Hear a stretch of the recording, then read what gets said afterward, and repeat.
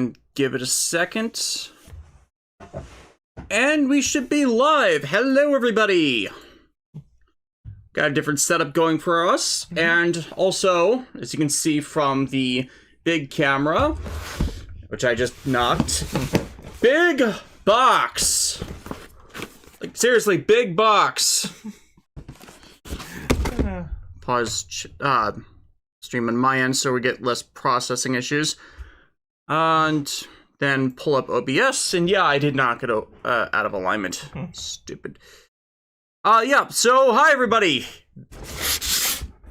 Big box. And expensive item, so yeah, that's why we're doing this. But yeah, as a difference from other build streams, we got music this time. Bunch of game soundtracks. Hopefully that should be coming over the desktop. I hope it's going over the desktop. We've never actually done much with audio recording or audio projection from my media player. Yeah. Hopefully that's actually playing, because I split the audio tracks for the my side recording in the event this ends up getting claimed by one of the companies that does all the music right stuff. I cannot talk today. So let me know if you guys can still hear it, or because if not, that's an audio track issue. Give that a moment. Yep. Yeah. Okay. Can hear some music. That's good.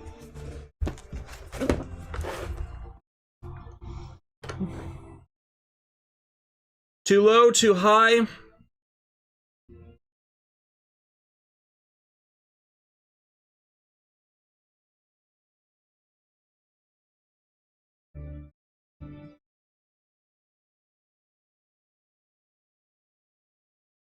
Oh, what a beautiful track this is. Increasing the volume a bit. Like, if you guys can only hear it when we're talking, then it's only coming over through the Yeti.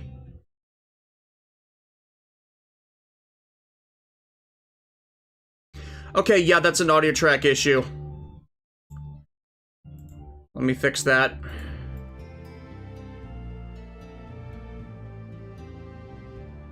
Okay, yeah, it's coming over the Yeti, so I had to swap around the audio tracks, and now I can't separate them. How about now, guys?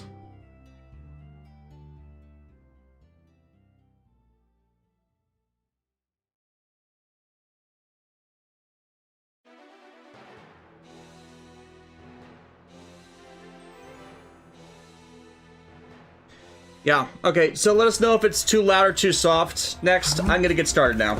Okay. And we're gonna start with the options parts, because that's just simpler, because that's other upgrade components. And it's like, also, yeah, the art in the front of the box. Oh, and hello everyone. As always, I'm Lexi. I'll be monitoring the chat today. And to answer multiple questions at once, we're doing pretty good, all things considered, you know? We had a good day yesterday. Yeah. Watched some Columbo. Giant Swords came in. The googles. The goggles. Yes, the goggles. The goggles. They do something. Do what? And then I just, like, point them at the neighbor's house and it explodes. Okay, for insurance purposes, we were not responsible for that. We saw your friend shoot the laser beams out of her eyes. No, you didn't. Yeah.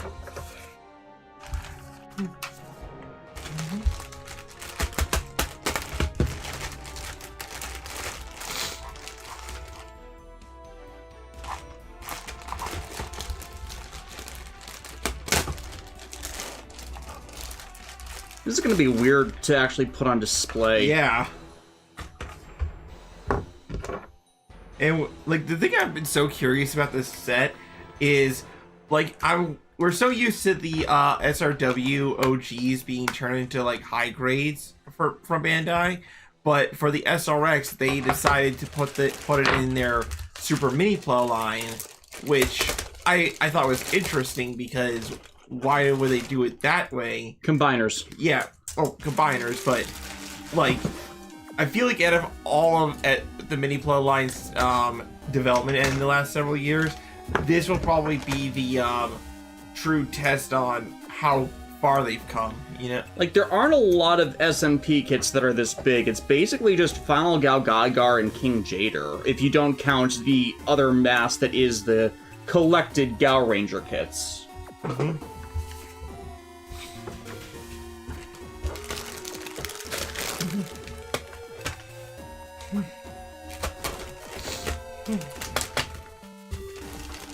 So yeah, because of the nature of this stream, it's gonna be pretty chill and everything. Yeah, it's why I set up the music this time, because there's gonna be periods where we're just not gonna be talking, as said from our previous, or as exampled by our previous build streams. So I just wanted to do something a bit different this time. Maybe if we do more build streams, the music will stick around, because it's a 10-hour-long shuffle playlist.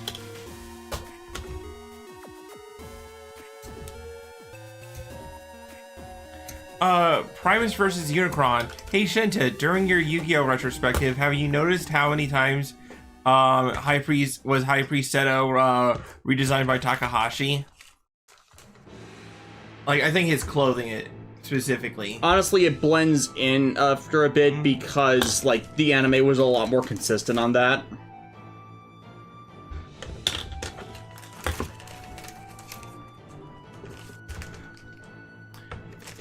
DJ Toku, so have you guys watched anything lately? We've been going through the Columbo series in our off time. We've also been watching G-Witch and King Oger as it's released. Yeah. Columbo's been a lot of fun. Peter Falk is such a good actor.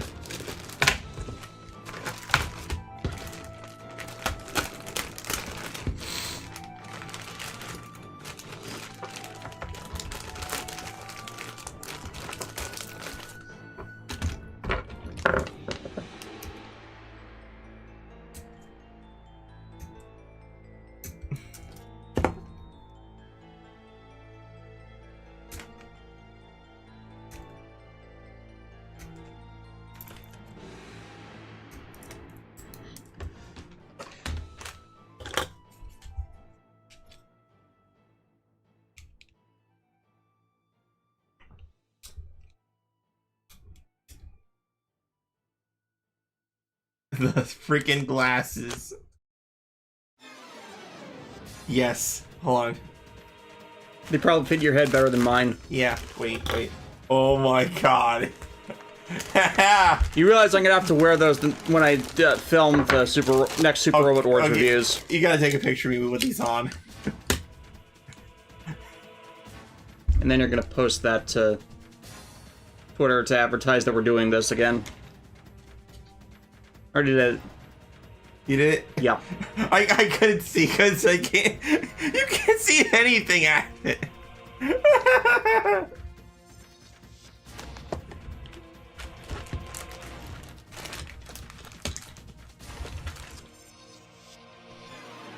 Yeah.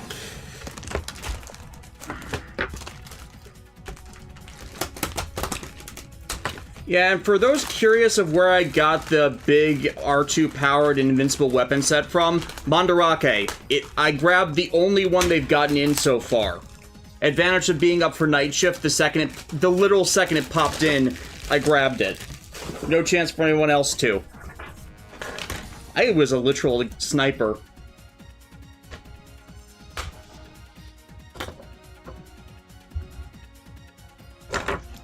B. G. I.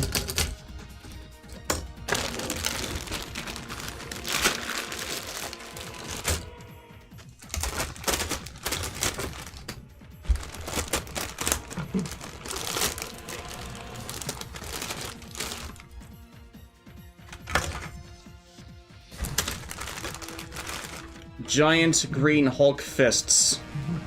I know they're energized powered fists, but still funny.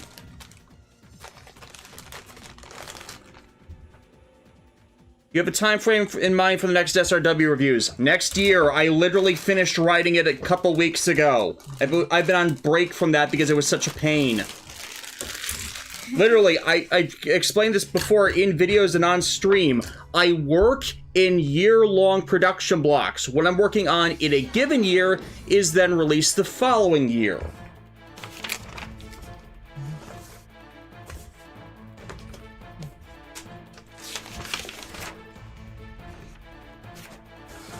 A Golden Garo. I don't believe we've played either of those games. The Yu-Gi-Oh games, Forbidden Kingdom and War of the Roses. I played War of the Roses. I didn't like it. I did not get to Forbidden Kingdom. I remember seeing advertisements for that.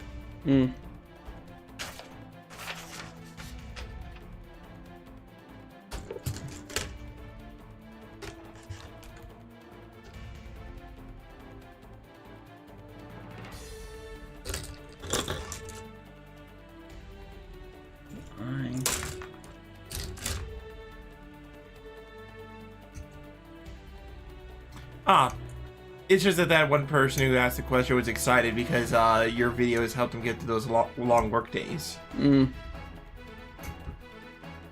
Yeah, I didn't like War of the Roses.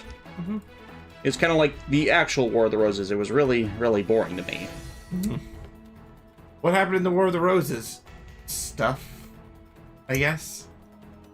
The only thing is, the idea is not bad. It's kind of a map travel version of the normal Yu-Gi-Oh game. It's just like they didn't really put a lot of thought into it because they wanted to do something like the Paradox Brothers Labyrinth system. Right. But game design at the time really didn't know how to implement it very well.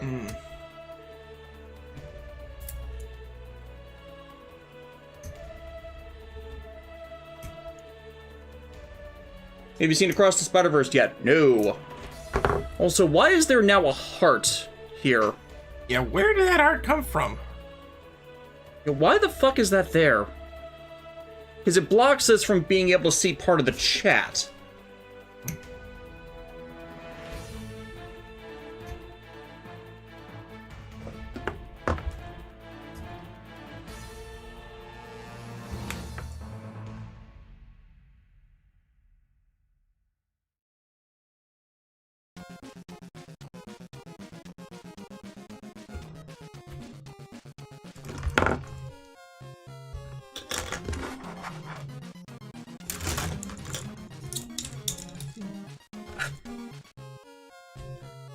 Oh, my buddy Kyo, my buddy Kyo's here. Ray Shadow. Hi, Aniki. Yes, that is a lot of clear plastic. Display stands. Yeah, display stands. Like, but it's some good high quality clear plastic. Yeah. We were starting with the effects set mainly due to, like, we're gonna start it when we assemble the big guy. I want to have all those parts out of the way first. You know, display the smaller things with their upgrade pieces before we go full. Yeah, before we start getting really nuts. And honestly, considering the size of the SRX, from what I've seen, like the display stand, I feel is necessary. Oh, yep. Display stands, plural.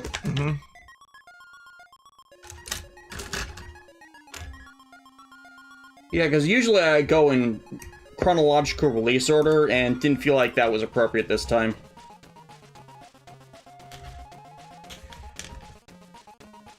Honestly, I'm also like happy to see like some like green part hands.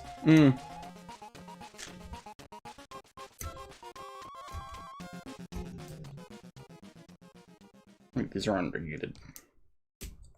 Undergates.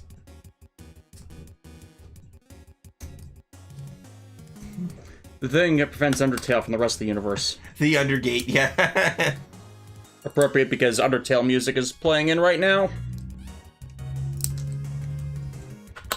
Yeah, for those wondering about the music medley, it's a mix of Dot Hack, Mega Man, Final Fantasy, Undertale, Persona, Zone of the Enders, and Xenoblade.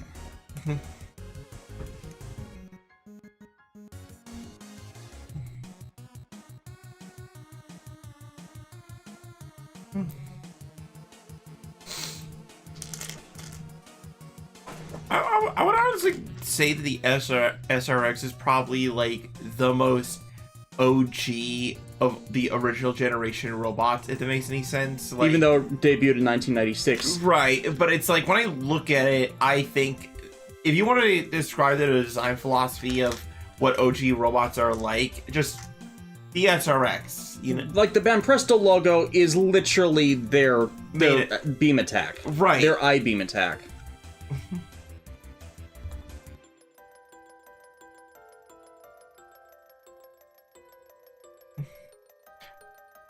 Yep.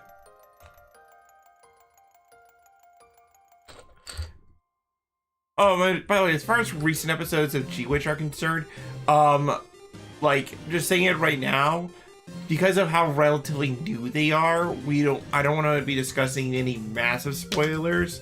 The only thing I'll just say is a blanket statement of it's good, and it feels like a lot of developments going on. You know? Man, we finally got Code Geass R3. Finally, Code Geass. It's like that meme with the scientist. Finally, Code Geass R3. And he just shows the picture of G-Witch. Yeah. Because it's basically the Special Administrative Zone Massacre if it occurred in Code Geass R2 at this point. Revelations and all.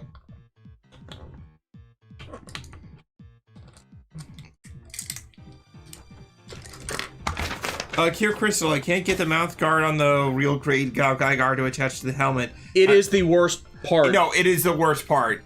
Yeah. I totally understand the frustration there. Yeah, it's like the joke answer is, that's the neat part. You don't. Yeah. Honestly, I'd say the best way to fix that is coat the back with a light layer of nail polish and then try to friction on that way. Make sure the parts are dry first before you do that, because otherwise they will stick like glue and you'll never get them apart. What you just want with the nail polish is a light layer of friction.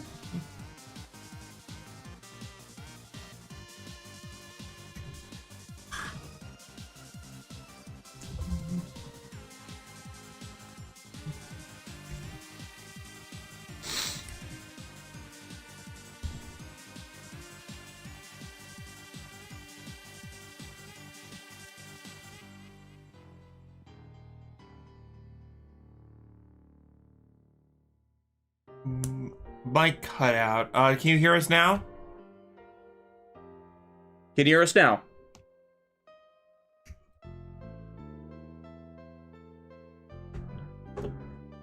Unless something went stupid and they muted the stream because of the music playing, which is going to be a pain.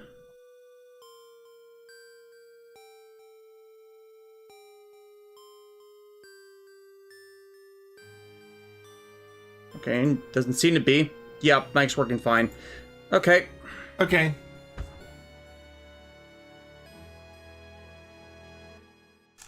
Seven and...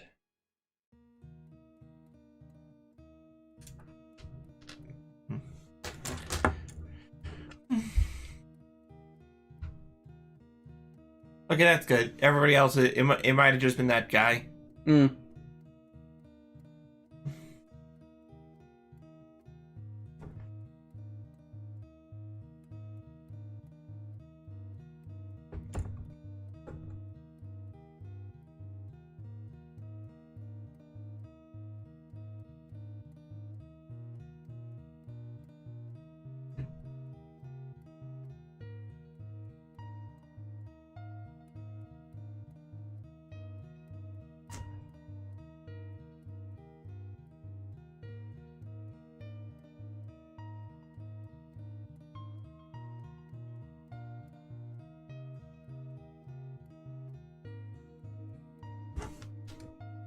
Okay, there we go. Building the gun. Yep. The gun upgrade parts. Mm-hmm. It's like, how much more firepower does the SRX need? More. More.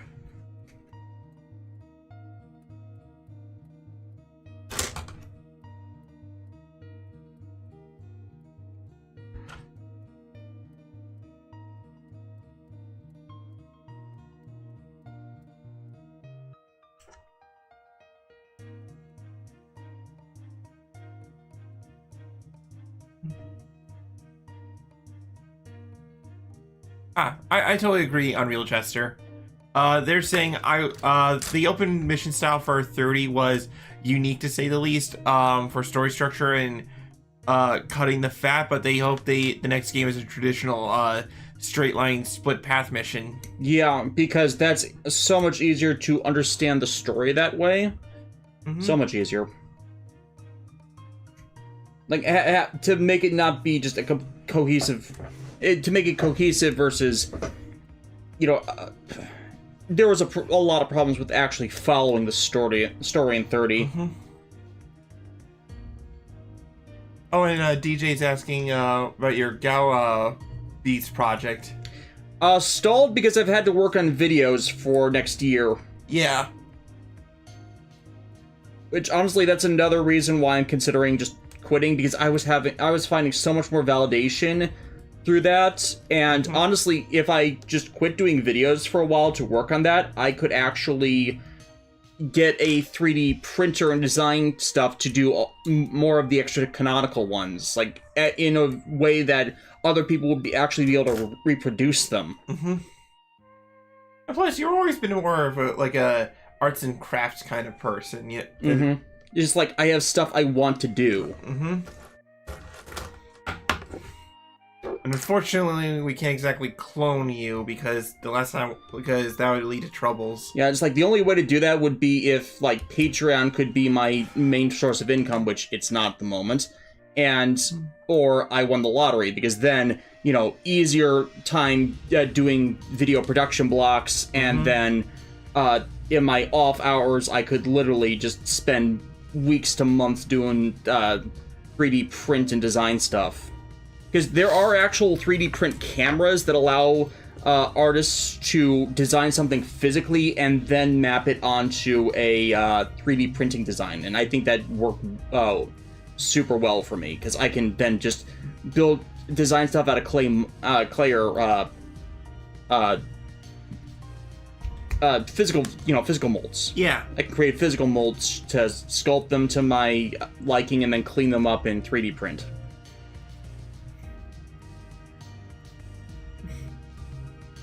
Terror, death, or we can always clone your brain. No, we're not doing any cloning, okay? We don't want an evil Des or Mecha Des on our hands. Or do we? Or, hey. Like, if you're going Mecha, if you're gonna get a Mecha clone, I deserve a Mecha clone too. Look, let's just face it, we're not going clones of the Bruce Lee.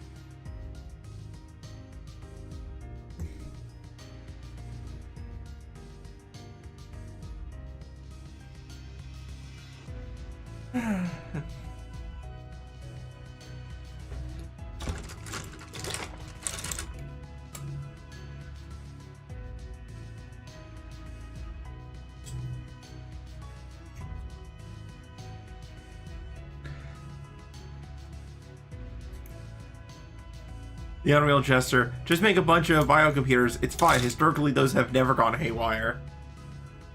Oh, historically, they've gone all sorts of haywire. Well, not historically, but fiction historically.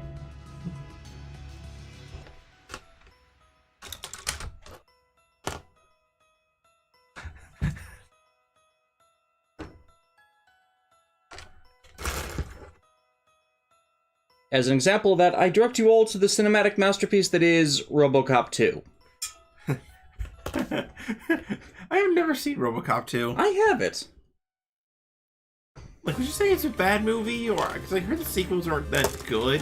They're declining in quality. The third one's the worst, but it has some fun from, like, RoboCop Jetpack. But since, you know, the later movies are Frank Miller... Yeah, that makes sense. Terror Death, I'll answer this because you came in late. Death here is building the Super Mini Pla or Shokugan modeling project. SRX from Super Robot Wars OG Generations. Rather, it's an original generation mech in the Super Robot Wars series. Hey Aniki, you didn't really miss much. Yeah, sorry that your internet had to die and come back to life, and now you have a zombie internet. Oh, QA Stan has been playing Fate Grand Order, and they pulled Morgan Le Fay. Neat. Yeah, Morgan Le Fay has been that character. When she was announced, everybody's like, she's done too many bad things. I ain't gonna sim for her. And then they made her waifu tier, right? Yeah, they made her waifu tier, and it's like, oh, you're gonna do this for me, like the. So did they in story have any encounters between her, Arturia, and Mordred? I think so, but I know she's a berserker class. Yeah, it's like she's not berserker, but she's definitely all mad enhanced. Mm-hmm.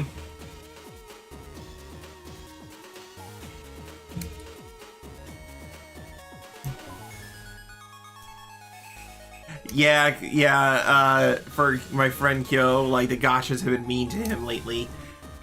This is why I don't play gacha games. Gachas, like, either they bless you or they stab you in the heart repeatedly. Like, even when I get to Xenoblade 2, Alexis already filled out most of the gacha roster. Basically, the only thing that's left that isn't a, event acquisition blade is Dahlia. The Black Dahlia. Oh, and also the New Game Plus blades, but that's gonna be on me to get. Oh man, I gotta tell you, the quest to get Cosmos was a journey. So many dead T-Rexes. Yeah, and ironically, it would have been a bit faster had Alexis just remembered to stock up the Legend cores like I told her to before she started. But this is me, and I have zero patience for their... And he did a lot of it while I wasn't here. Mm-hmm. But I eventually got it. Mm-hmm. That's the important part.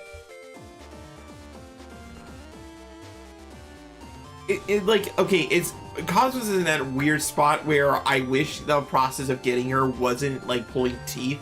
But considering how busted she can make Zeke in Xenoblade 2, when you and early game Rex when you go New Game Plus, right. Apparently. Like when you consider all that, I understand why she is as rare as she is. She's like the nuclear button. You know what I mean? Nuclear. It's like, imagine if like at the start of your RPG adventure, the game basically said, "Here, have a free BFG from Doom." No, history eraser button. Yeah. No, the Armageddon spell from Ultima. Oh yeah. Who would cast the Armageddon spell? Firing main cannon. According to QA Santa, Morgan Le Fay hasn't encountered normal Arturia, but she hasn't met Arturia Caster. Okay. It'd be funny if she met Ruler Arturia. Mm-hmm.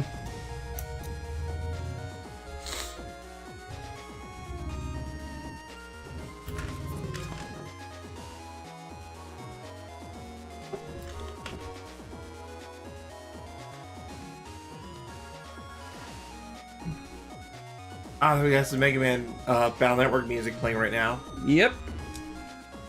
I recognize the chip tunes anywhere.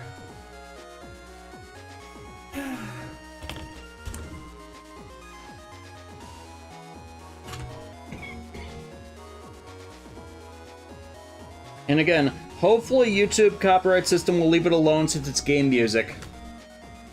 And plus there's enough stuff going on over it to like... Most of the time. Mm-hmm.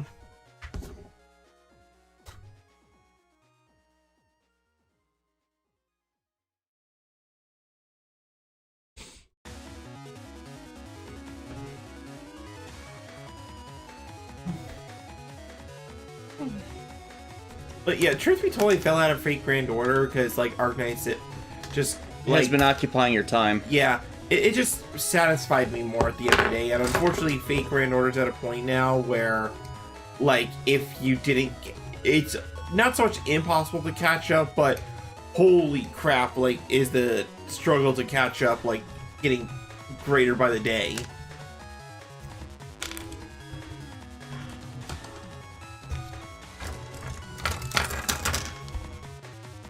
Like, Lost Belt 6 is debuted. Do you know how like much text is in this new chapter? How much? Like an entire stack of paper. It's just covering the first part. Okay, so... And it's written by Inasu. So Inasu is getting that early Xeno problem where they're having more text and story than they really should. Now, like, granted, people who played Lost Belt 6 when it debuted in Japan on the Japanese servers first said it was really, really good, but oh boy, it's a lot. Yeah, it's a lot. Like, and unfortunately, Grand Order. Well, okay, Archetypes has this problem too, where the balance between the gameplay you do versus the story can be askew. You know what I mean?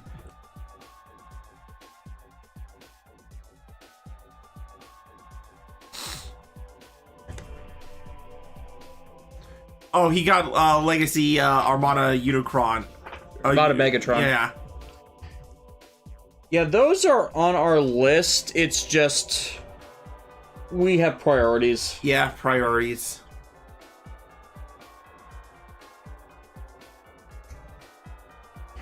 Like, I had most of the Armada line as a kid.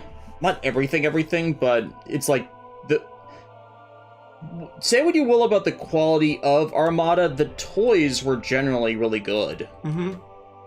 Like, of course, they had stickers now and then. I know TJ Omega will not stop ragging on the various Hotshot releases because the majority of the Hotshot releases are actually genuinely bad. Which is a shame because Hotshot's not exactly a bad character. They just keep messing up his toys for some reason. Mm-hmm. Like, the newest Legacy Hotshot has all types of leg problems with it. That one's easy to destroy itself because they're not assembled correctly.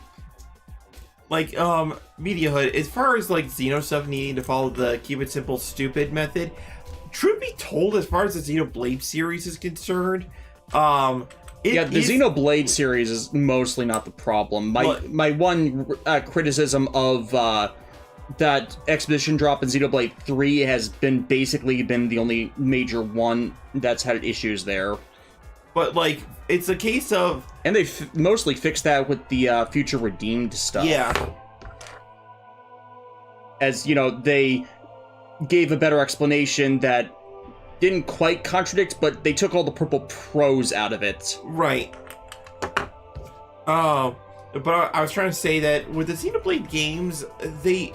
like, basic concept of what, like, it's like you can play like Xenoblade 2 like with fresh eyes and totally get what's going on. Like, it's not, you can come in fresh, right? It's not super complicated, but once you like play all three games and you see the greater meta narrative at play, or is that the right word? But the greater narrative at play, then that's where the galaxy brain stuff starts happening. Yeah. Granted, they revised the original explanation a few times. The second time they did it was better than the third time they did it, I feel. And also, like, the explanation for like how everything went screwy at the end of Xenoblade 1, I think it can be forgiven considering that Antos, like, his core got thrown into a wormhole, so he can only speculate as to like how everything else went down. After, you know, like, he knew about stuff to a point. You know what I mean?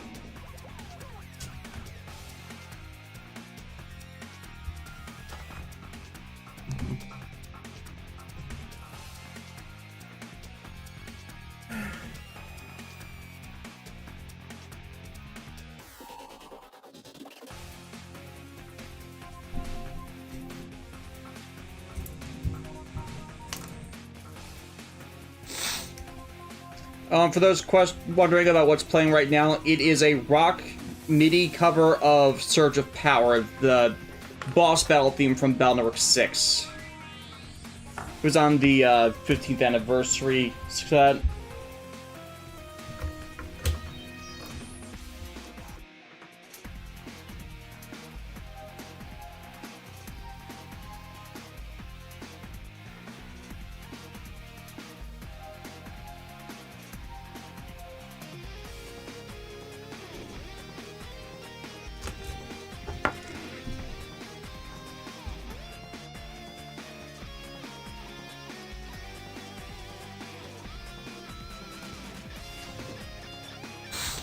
Meow.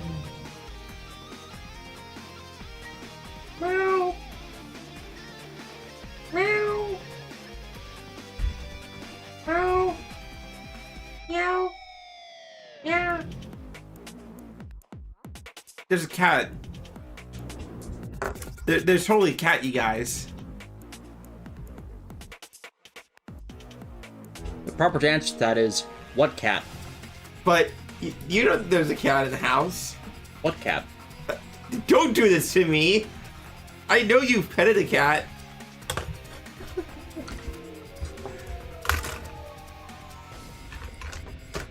DJ Toku, you're back. Did you miss anything? Yes, I have conquered the world. You will all bow before me. Don't worry, I have a rolled up newspaper somewhere. It's like I conquered the world, and you started hitting me over the head with the newspaper. I'm like, ow, ah, stop it, okay, I'll put everything back. Stop hitting me. Leave Florida where it is. You don't know where it's been. Okay, fine. Can I at least punch Ron DeSantis before I go? Yes. Thank you. Join us in the chat. Praise the cat. Praise the cat.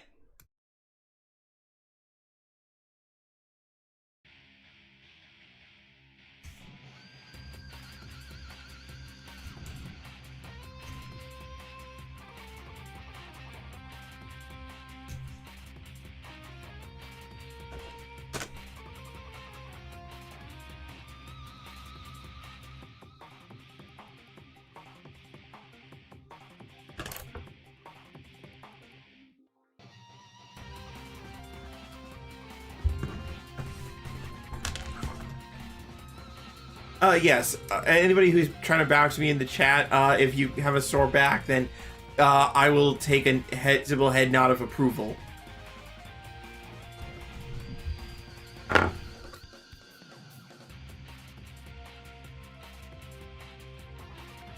feel like these parts should have been mirrored. Because it wasn't appropriately mirrored. The core connector, that wasn't properly mirrored. I don't know why that isn't. Might be a production defect.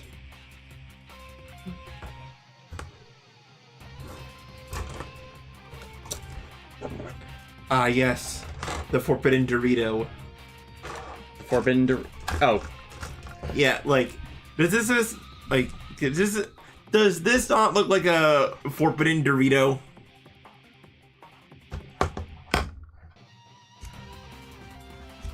Oh yeah, Terror of Death, the Disney making a Kamen Rider with the Imagination Belt. Like, who was asking for that? Like, I'm not upset by it. People in Japan, probably, yeah, but... like, apparently that's what they were actually marketing it towards, like, women in Japan.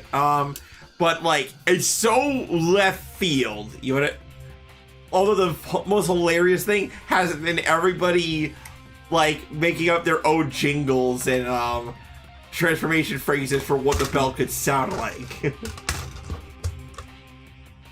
And the worst part is a key that unlocks the vault on the belt, like that whole thing. That's actually kind of cool in a Of course, with the themes of rebellion in the series, the vault they're unlocking is the Disney Vault, meaning all the lost media that's currently unavailable from Disney just starts spewing out. Is this the menu music from Dot Hack? No, this is Endrance's theme in GU.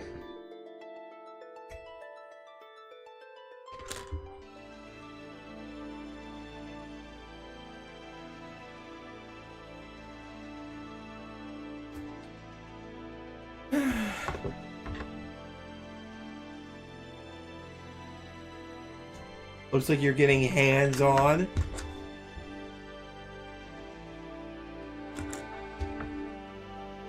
That is pun 1 for the stream.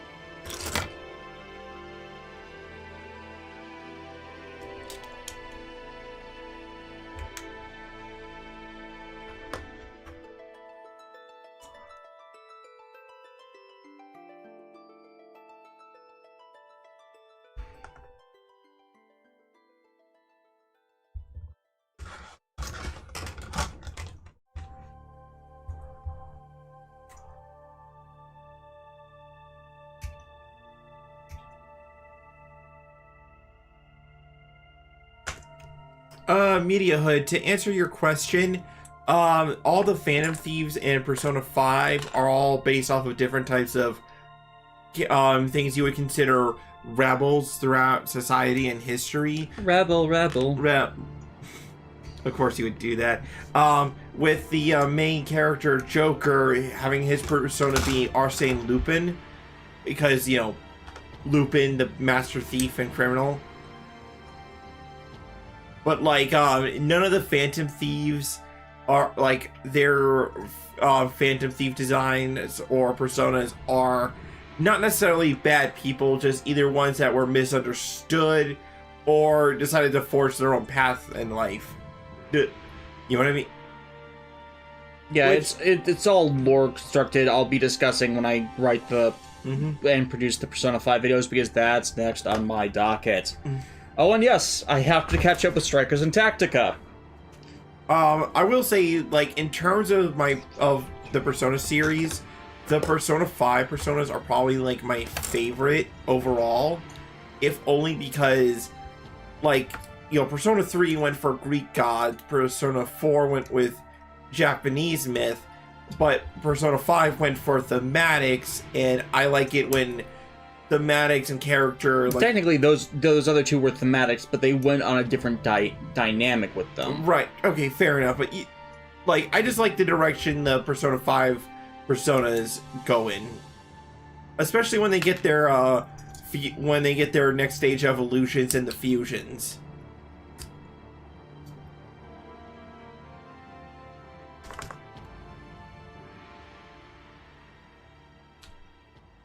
Yes, Media Hood, outcast from society.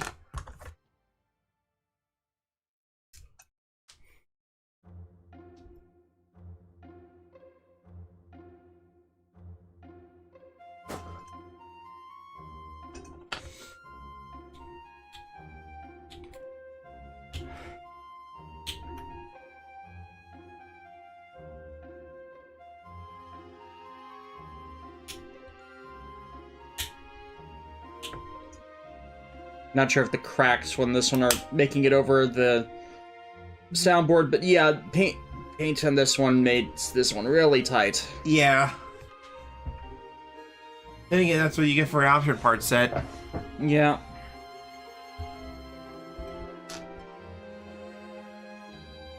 Yes, the Krypton hands. Yeah. Or Kryptonite, yeah. Trying to get it to line up correct. There we go.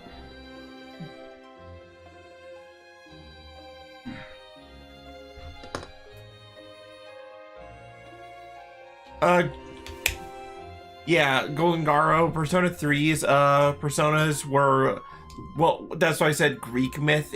They range from gods to tragic characters and stuff, but mostly Greek.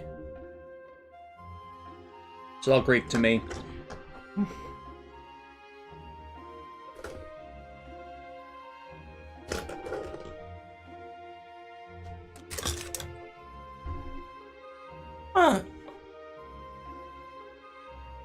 Yeah, the Terror of Death. They're just surprised that nobody in the P5 cast got the Count of Monte Cristo. Well, not the Count of Monte Cristo, but in Persona 5 Strikers, the new characters in Kichi, he eventually gets a persona named Valjean from Les Miserables. Which was honestly really cool. But no, the Count of Monte Cristo would be an excellent source of inspiration. But the beauty of like how much literature and history over the years is that there's like such a large pool of inspiration to dwell from. Pull from. Draw from. Draw from. I think you were trying to say draw from. Yeah. I know how to say English.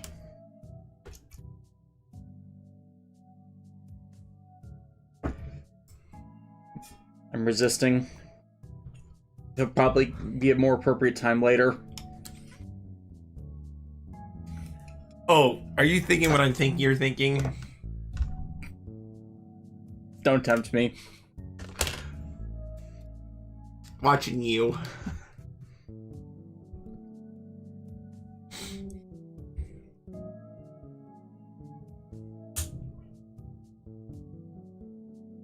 Zengetsu in the chat. What did I miss? I fought Godzilla. Our friend John ran over Cyborg Hitler with a sports car. Well, in the beginning, the universe was created. It was a really long time ago. And everyone realized it was probably a bad idea. Yeah, it was widely regarded as a bad move.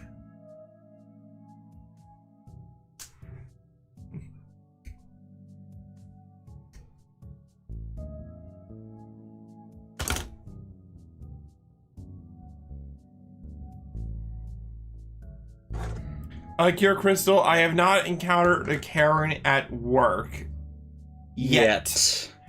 But they're out there.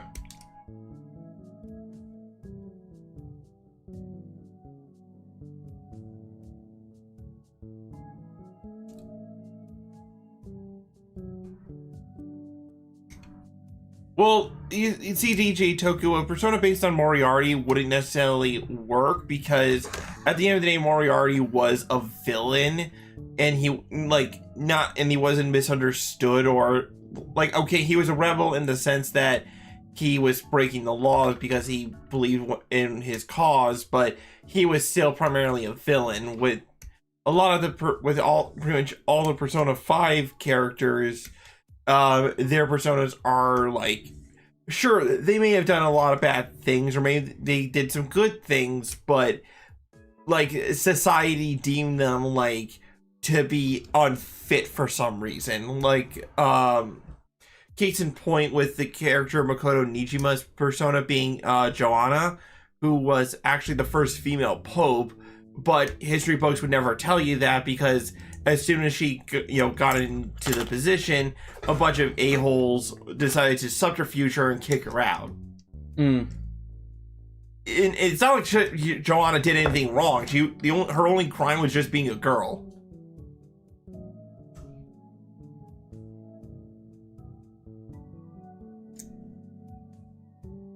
The only crime was just existing. Exactly.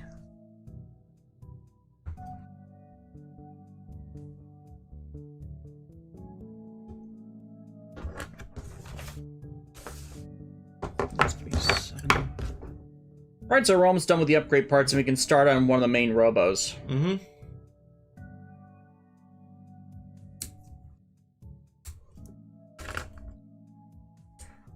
Yeah, DJ, I know who you're talking about, and for I know Persona 5 is like a very old, like, it's been out for several years at this point, but for, those who haven't played it, no spoilers.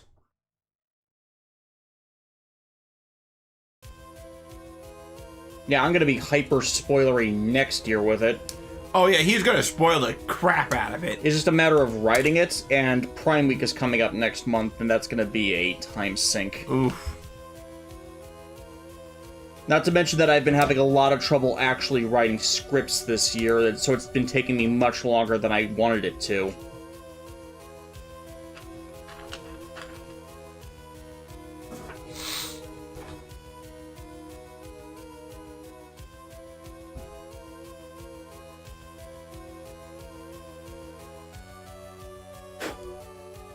Something was stuck in the cutters.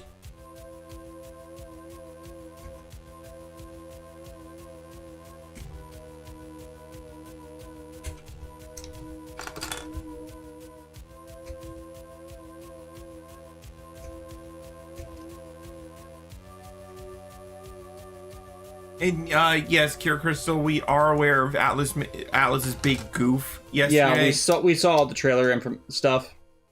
Man, that the employee who messed that up is getting banished to the Shadow Realm. Like, we're not seeing them ever. You won't find them even in the depths of the metaverse. No, you won't. It's like...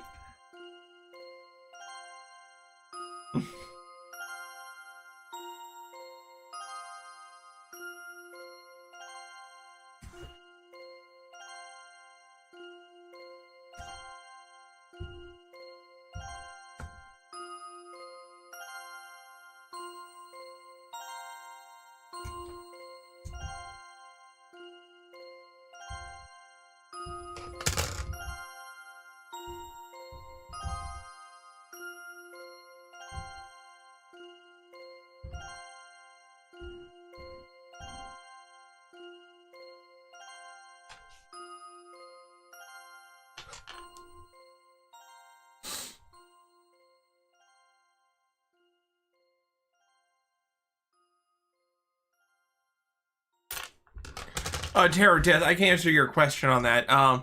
He says, how does the new character for Persona 5 Strikers, the cop, one who got a Persona when he's older than the rest of the cast, because by Persona's eternal logic, he should not be able to get one?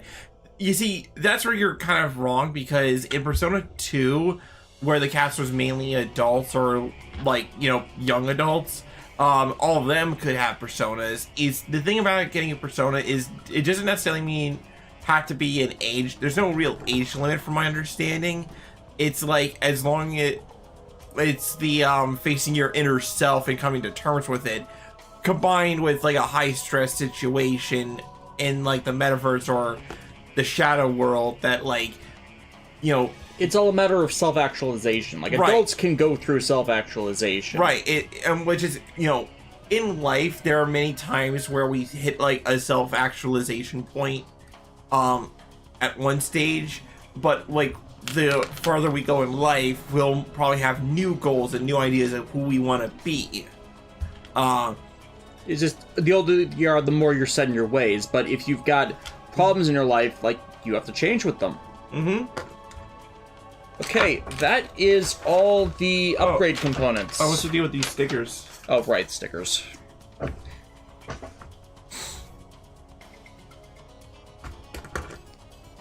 They go on the backs of the hands.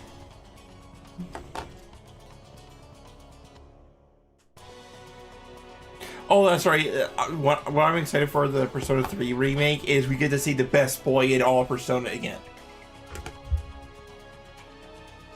Koromaru is such a good boy.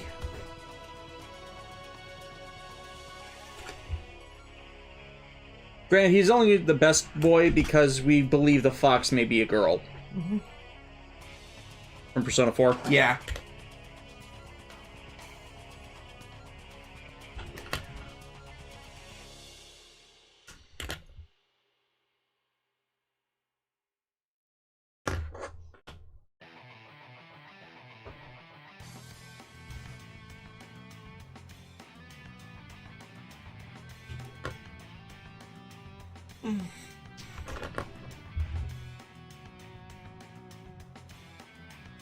Then double checking where those stickers go to. Okay, yeah. Zengetsu, as far as my own persona, I've always envisioned that if I did have one, it'd be based off of Medusa. In part because you really like the Fate character. Well, yeah. She's a tall snake lady with glasses who kicks people. And has chains. Her writing is A+. It doesn't get much better than that.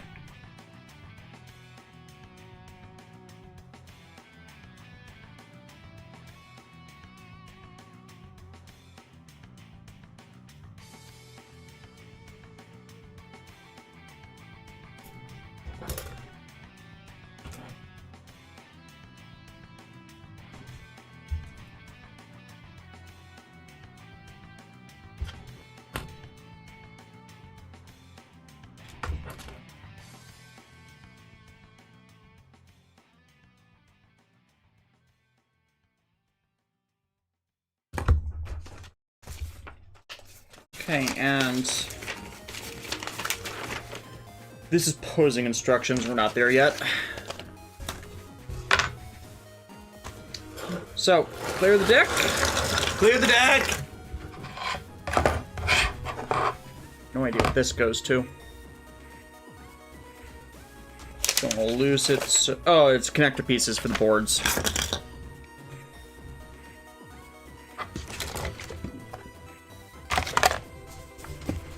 And now finally, beginning on the main mechs, an hour into this stream.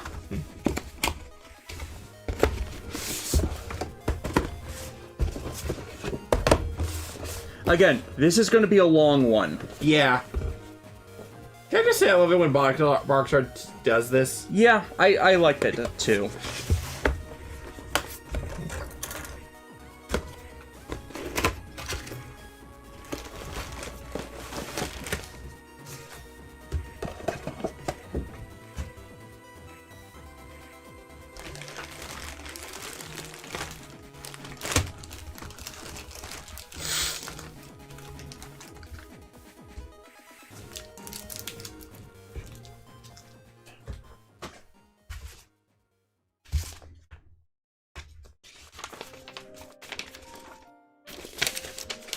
Okay, there's an entire second sheet that is just transforming it into its fighter mode. Which, hey, cool. Glad they included that.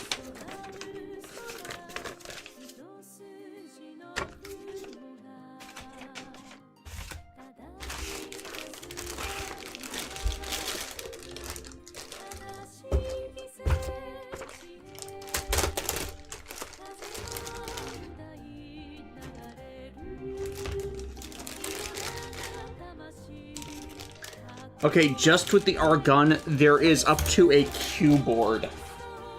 A Q? Yeah.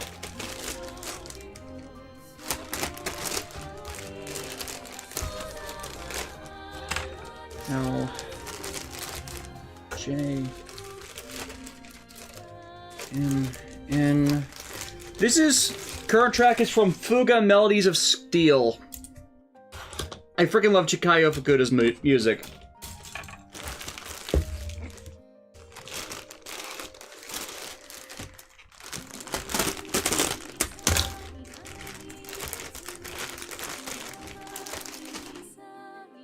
Fortunately, I probably added this one in by accident because I was trying to do vocalless ones, because when it starts to do vocals, that's when game music gets a bit more iffy on coverage.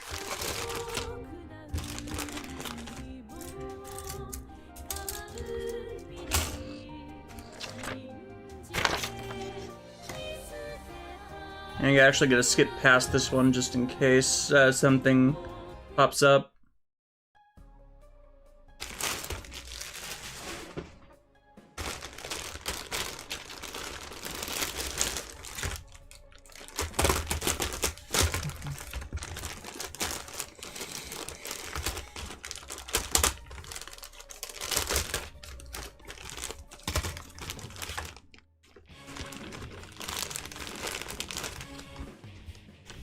I H G.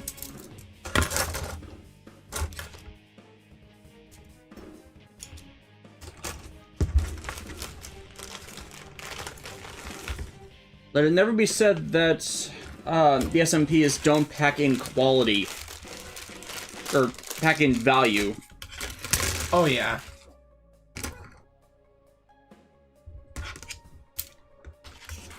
Yes, this track for Persona 4. Yeah. Are you gonna be getting the new Gundam Zeta Verka? No. I got it, and it's actually a pretty solid model kit. Probably like the only Zeta model kit out there where the transformation isn't like a mess. A mess, yeah.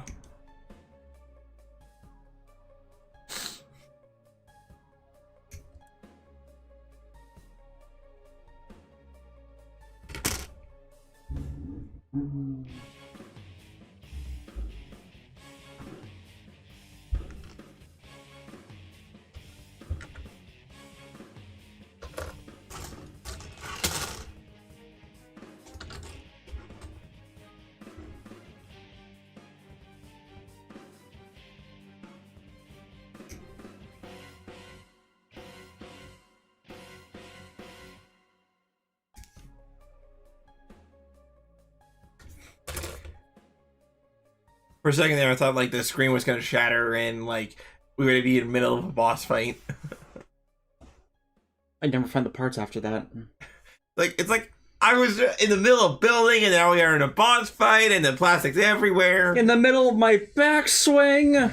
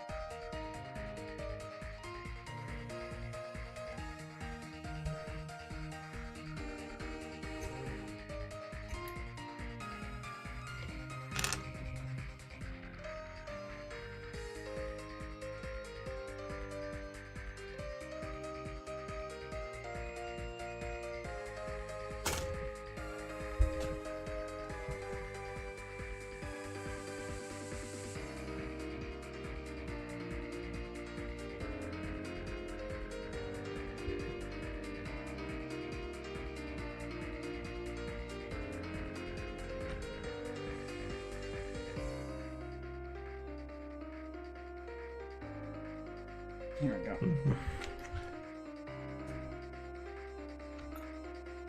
go. Which song is this one?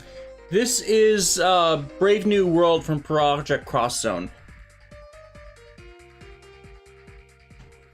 That's why it sounded familiar. I mean, I never played Project Cross Zone, but some composers just... Yeah. And this one is Confused by Destiny. That's another Fuga soundtrack.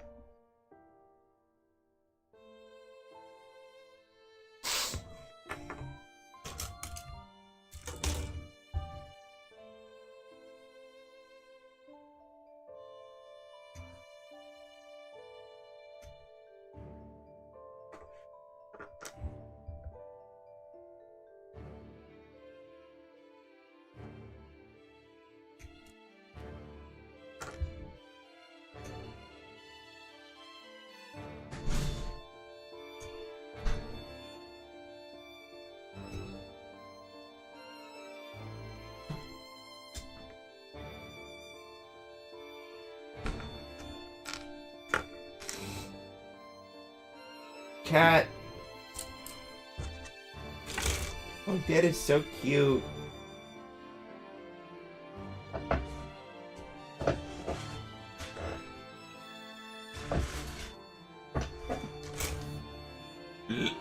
Your soul is mine. She owns it.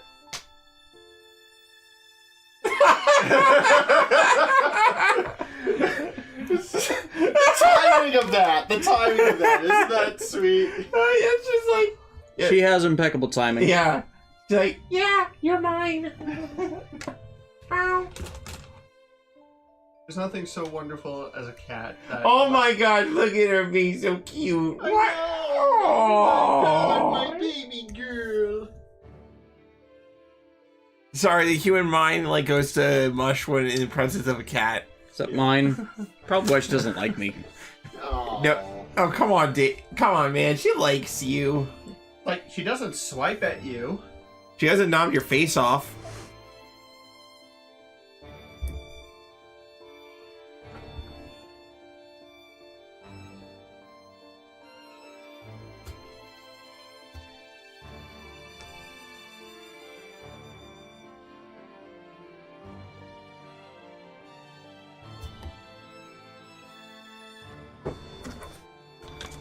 I can just tell by looking at these parts that this is like such a different beast. Mm-hmm.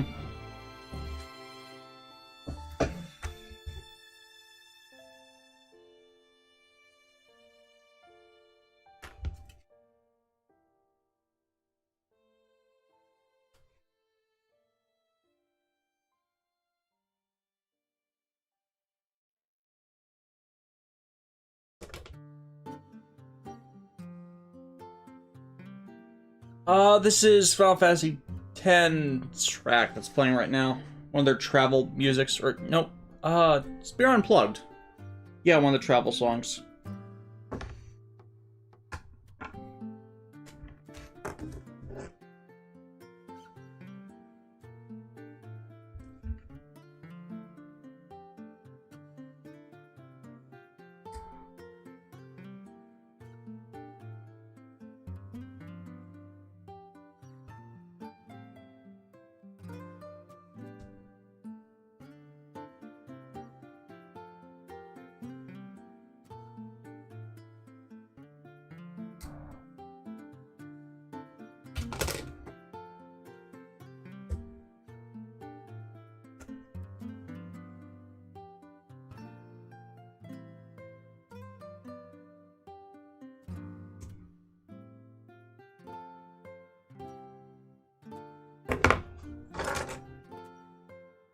Anything going on in the chat?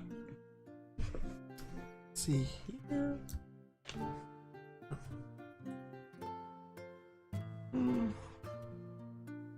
Thoughts on Kamen Rider Geats' Mark 9 transformation. Dynamite boost. Ready on.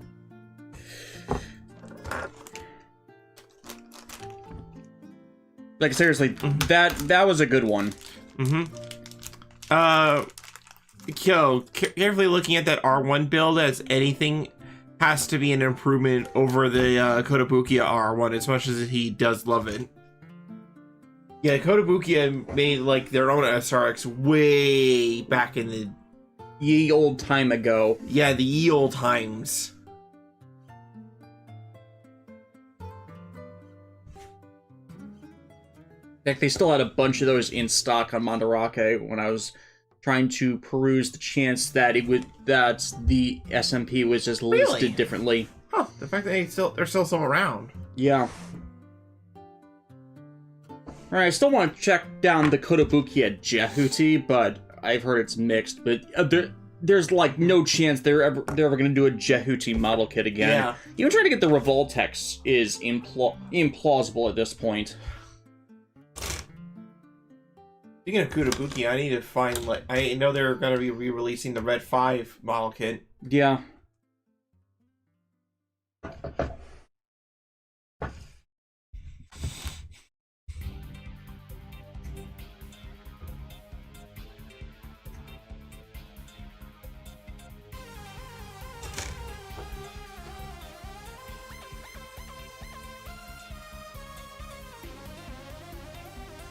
Dude, this is an interesting way they mount that. Yeah. Yeah, very interesting. Mm-hmm. Not how I don't know how I would have done that any better, but No, it's like I think that that's how they yeah. like, do it. And it's open up for when That's for clean. when it goes to its flight mode. Right, that's pretty clean. Like, that's how you know when you have a good build, when you can see, like, what you might be doing later for the transformation as you're building it, you know? Mm-hmm.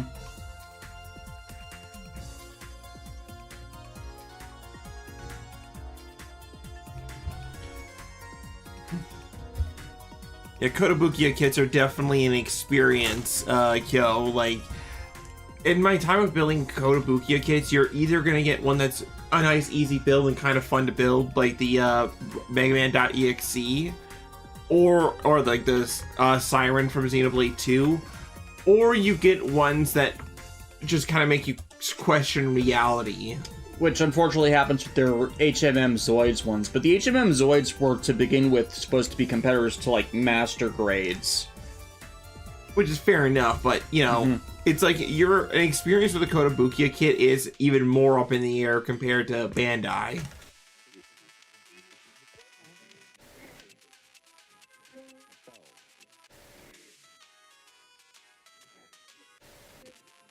And unfortunately, TTK Blazer, as far as Gunpla news, nothing super interesting has been revealed as of late. Like, we're still not weird, like, or, okay, that's not to say stuff has been announced, but nothing, like, that made everybody drop their, you know, pants. Drop their pants? I don't know. Drop their pants! Listen here, okay? That you know for a fact that it's not the stupidest thing I've ever said.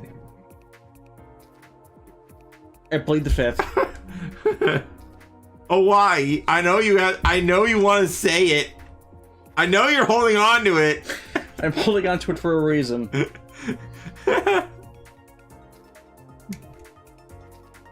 I definitely agree with Kyo. With the price tags for the HMM line, the kits feel closer to perfect grades than master grades in terms of... Oh, you get the price if you're buying the HMMs in a store in America are absolute bullshit. There's such a huge markup for them. Oh, it's more than if you try and get one of the third-party Zoid kits. Like, we actually saw a third-party Death Stinger right next to an HMM. The third party has more parts, more articulation and everything, and yet it's cheaper. It's like, how? Oh, and I know how. Import costs, or import tax. Something along those lines.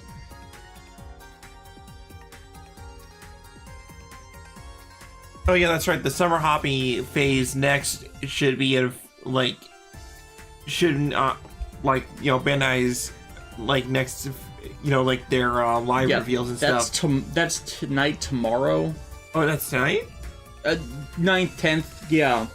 So we should, honestly, and considering when we get new SMP showcases close to those events, odds are they'll be showing off arguably Juan Tiger and Mugenjin, the turtle. Like, honestly, the only thing ball kit wise that I would love is a figurized Callan. Like, figurized Callan and Lelouch to go with the reason high grades, and to in turn tease like a Shinkiro.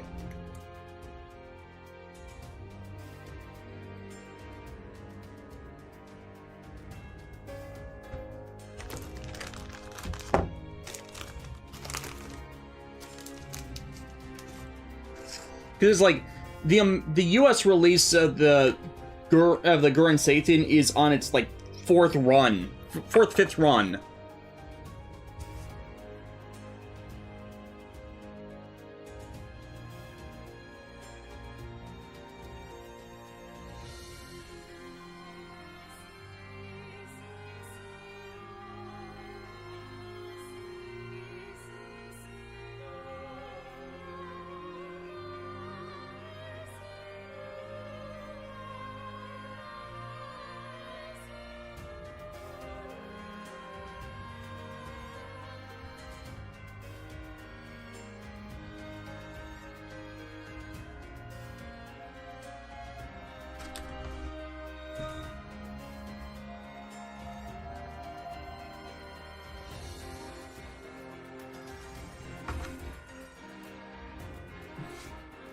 Oh yeah, speaking of Zoids, like they're doing like 40th anniversary stuff.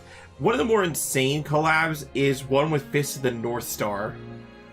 I mean, a lot of the Planet Z and the Earth setting of Wild is a wasteland, so I kind of get that.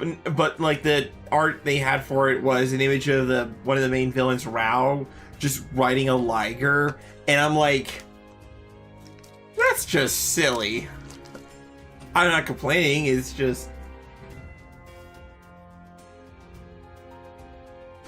Rao has a strike laser claw. Heh.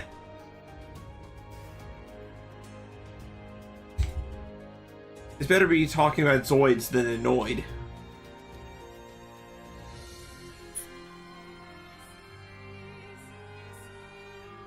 DJ Toku, that was Super Robot or Z? What was Z? The one where you could prevent the Black Knight's betrayal. Oh yeah, that's Super Robot Z. I'm actually gonna be I have to dig out 18923. Is that? I hate that he uses a numeric. Yeah. The Super Robot Wars info guy's older streams of Z to dig out that scene specifically.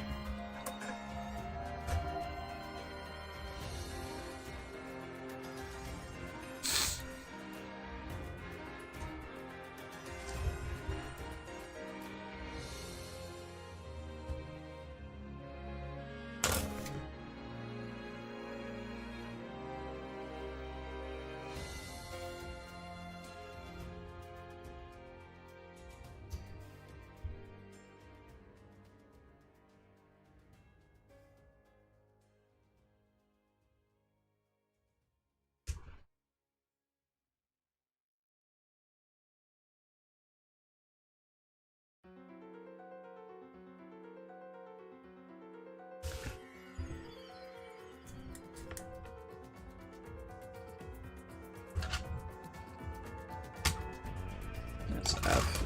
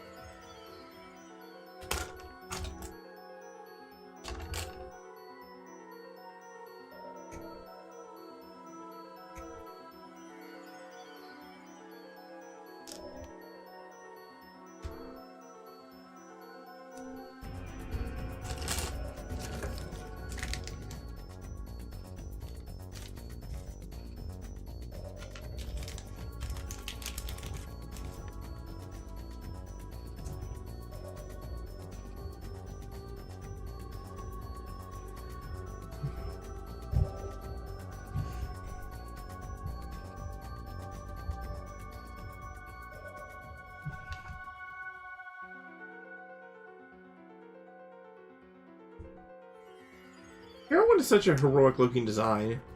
Hmm.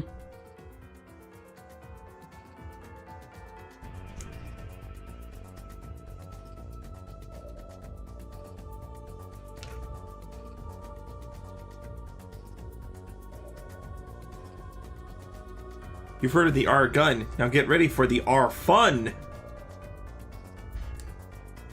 We're not building the Argon yet. No, that's next. I was actually watching like a bit of a video today on Street Fighter Street Fighter retrospective, and the guy brought up like the origin of Ryu's Hadouken, and for the longest time I thought it was like based on the Kamehameha. No, do you know where the guy, the character designer, got the Hadouken from? Space Battleship Yamato. Ah, wave motion gun, yeah. Yeah, the Ho-Ho-En. Yeah. And I'm like, now that you said it, that actually makes way more sense. That yeah, especially considering like, you know, Ryu would later get like a super powerful Hadouken that's like a wave attack. Yeah.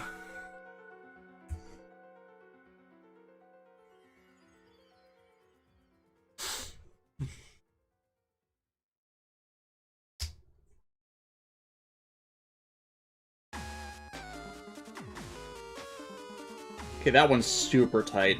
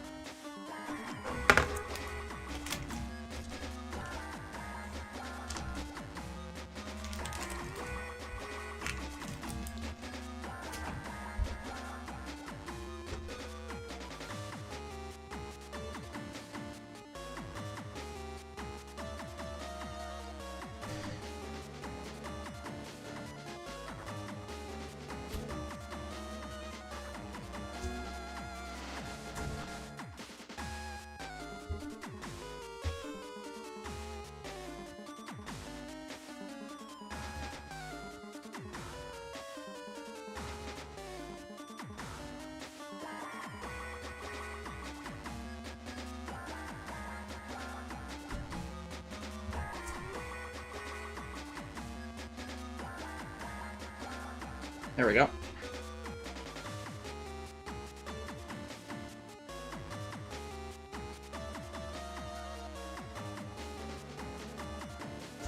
Yeah, I'm concerned this entire section might tear if I try to rotate this hand joint up, because it's that tight. That's probably just a case where you remove the hands instead of go as the instructions tell you.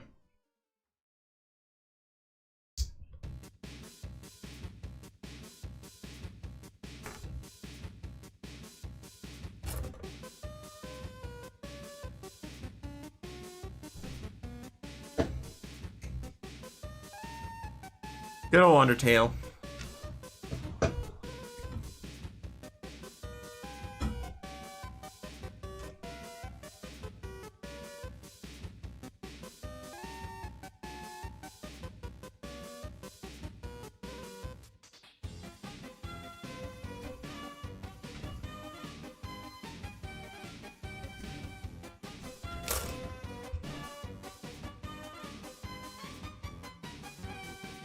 Ball joint. Ball joints.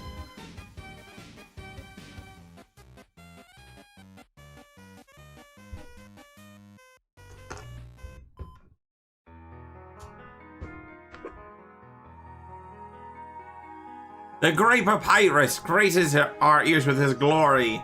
No. I still actually need to play Undertale. I don't know if you can survive Sans's puns. You're right.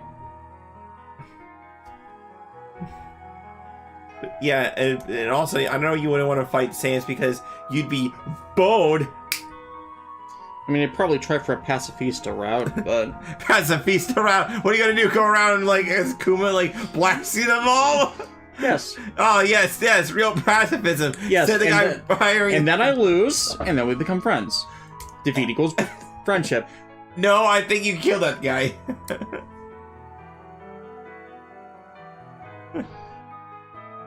Look, when has a pacifista actually killed any member of the cast after they were introduced? Well, I mean, they did probably kill civilians. Member of the cast. Okay, that's the Straw Hat crew you're talking about. Yeah. Yeah, they basically ended up being nothing but cannon fodder, that's the point.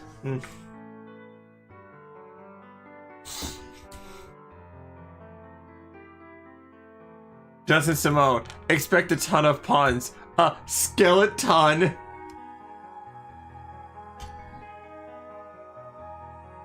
What, you don't have a funny bone in your body?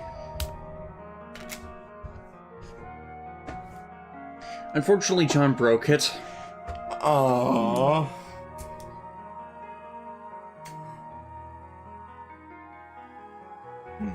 Unfortunately, funny bone transplants aren't a thing. Besides, I need my funny bone.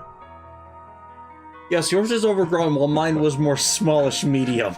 I was saving it for a reason.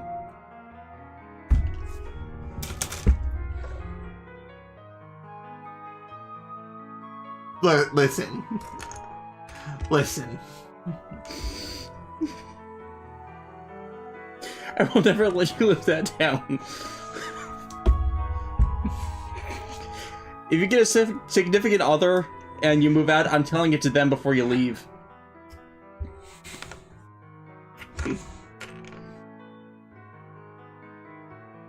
No, another reason I need to start looking for another job. Hmm.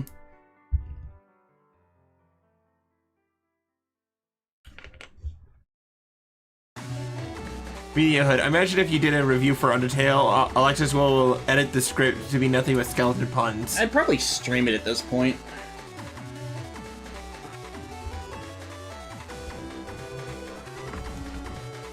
Yes, Joey, she did walk right into that one. Oh, is this a remix of Battle Network 3's music? Yes, it is. Or rather, extended cut.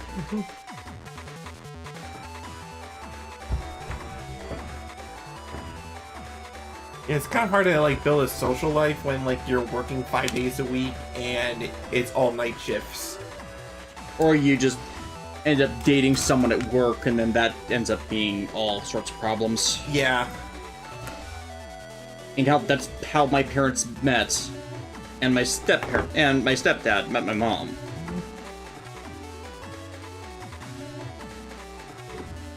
Like, don't get me wrong, I enjoy helping people, but like, you know, like it's always working late enough that I'm exhausted from work, and I can't exactly, like, even if I were the type of person that wanted to go out to a bar and get drunk, which I'm not, No. like that's still an irresponsible thing. It would still be irresponsible, you know. Mm-hmm. Plus, by the time you get there, a lot of people are probably already plastered. Exactly, like, you know.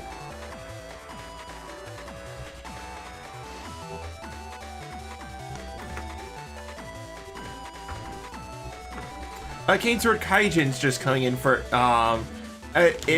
Kane Sword is first what we're building. If you look at the video description, we are building the Super Mini Pla SRX. Yes, and I had to change to Super Robot Taisen because Super Robot Wars got flagged because Ukraine war.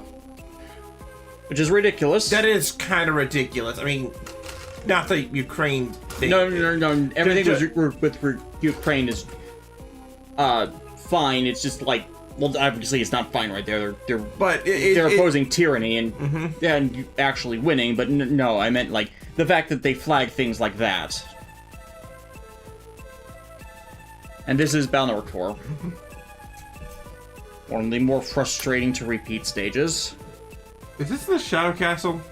This is the one where you go to fight Shade Man through all of those robots. Oh, frick, I think I remember that. Yeah. I just remember Battle Network 4 having like a lot of annoying... Yeah.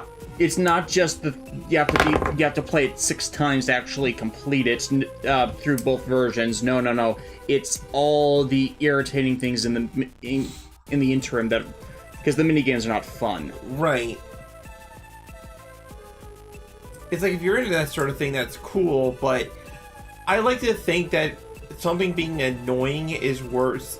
Sometimes, in some cases, is worse than being bad, because with being bad, you can at least go, oh, yeah, that's crap right there. But with annoying, it's like, it's just good enough that it works, but also it stills just enough to be frustrating you. Like, environmental puzzles are one thing, mini games are another. Yeah.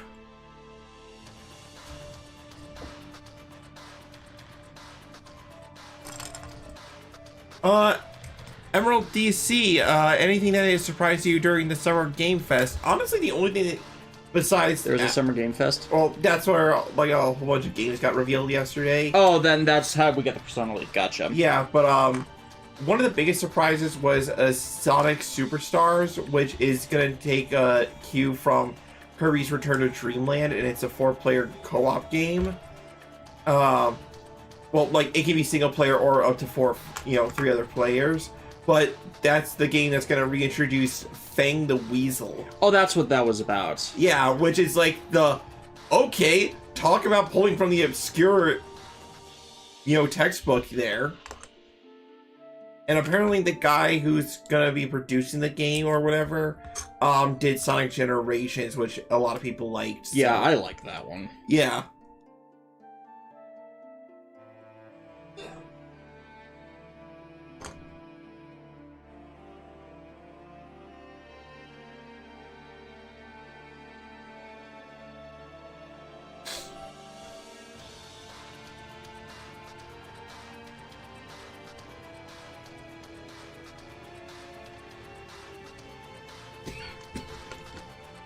Still, honestly, in terms of those Atlas reveals, the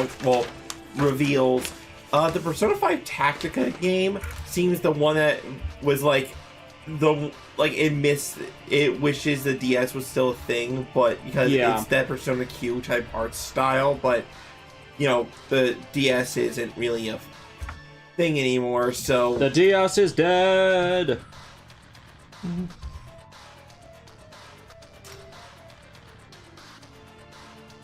Oh yeah, all come together.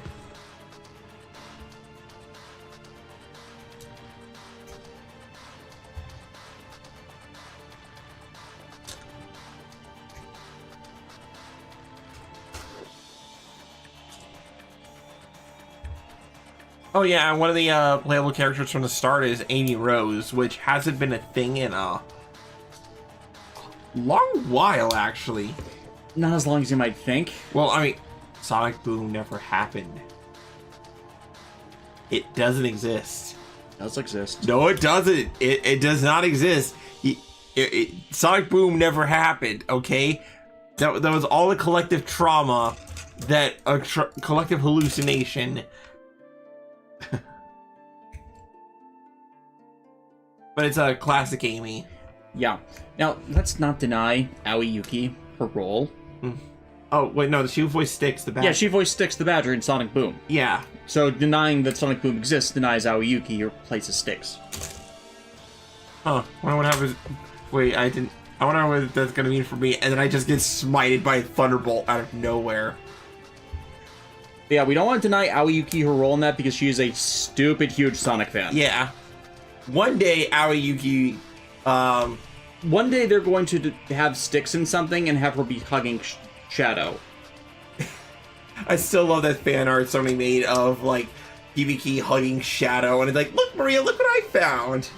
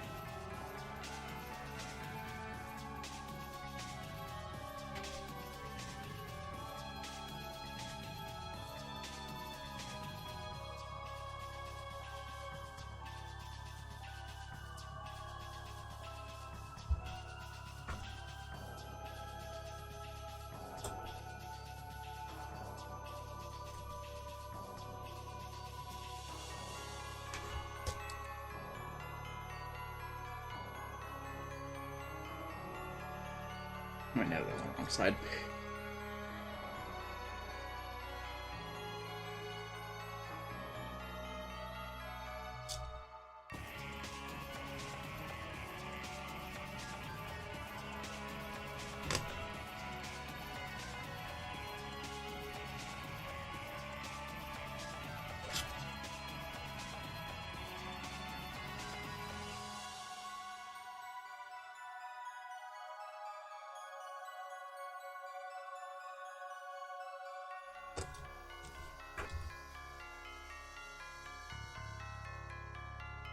These lock in over the shoulders.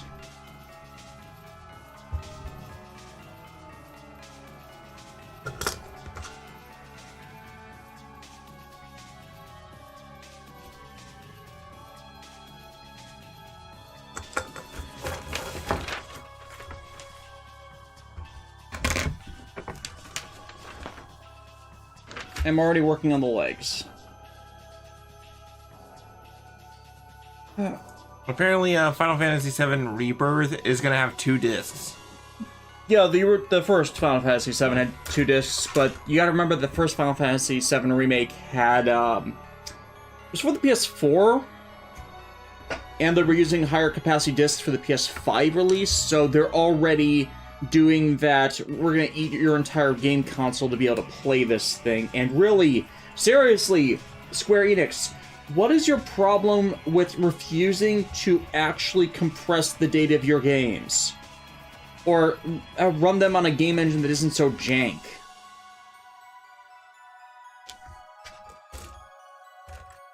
It's like, cool, your game looks pretty and it plays well, like, but also I would like to play other games, you know? So it's like, no, you need to just buy an entire terabyte hard drive just for this game. What's the download length? Download length.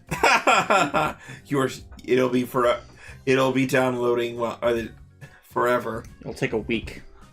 And you can't interrupt the download or you have to start over. No, that's honestly like the other thing about the whole download thing that kind of bothers me. Like, imagine if you live in an area with a poor internet connection. Yeah.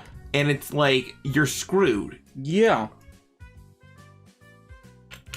It's like, I don't think a lot of larger big game companies understand how hard it is to actually download games if you're not somewhere rural. Square Enix, I know, definitely does not understand that because there's not a lot of... Okay, there are a lot of rural areas in Japan, but they all have high-speed internet. Yeah, like... Or it's easy to get to somewhere with high-speed internet. So it's right. like...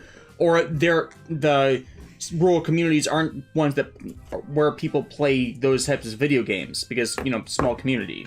Mm-hmm.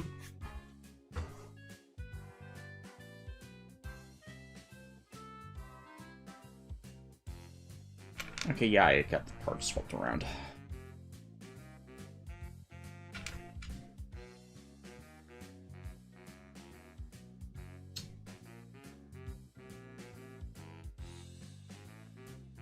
Oh yeah, Joey and Cow, data compression seems to be a bigger issue with like from US game companies. Where they don't bother with it, yeah, but Square Enix has followed in their, or rather started their model, because they're still high profile despite how many games they've screwed up. According to my friend, the the inside of the leg is already much better than Kotobukiya's R1. Good to know.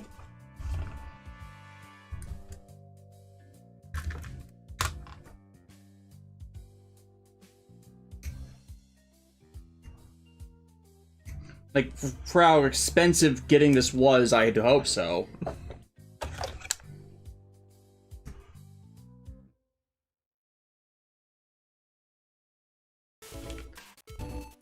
Ah, yes, I can read the chat now. Drink more Ovaltine. Ah, it says green screen.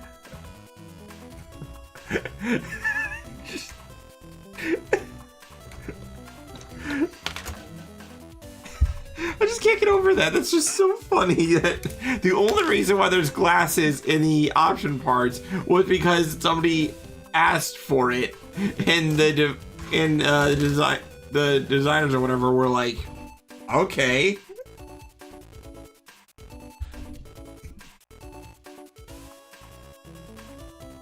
Ah, my eyes. The goggles do nothing. Except for fire laser beams at my enemies.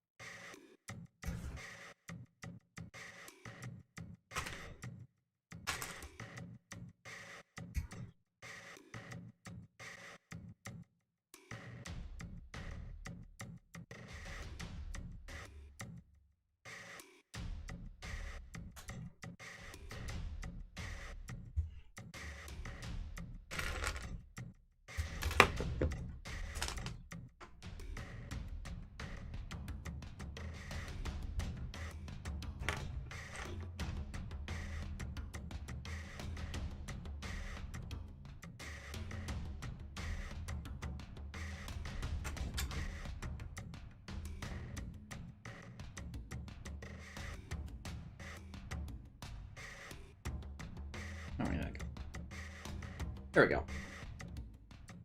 Oh, that's some cute art. Hmm?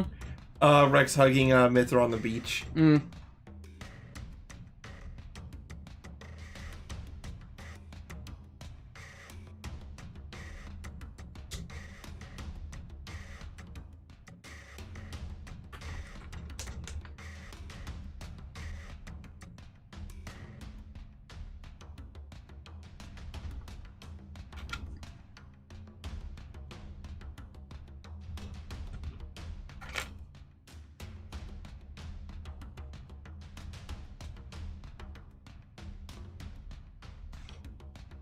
Down backwards.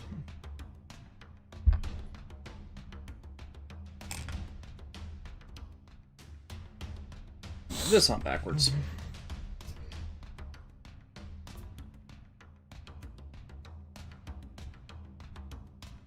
Yeah, I love it when like Bon Presto originals look like Gundams, but they're not Gundams. Yes, but they look like Gundams. Yes, but because for legal reasons they are not. It's legally distinct Gundam. It is not Gundam. It is Gandam. Dorf. Oh wait, that's Zelda. Gandam Dorf. Oh my gosh, Gandam Dorf. No, it's like it's not Gundam. It's Ganondorf, the Zelda character. Yes. And then Nintendo lawyers just pop out of the ether. Look, And there are like 3 or 4 characters named Garo. I think we can get away with that. can you? No.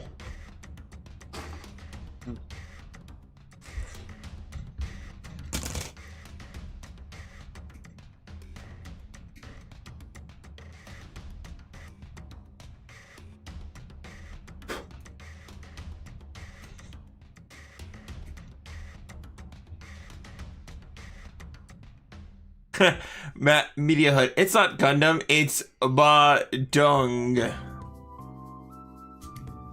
Oh, Royal Days. Like, I don't have the complete Persona 5 soundtracks, I just have the ones that came with the special editions.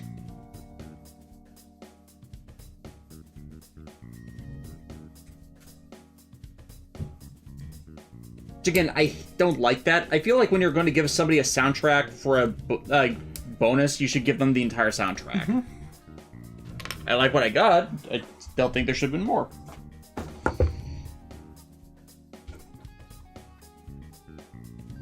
Oh, Kane Sword Kaijin. Gunpla is what we used to call Gundam model kits.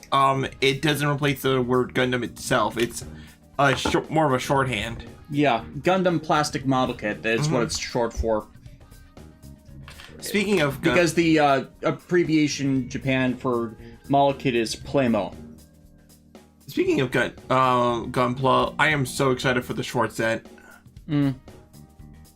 Like, I think that's probably like the most highly anticipated mobile suit, like, of G-Witch so far. If only because we're not sure who's going to be piloting it. Or like, rather, not just that, but like, what is it gonna do? Like, because as far as everybody sees that big giant thing that it has, and they're like, is that a sword or a gun? Yes. Because if like, the theory going around is that Suletta's gonna pilot the short set, and if they give this small Tanuki girl a badass mobile suit with a giant Buster Sword gun weapon, that would be like...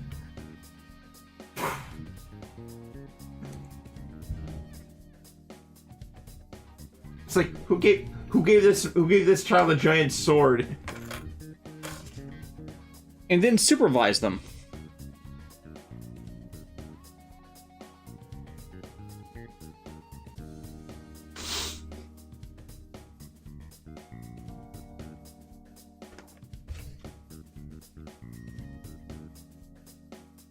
Unfortunate that there are stickers, but I understand why there are stickers. There's only so much you can do, and if they part separated the colors, it probably jacked the expense too much. Right, far beyond what it's already at.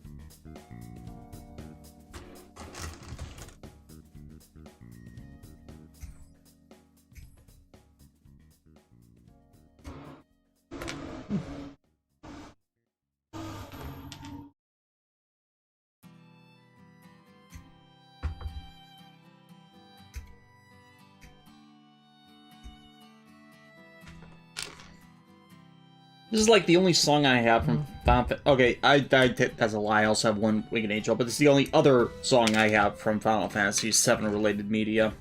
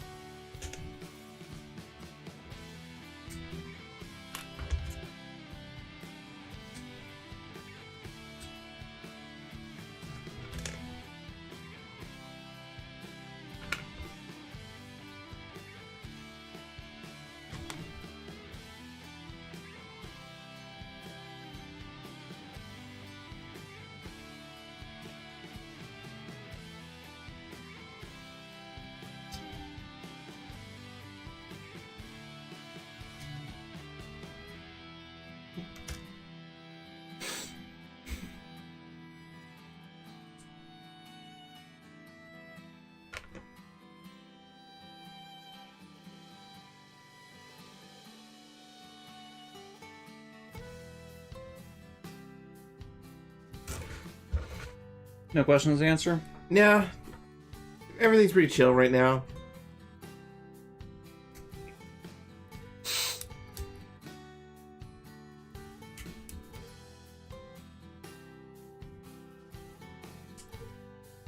Ah, the cross breeze feels so good.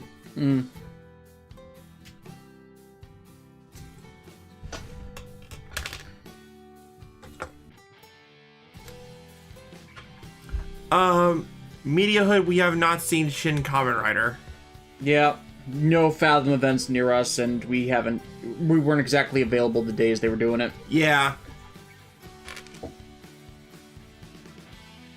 That's still a movie I'd like to see, if only because, like, I didn't hear it was bad. I've heard people say it's good, but I've heard just as many other people say that it was a eh?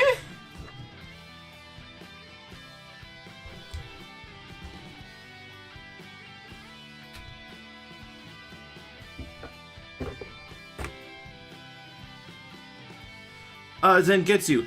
Oh, does them all combine? Yes. That is why we're building it all together, instead of in separate streams. Like a mad person. Yeah, we're kind of mad here because life is hard but Gunpla's forever. Dan, I need to have this done before I start filming the Super Robot Wars X videos. It's got to be on display. Was SRX in that game? Nope. But I mean, it would be pretty cool if it was.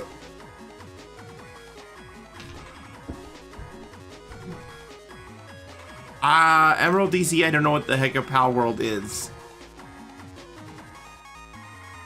Yeah, I have no idea what that is either.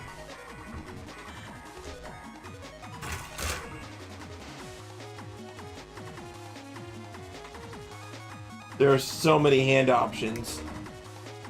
So really, like, it's kind of nuts.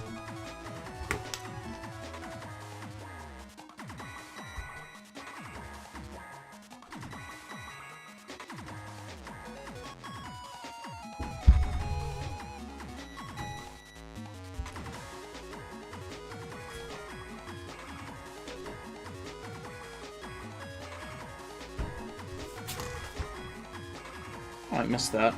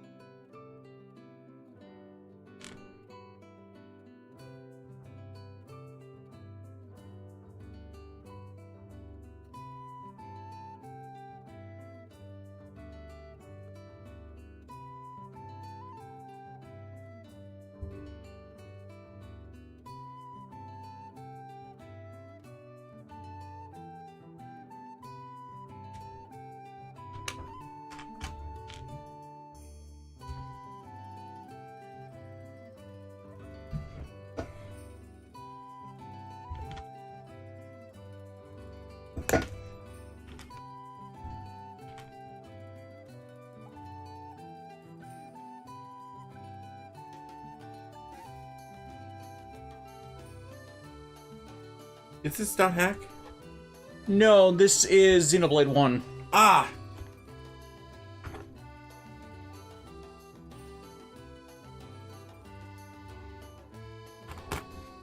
Can't wait for that soundtrack collection. Mm-hmm.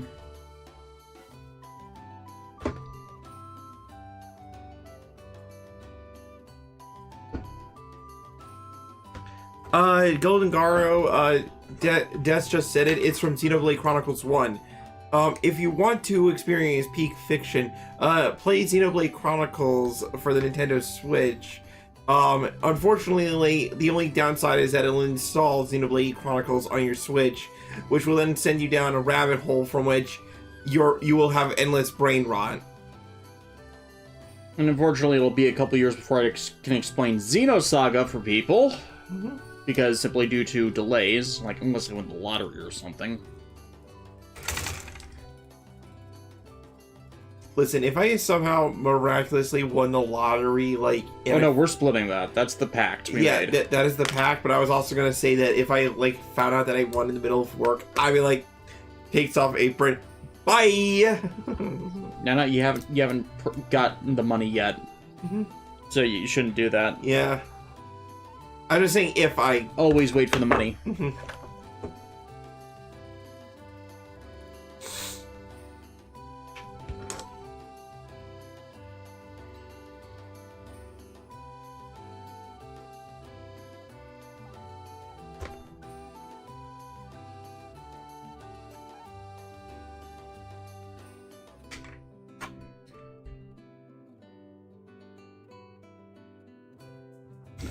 It is such a time saver to build in tandem like that. Emerald DC, we haven't really discussed the Persona 3 remake. I mean, we touched upon it here and there, but as somebody who's played through Persona 3 Portable, I still haven't beaten that yet for some reason. But I gotta say, I'm really excited for it, and especially for I know I follow some people who were big Persona 3 fans, and the general reaction has been, oh my god, my favorite game ever. It looks like it's getting upgraded to the vision that I thought it was in my head. Or the vision they wanted it from since they created Persona 5. Yeah. And, like, you know, some people are complaining that it's lacking some of the charm of the original, but... There is no pleasing those people. But I was going to say that the game is still in development, so there's plenty of time for things to change or be reworked. The only question people have is, will FemC be involved? And that is a tough one, because the thing about FemC is that there are so many unique elements specific to her playthrough. I don't know if Atlas will go above and beyond and, like, add her in and incorporate those elements, you know? But if FemC is in Persona 3 Reloaded, then yeah, kudos. Like, no complaints. Like, okay, although my only stipulation is if you're not including the FemC in Persona 3 Reloaded, then by some divine power, you better, and for Persona 6, you better give us that female character option. Because sure, charming high school boys are cool and all, but, like, sometimes you just want to be a unhinged high school girl with a naginata. And a cape. And a cape. Yes, the cape is important. I am when I left off in Persona 3, I'm literally running around Tartarus in a maid outfit, and I don't give a crap. Like you do. Because it gives me a really good SP bonus. Why would I switch off that?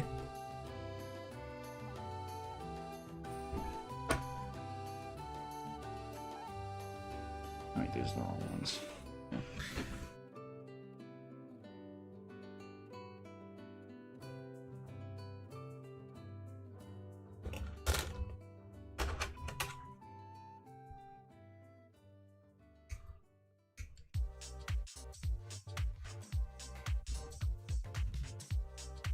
And this is Kevin MacLeod background music. DRM free for the win. It kind of amuses me it has molded gun hands. Like this. It's like, no needs to worry about actually gripping the guns. They've got you covered.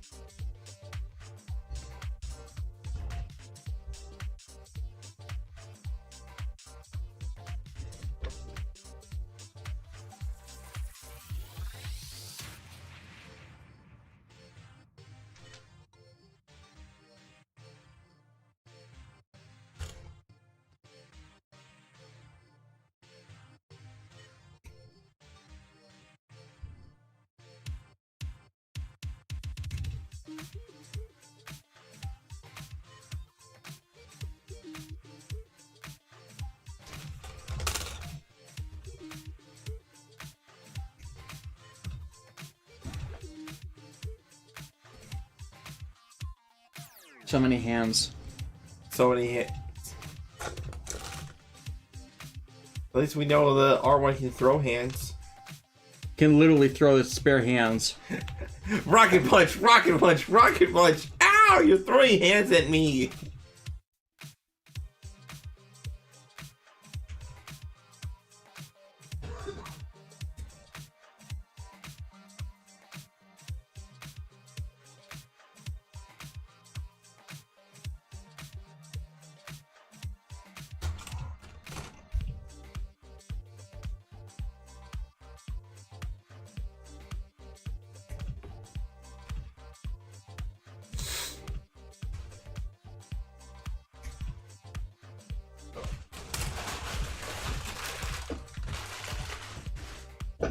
Yeah, I did warn everybody we're going to be at this for like 8 hours. Yeah. So if you need to duck in and out, or yeah, if you guys need to leave, feel free to. We'll be here. We'll be here for a while. Yeah, yeah. This like the thing about these build streams is that they're more designed to be nice and chill. Like pop in, ask a question or two, set a few fires. We're all chill here. Appreciate the ASMR. Play a game in the background. Mm-hmm.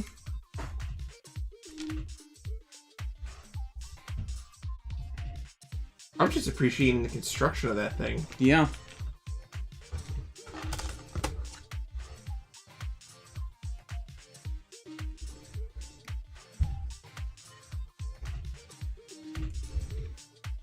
I don't get what they number these separately when they're literally all just the same part. Probably semantics. And probably like when they're first being produced, it's production related thing.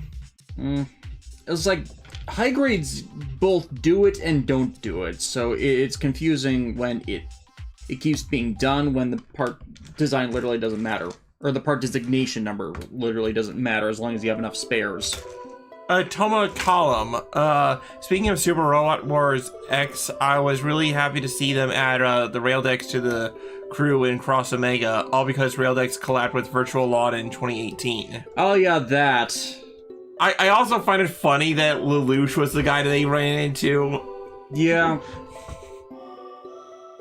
And it's like, if anyone is going to understand complex morality, it's going to be the Raildex crew. Mm-hmm.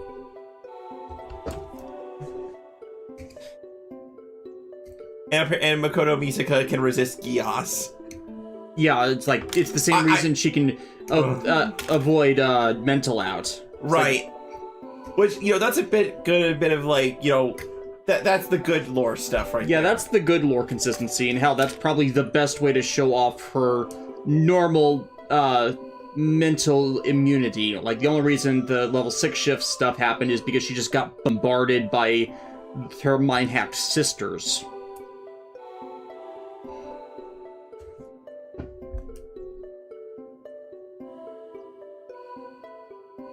Yeah, I understand if you have to duck out at some point, DJ Toku, but I do appreciate you showing off what you did. Mm-hmm.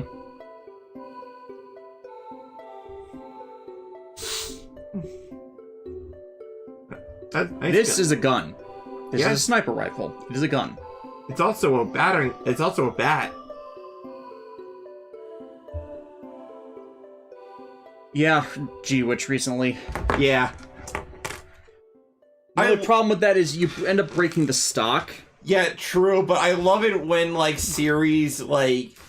Remember that it's not just a gun. It's also a blunt instrument in case of emergency. Like, I remember... The realization that the proper helmet actually comes with the R1. Yeah. I was actually watching, Giant Gorg, like, a month or two ago, and there was a part where Gorg, like, got a new rifle weapon. He ran out of ammo, so he just, like, started clobbering people with it. Yeah, I remember from the clips that was also something Buffa liked to do whenever he got the Magnum. Yeah, it's like, if you don't know how to shoot good, just whack him.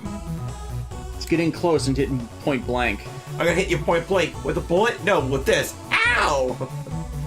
I'm gonna hit you point blank with this bat and this gun I found. Yes, Media Hood wants to see a remaster of the High Moon Studios Transformers games. Yeah, again, we've been told through the streams that they're good. Probably from Media Hood, but yeah, but unfortunately with Hasbro licensing, it's probably not gonna happen. Mm-hmm. It's like, Zoids is making a comeback. We still don't have the anime here. Why? Likely Hasbro.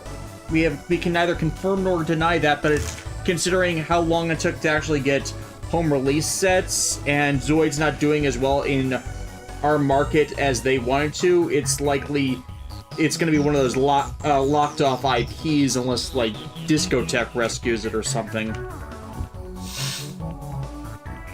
Or Viz, because I believe Viz has had the rights. It'd be weird if Media Blaster's Revival rescued it.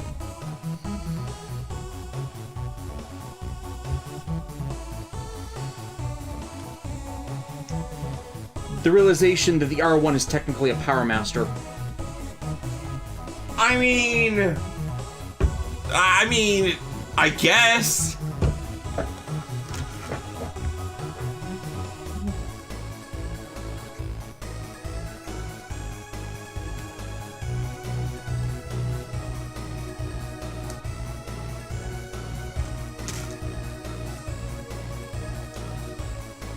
Needs to be a lot of excess stickers. Yeah, I probably haven't gotten to all of them, or I've missed them, or they're, like, right here. Ah.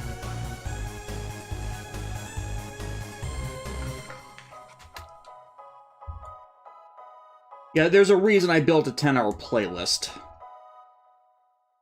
And put it on shuffle.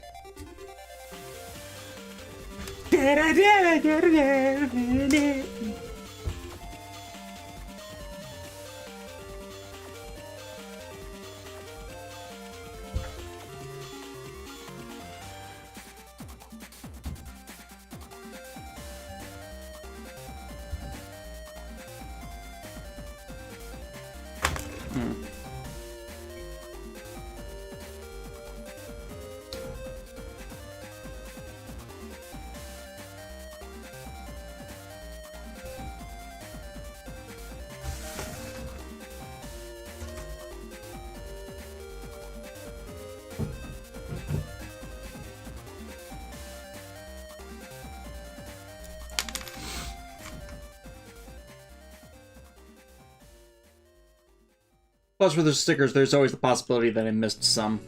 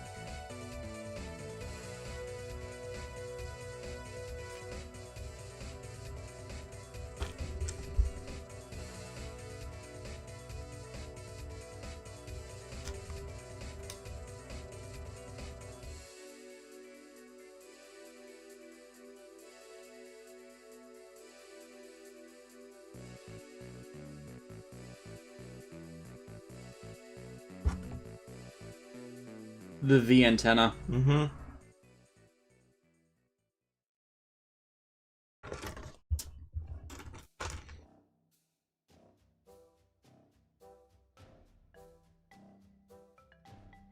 Oh, grant Kirk hope.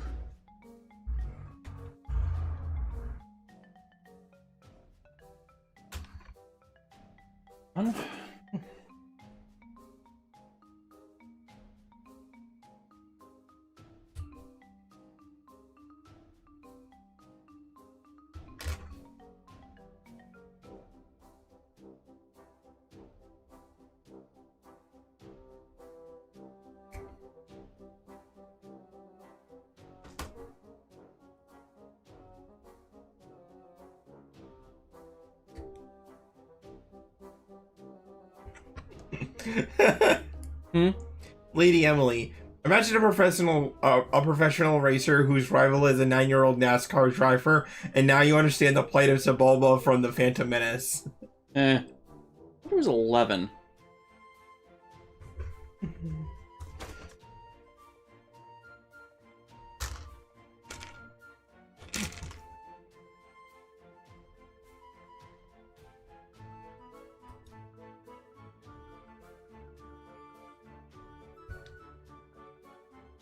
Of course, NASCAR is regulated.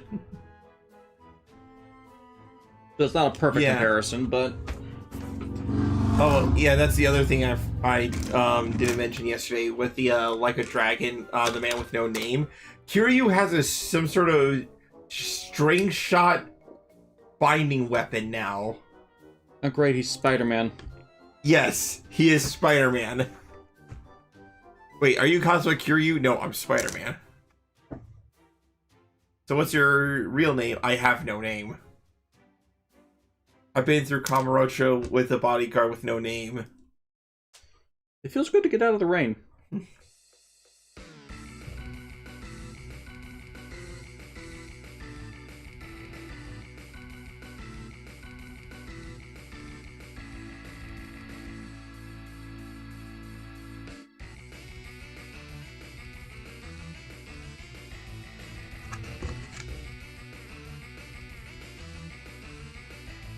Yeah, those are swappable because it's supposed to have the glowing eyes. Right. So that's a preference one.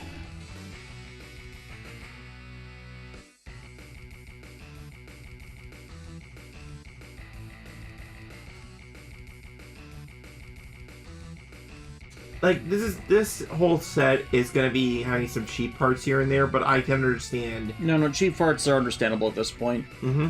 And I'll form the head. That's a mighty fine head right there. Boo.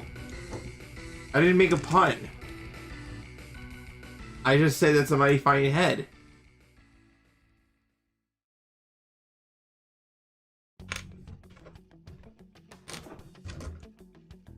Yes, soundtrack, she is sus. Oh, come on! I'm not sus! Let's say, do I look like the kind of person that would betray the Phantom Thieves?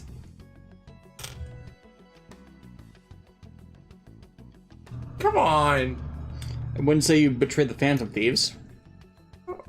Oh, I haven't betrayed anyone in my life!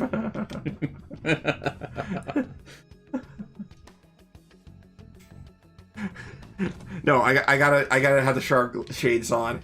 I've never betrayed anyone once in my life, Des.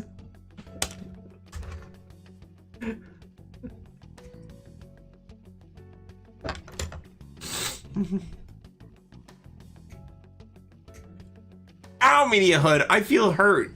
He said, yes, Alexis, you do. And I'm like, I'm not sus. You're smiling because I know you want to say something. Look, no one who puns is entirely innocent. Oh!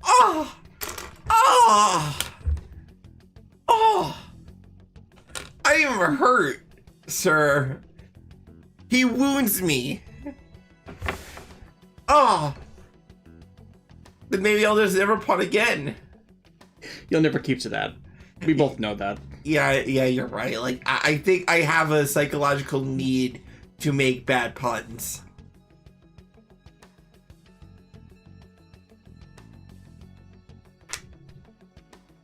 DJ Choku, depends, Alexis. Do you like pancakes?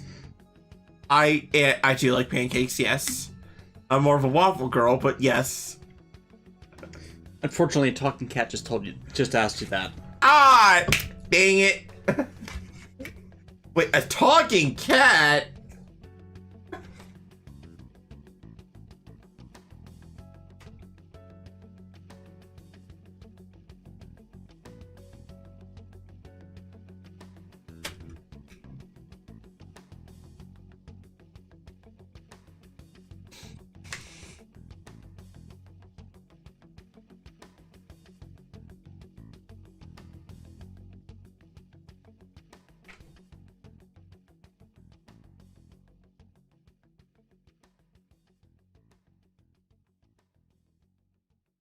Oh my god, really, Birdie Wing? What'd they do? The Build Strike Cup. Yeah.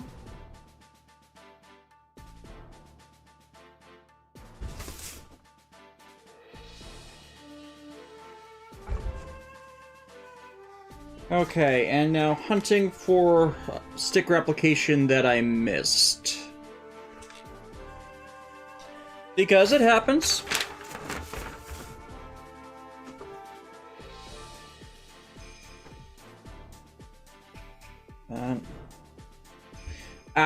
It's on the wings.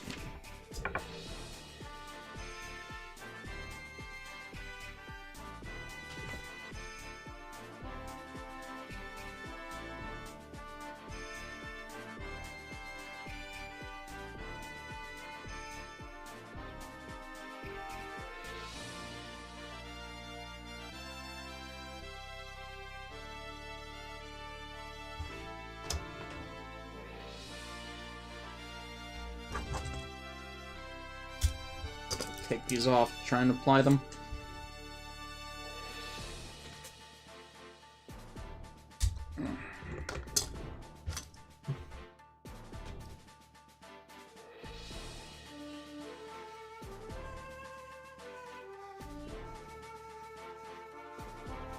Oh yes, DJ, we have plenty of more to build, so if you need to duck out, that's perfectly fine. Yeah. I'll repeat it, if anyone needs to leave and come back at any point, just feel free to. Yeah, we're just two nerds.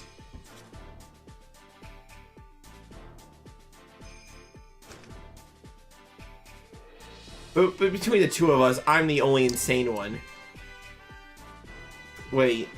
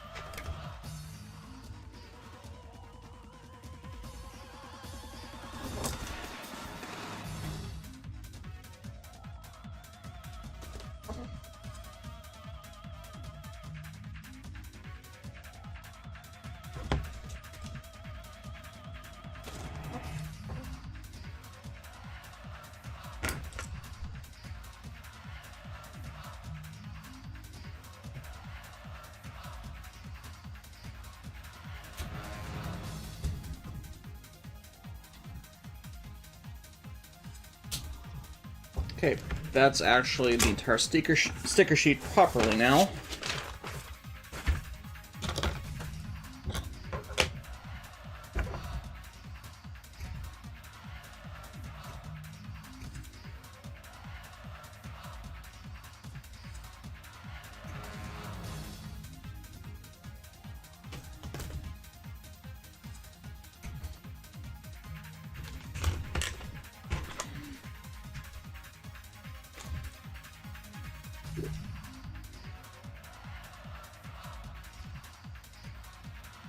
Man, you know it's going to be a thing when the display has partitions.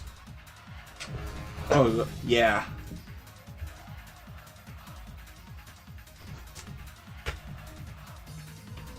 Oh man, the power went out at my friend's house. Yeah, like where he lives, the internet and his power has been giving him problems. Especially especially during his streams where things cut in and out and like things are just screwy. Yeah. It's like it's hard to stream when there's power outages and other interruptions. Mm-hmm.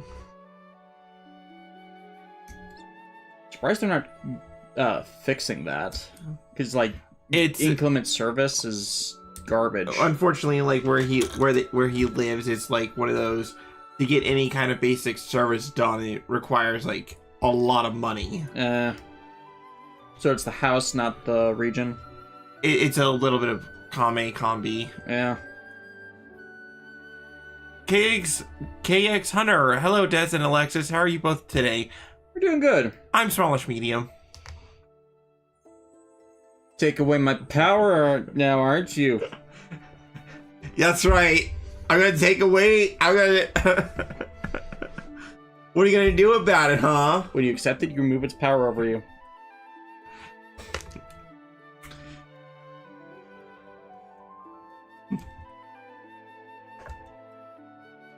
Okay. What about that piece right there? Oh. I missed that.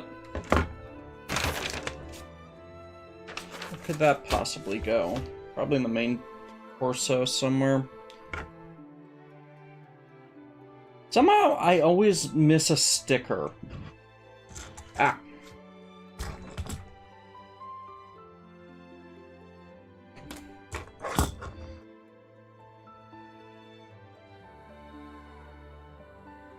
Here we go.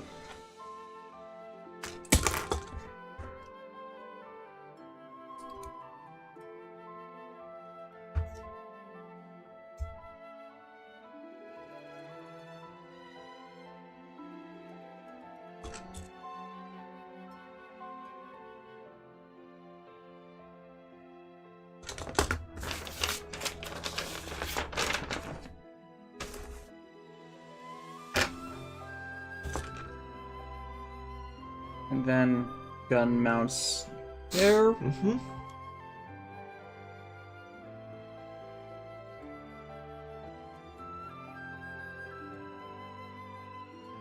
Ah. The fact that that's a shield, Yeah. that's And it's the front of fighter mode too. that's nutty.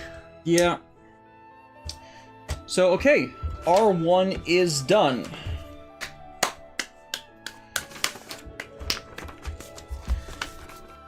Three more to go, plus combination, and I need to use the bathroom.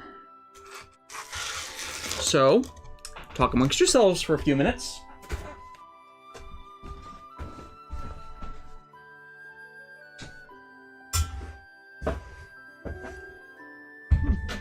How y'all doing?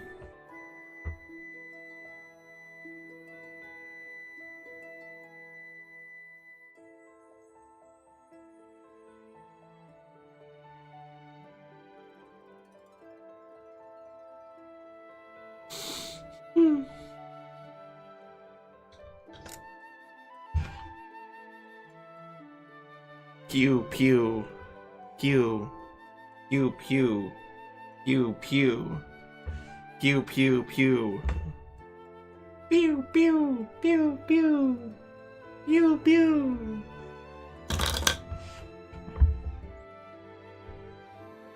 Yes, it does. Yes, it does.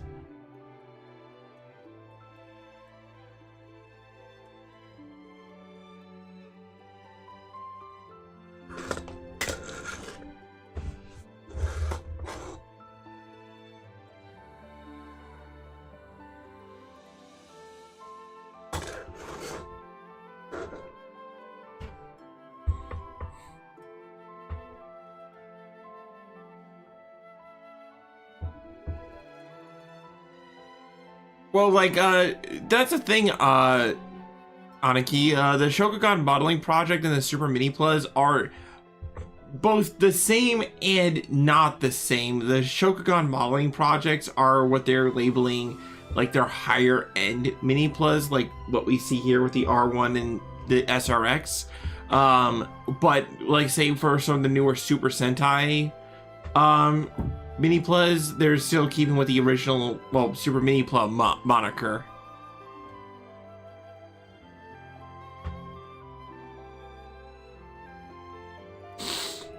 Honestly, though, like the Mini Plus line has got to be one of Bandai's underappreciated lines, simply because of how far it's come in its short time period of existence. Because Candy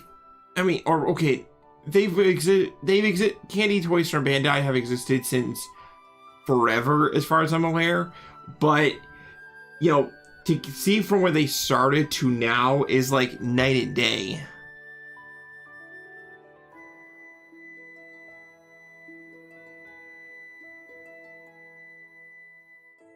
Yeah, I can't wait to see the whole SRX when it's like all built and stuff, because my gosh.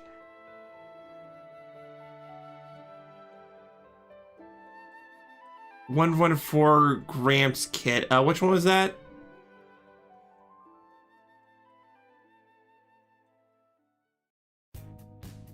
Are you talking about the Psybuster or...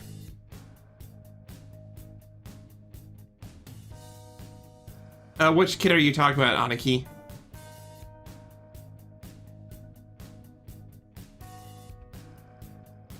All I know is that when the SRX, when the SRX is finally built, I'm putting Hibiki on his shoulders. Yeah. Oh yeah, we're going to Mementos. Oh yeah, RX-78 dash the original RX-78. Do we have any of them out? That's a good question. I don't think we have any of them out, unfortunately. No, it's like we can go into the library and grab one of the aerials or something.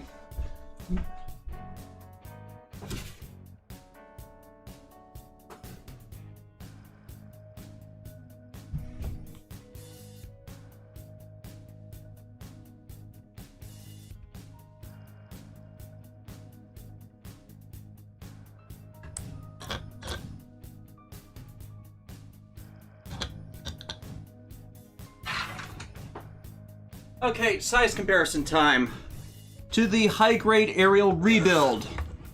About same scale. Just about. Not just about. Not as big as King Ogre, though. But that's gonna change. Yeah. So I gotta put these back now. Mm-hmm.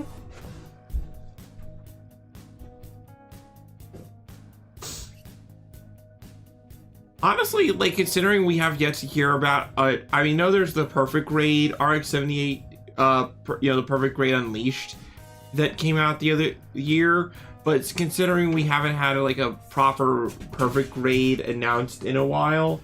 Perfect grades take a few years. Which is true, but I was saying that the SRX probably is like the closest runner-up. Yeah, closest other big kit. Stupid big kit, at least. And I'm just preemptively getting out a parts baggie for all the hands because I don't want to lose them.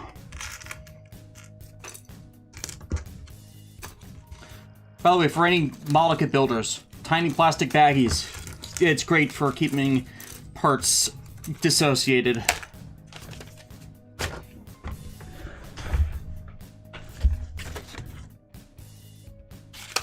And the instructions for transforming it to flight mode are involved, so you know what, we're just gonna skip that.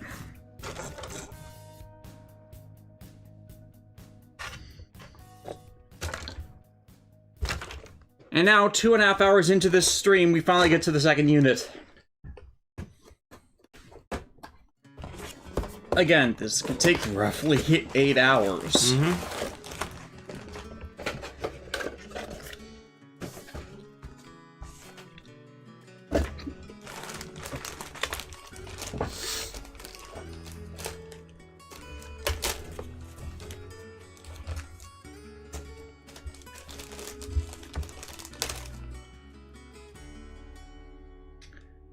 It's numbered 0. Its name is Zero.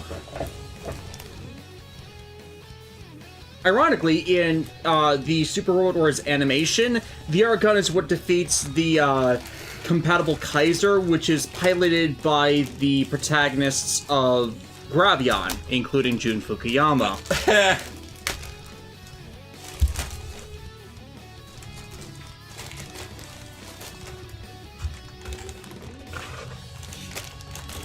I think its name is the compatible Kaiser. I might be mistaken on that. Was it a big red one that could transform? Yes. I'm pretty sure it's the compatible Kaiser.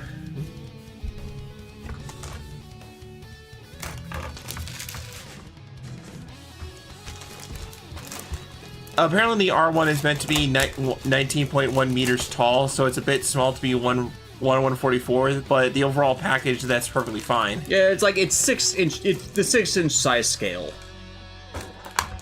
So it's like you can compare to 1/144 because that's, the 1/144 is just the standard scale down range for Gunpla to 6 inches. It was the Zoe Gravilion. Zol Gravilion. Yeah. Okay, yeah. Yeah, thank you for the correction. It's like I am not masterful on every detail with Super Robot Wars.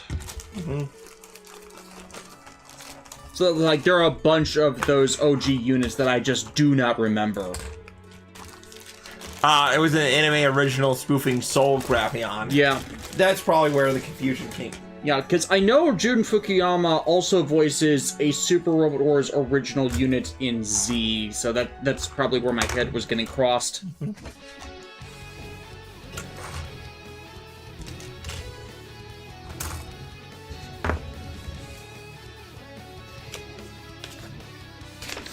Now these instructions will need to be saved because this converts the R-Gun to its actual Buster mode. I know it's not the actual Buster mode, I'm forgetting the name off the top of my head.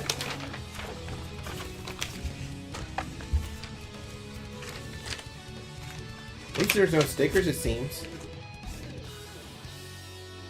I retract my statement.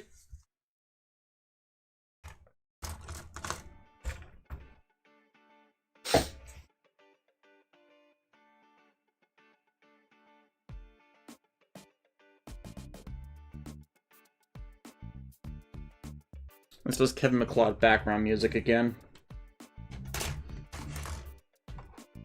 I will never not regret buying that pack of his.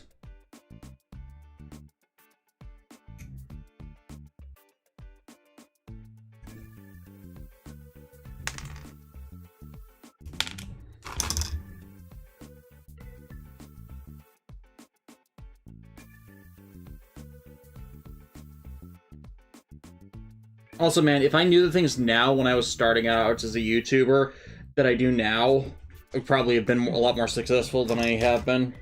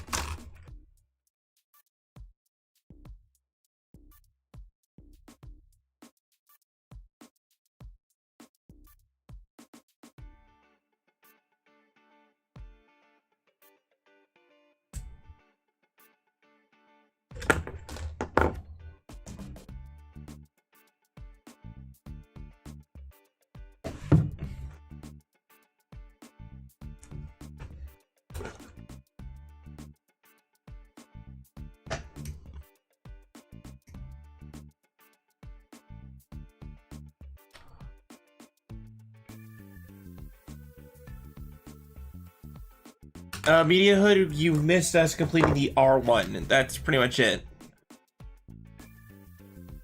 Yeah, again, we'll keep saying it. Feel free to dive in now, because we're gonna be here all day. Mm-hmm. At least there's pizza involved at some point. At least there's pizza involved at some point.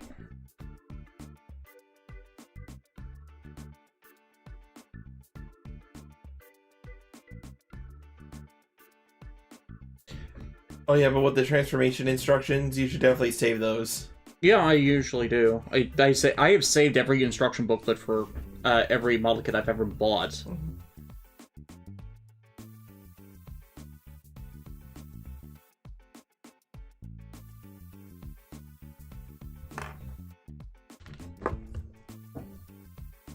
Medieval instructions are always funny to me because of like how it's all on one sheet. Mm-hmm. Instead of a booklet.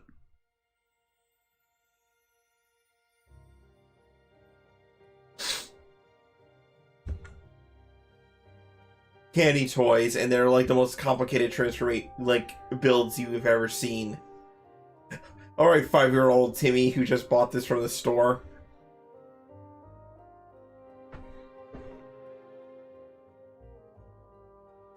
Then having to need their dad to help them build it. Yeah.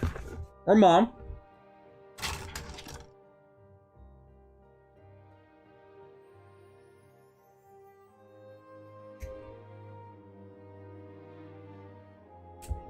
Granted, they probably started them off with Legos.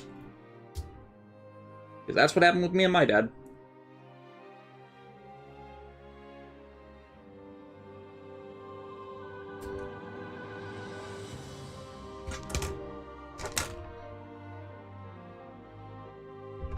Yeah, this is Xenoblade again. It sounds like Xenoblade 1 or 2. 2. Yeah.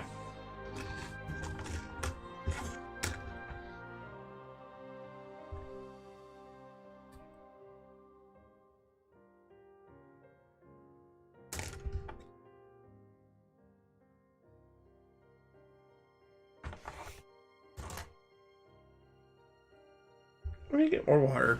Mm-hmm.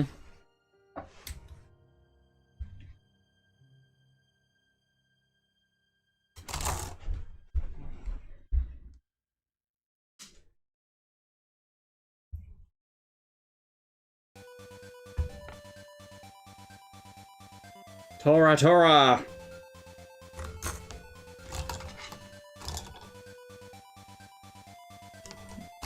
There we go.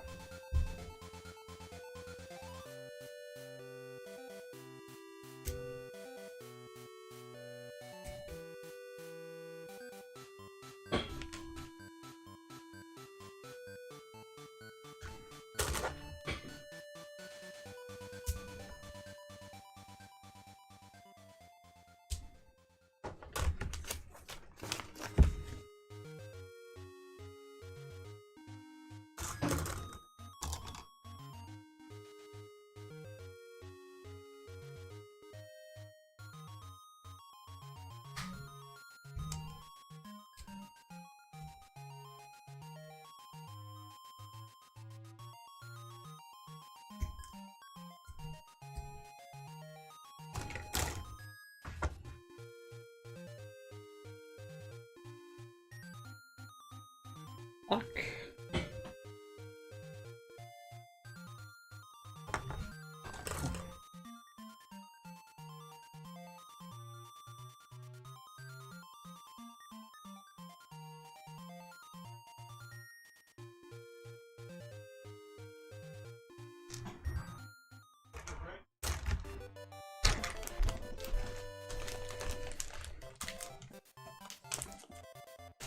Is this Tora Tora? You walked out of the room with when most of it played. No! No! I ain't gonna play that game again! No, you can't give me, you knob-hot bastard! Not again! Ah!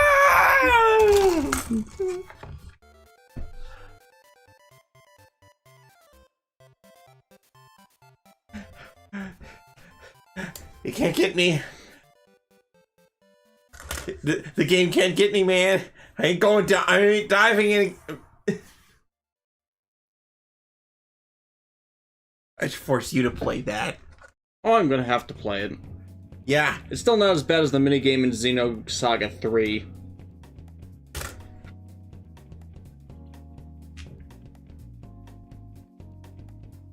Oh, Zangetsu. Tora Tora is a minigame in Xenoblade Chronicles 2 that you have to play in order to gain power parts for one of your characters. Thing is, it is dreadfully annoying because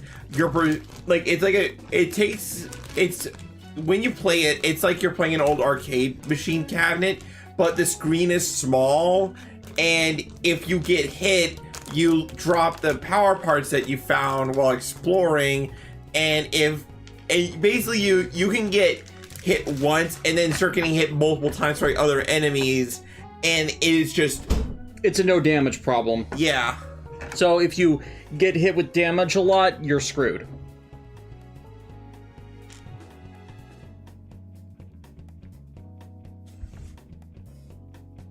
Thank you, Media Hood. I appreciate that. Though I'm not wearing leggings. Nylons? Yep, nylons. Nylons.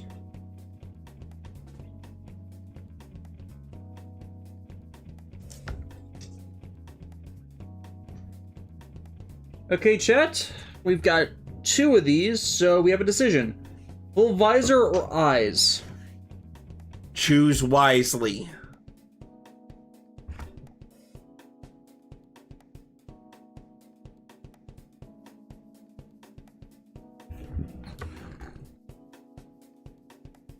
Also, it's nice of them to give a spare set of each on the sticker sheet in case someone screws it up the first time. Do you mind if I see? Yep. Blue visor and eyes. I think the full visor. Yeah, especially for a gun unit. Mm-hmm.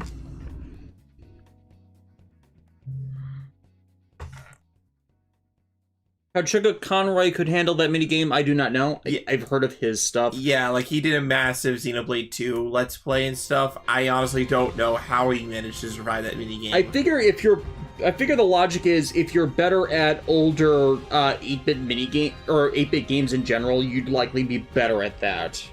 For the rest of us, though, no.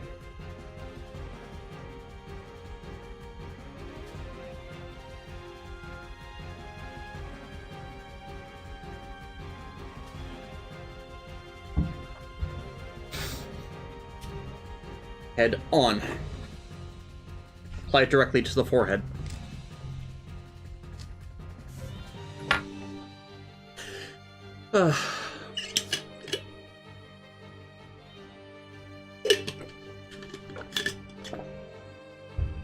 Okay. Onto the arms.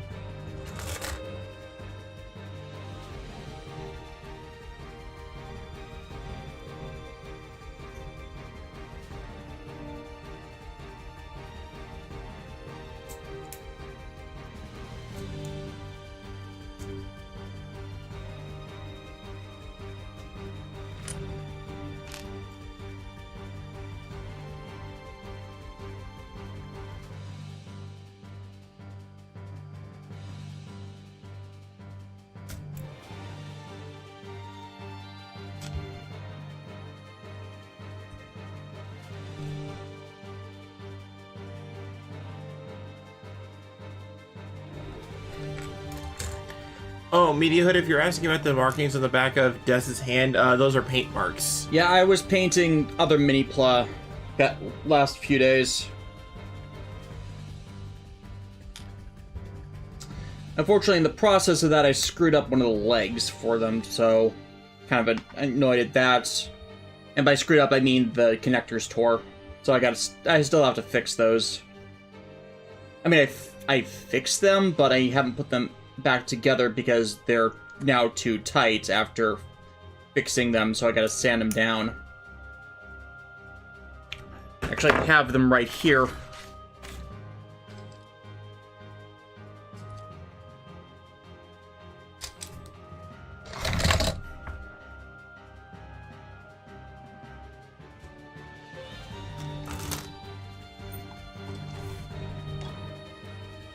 Yeah.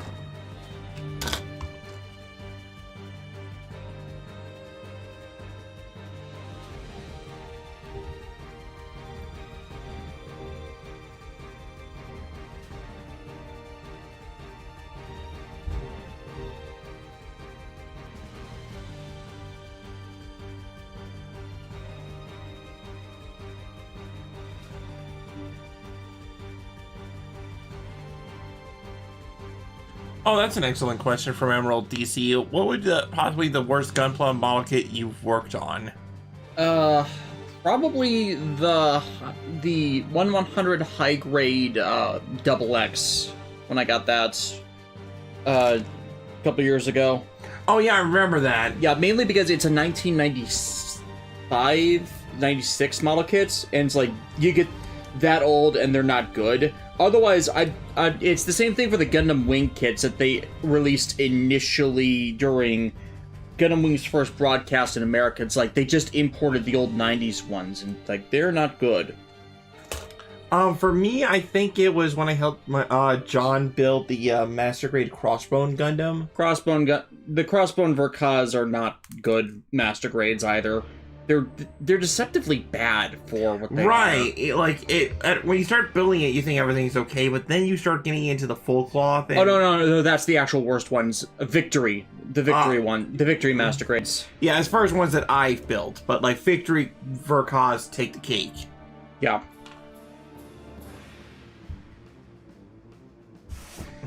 Like anything, any late Universal Century Master Grade is garbage, and no one really understands why.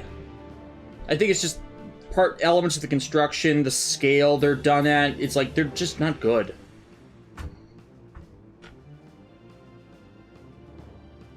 Now the high grade and real grade crossbones, those are fine. It's just the master grade one that's pretty bad. You basically have to turn it into a statue. And that generally just defeats the point.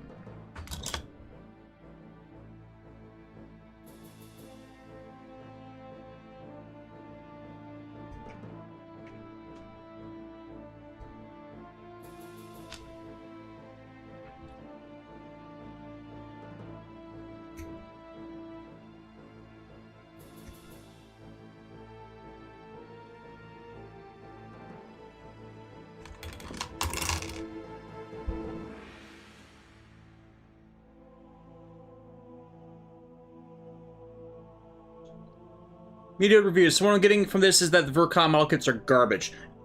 Up to a certain point, yes. The Wing Zero Verka is from 2020... Yeah, late 2020, early 2021 is considered the first actually really good MG Verka. Like, there are few others in there that are passable, but before that point, they're generally not to many's taste. Wing Zero, though, no, that one's perfect.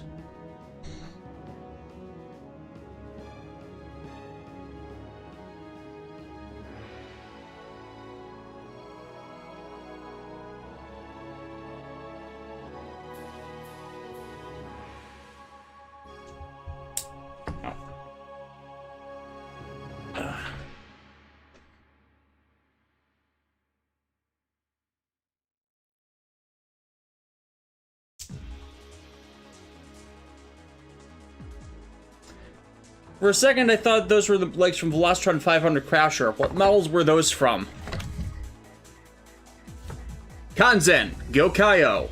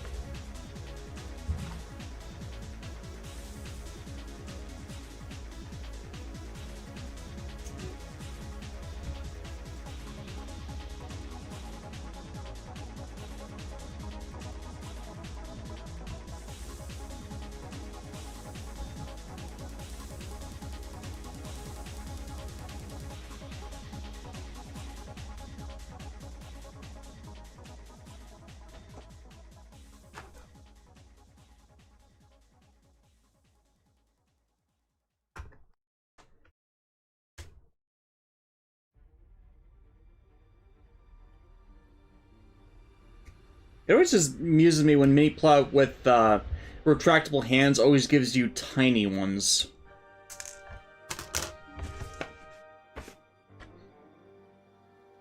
Like, if you're gonna have us replace them anyways, why not just, like, make normal-sized hands and not do the full transformation gimmick?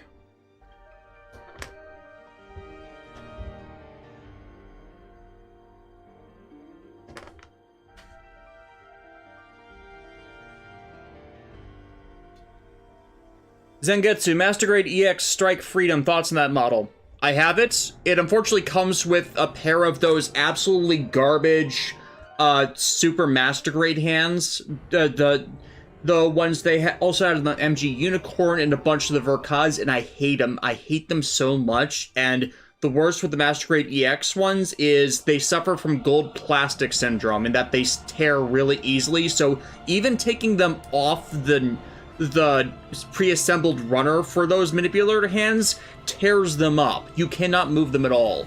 Fortunately, the kit comes with a second pair of grip hands, because if they didn't, just trying to assemble those manipulator hands would ruin every single release of the MGX Strike Freedom. I hate those hands, and I don't understand Bandai's insistence on putting them with every kit they consider a chase kit. They were also in the Sazabi, they were also in the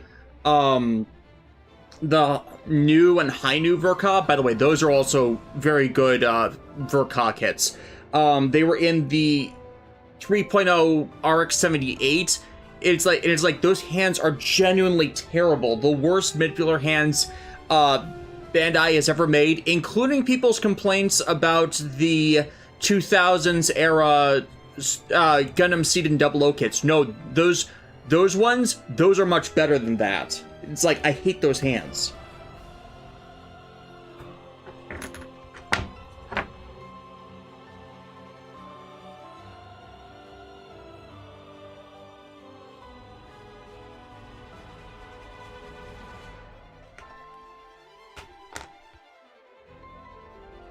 But yeah, that's my only complaint about this MGX Strike Freedom. It is a wonderful kit. It is already on my set. It is already completed. I completed it months ago. And it is mostly worth the price point.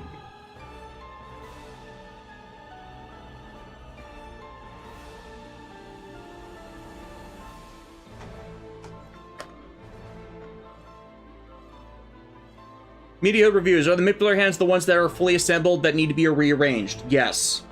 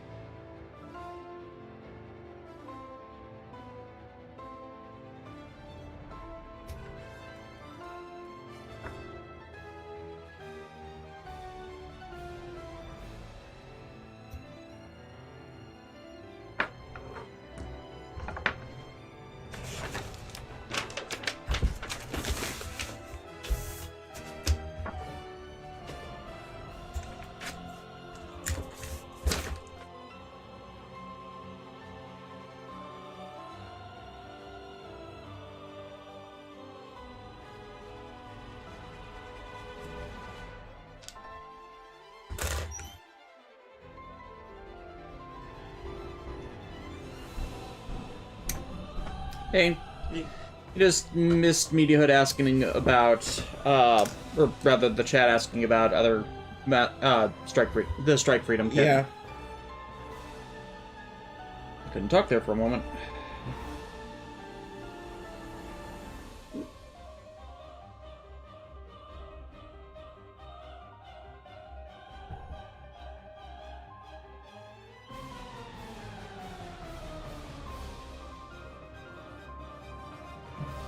That's how it goes on.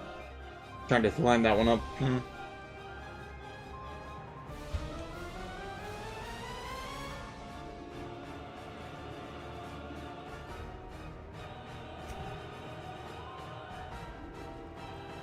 Media Hood mentioned Figueroa's Common Rider model kits in the chat, and I just realized how close we are into, like, wrapping up the Heisei era. Yeah, meaning they'll finally either give us Reiwa ones, they'll go back to more Showa ones, or they'll give us more secondary riders, because outside of ones that are physically similar to other ones like Ryuga, Dark Kabuto, Skull, the only secondary rider they've given us so far is Gaze. Oh boy, yeah, Gaze. The guy who had one job and he screwed it up. You just had to kill it in a hole. Just end it right then and there. But no.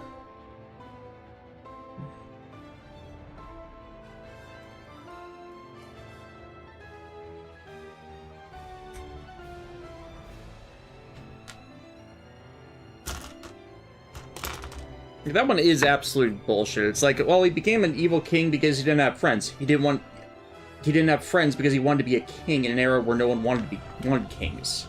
Right, and it's like, I always hated that motivation. It's like cart before the horse. And not only that, but why did you want to be a king? Were you persecuted a whole bunch? Were you, like, did you go through so much tragedy that you thought that was your only way out? Like, you know what I mean? Like, for such a lofty goal, You understood nothing about a ruler's disposition. Mm-hmm.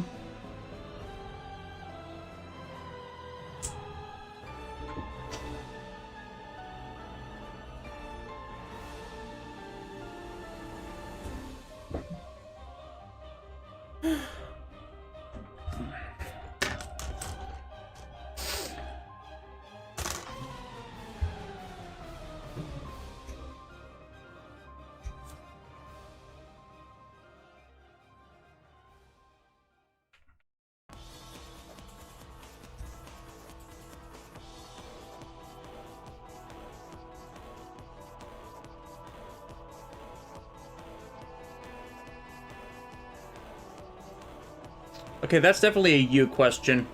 Oh, what is it? Not sure if you guys know about it, but I heard you... Oh yeah, the demonic Heartbreak manga. Yeah, please remember to read the questions in full. Okay, so let me read it.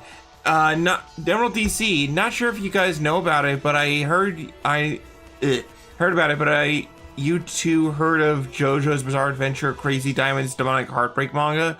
It takes place between parts 3 and 4. I have not read it personally. I don't know if anybody's fan translated it, but I know it's the most bizarre team up nobody ever asked for, and I heard it's pretty decent. It's a team up manga between Josuke Higashikata from part 4 and Whole Horse from part 3. Whole Horse. He was one of Dio's men. He had the gun Emperor. Basically, his gun let him shoot bullets that could go wherever he wanted them to. Uh-huh. I don't remember that one. Yeah. Probably kind of the point.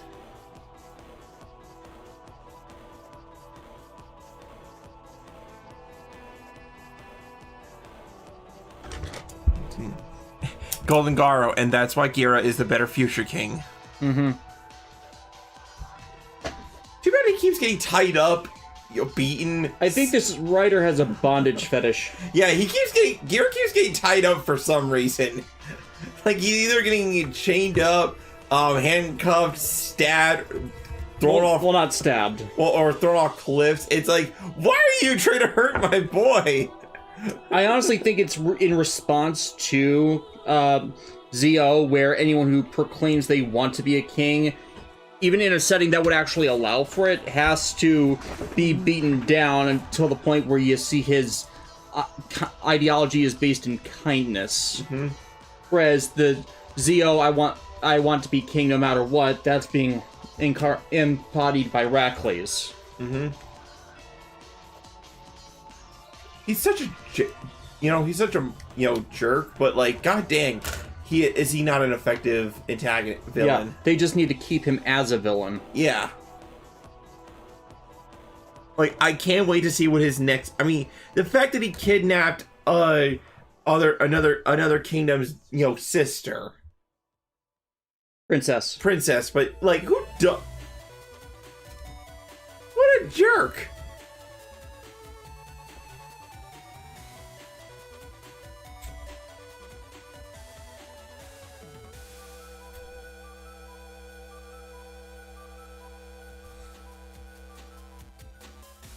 This is Battle Network 2, yeah?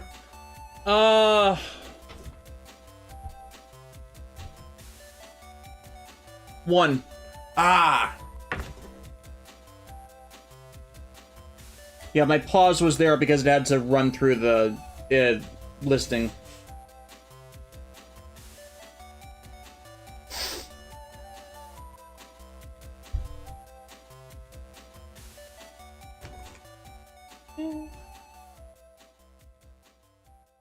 Speaking of JoJo, 10 more days. It's either 10 days. I think it's 10 more days until the next chapter of JoJo lands. Took a longer break. I think Iraqi went on like a small break, but he's still keeping up with his monthly release schedule. Currently in the story, the gang were trying to steal a diamond, and the diamond was being held by Rohan and Kishibe. Like, not a facsimile. Like, no, it's just straight up Rohan.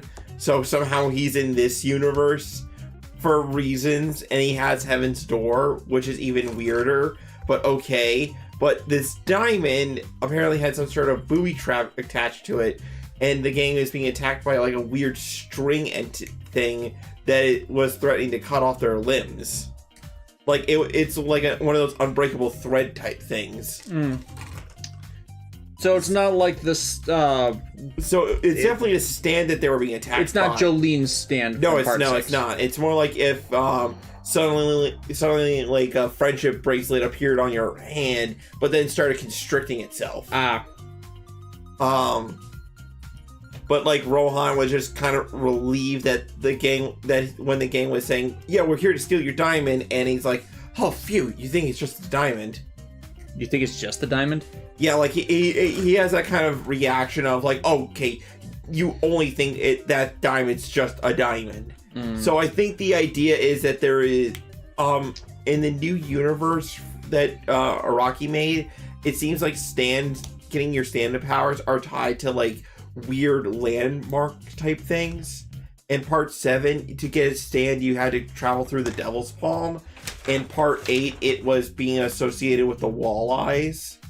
So now I think in part 9, it seems like certain objects in the earth can bestow upon these great powers upon people.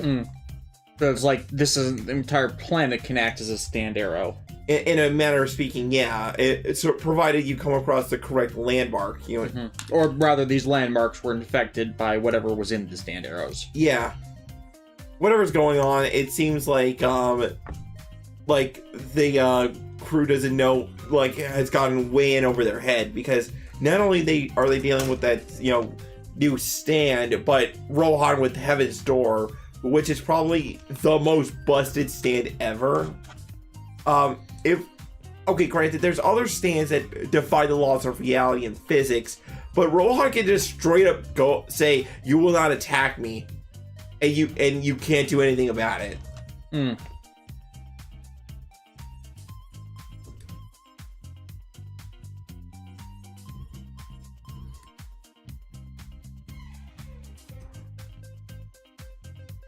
it's hard to beat an author who can literally write reality. Yeah, it like, honestly, there are limits to Rohan's power in that, like, if you have a strong enough will, his Heaven's Door can be overridden. But like the fact that it can Heaven's Door can just, it's almost instantaneous. Like 1 minute you're fine, and the next thing you know, bam, you're opened up like a book. Yeah, but it's like there are people who would be not creative enough with that stand. Oh, absolutely. Case in point, the character of Okuyasu Nijimura in his Stand the Hand, where it has the ability to scrape away space.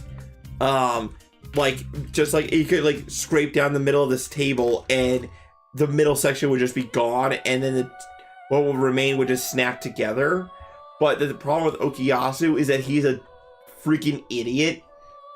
Like, that is a canonical reason for why he doesn't use the stand any more creatively than he does. Yeah. So, but yeah, a power where you can literally write reality given to an author, that is how that becomes broken. Oh, and Peace has entered the chat. Hi, Peace. Yep.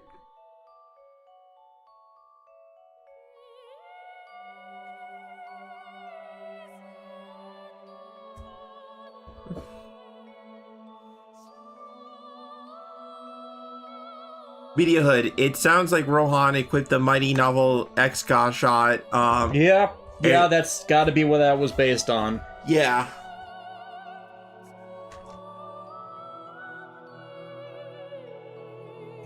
Oh, other busted abilities Heaven's Door can do. It can write, like, you will be able to speak Italian, or you will shut up forever, like, or you will fly back several feet by some force, and it will just happen.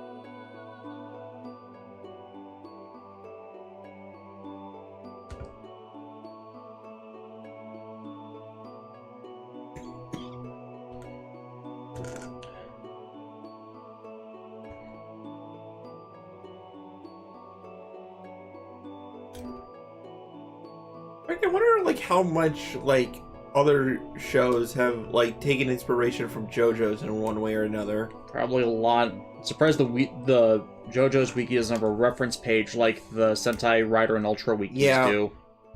Though even those are incomplete, they have still not included the ones from Gravion, to my knowledge. And of course, I am morally prevented from editing wikis outside of the Yu-Gi-Oh! Wiki is card sections due to, you know, reviewer thing.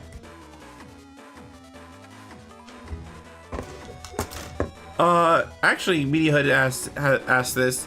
Actually, which of Emu's Godshots is more broken? Hyper Muteki, Mighty Creator, VRX, or Mighty Novel X? Mighty Creator only works in virtual reality. Mighty Novel, like, works, to my understanding, everywhere. But Muteki gives the invincibility upgrade. So in battle circumstances, invincibility trumps, but if you're in a circumstance where you need other abilities, like probably Mighty Novel. If you're not in a VR game. In the X8 movie, which is kind of... Yeah, no. I remember getting riffed at when I showed some of my friends at the time VRX, and we realized that Seiji Takaiwa had not quite properly tucked himself into that suit. Oh. Oh. Yeah. Oh my.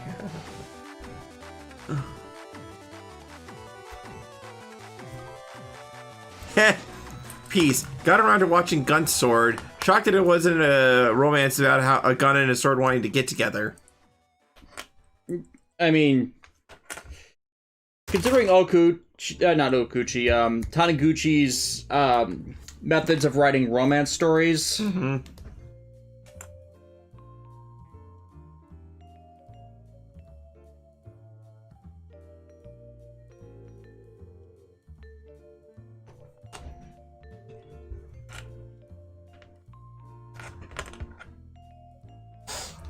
And this is more Kevin MacLeod background music.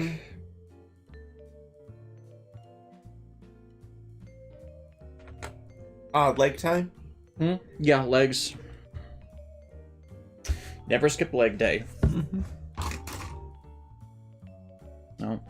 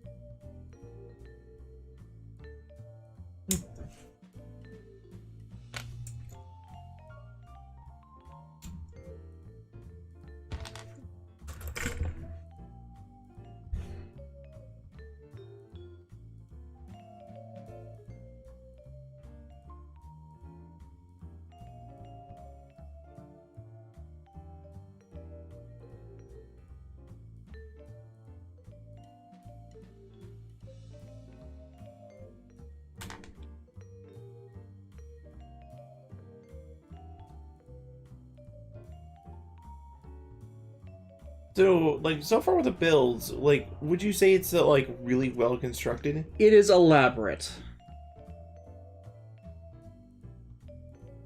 Hair stuck in there.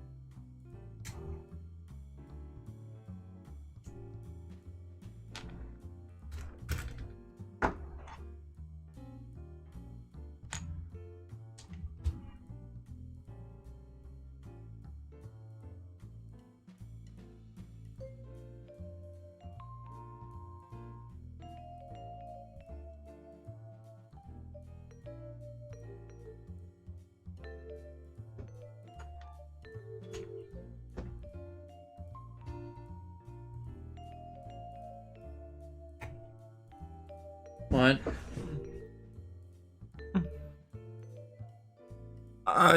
Let's see here.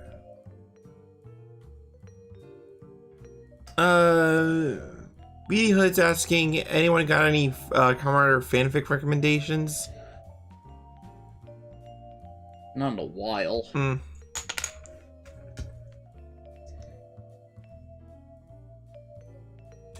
New person in the chat. Common Rider. I take it you guys aren't caught up on Geats. No, we have not. We're not regularly watching beats. We're seeing clips. That's it. Yeah. I like what I see though. Yeah.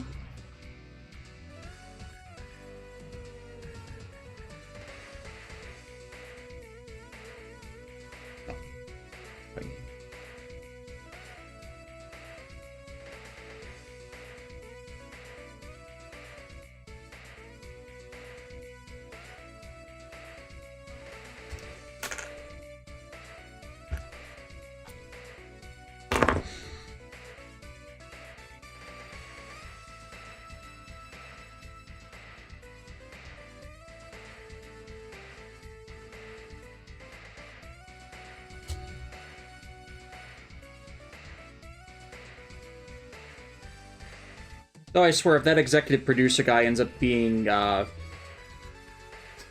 Ace's dad.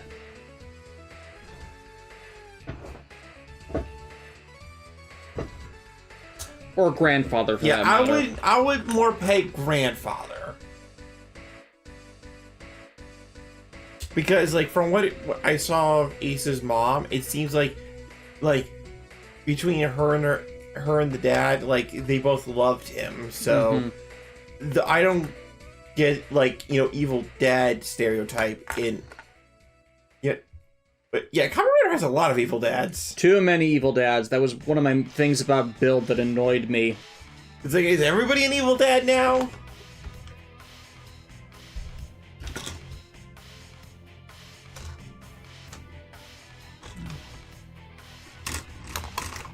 There.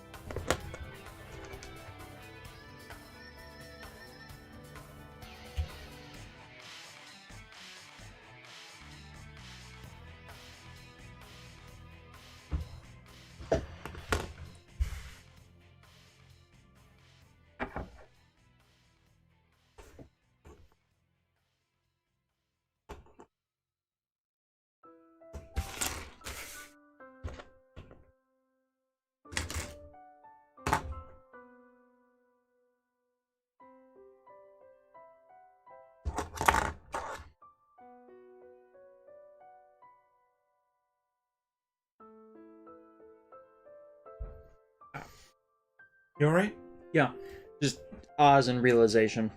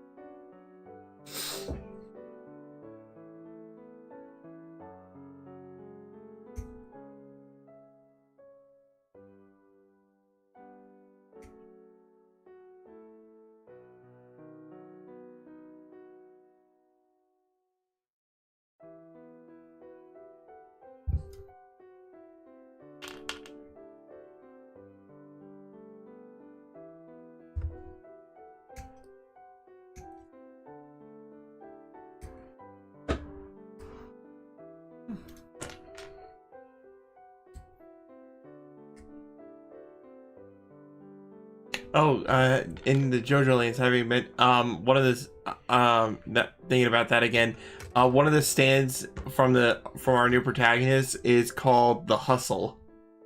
And what the stand does, it lets the user actually freely control his muscle movements. Mm. And I like Only his own? like only his own. It's basically so he can become the ultimate pickpocket. Like walk by you and his muscles will actually contort themselves to like swipe your wallet without you realizing it. Yeah.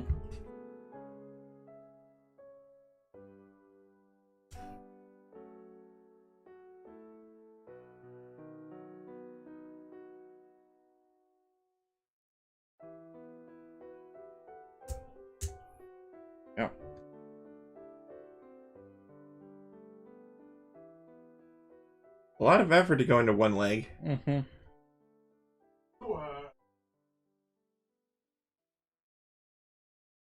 I'm sorry, what?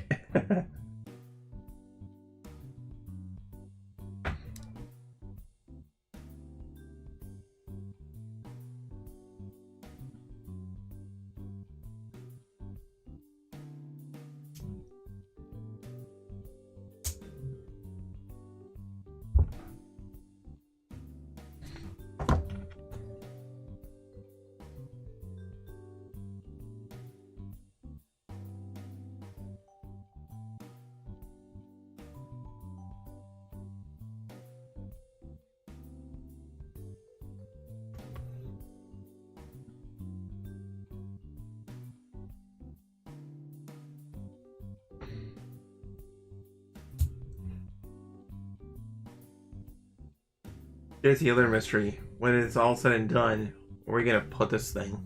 Oh, I have a place for it. Put this on backwards. Oops. Oops a doodle. Yeah, I'm trying not to break it as I pull it off. There we go.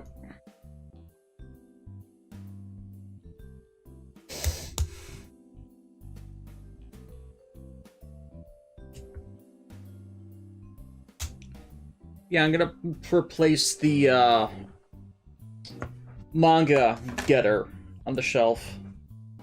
Oh, Getter Devolution? Yeah.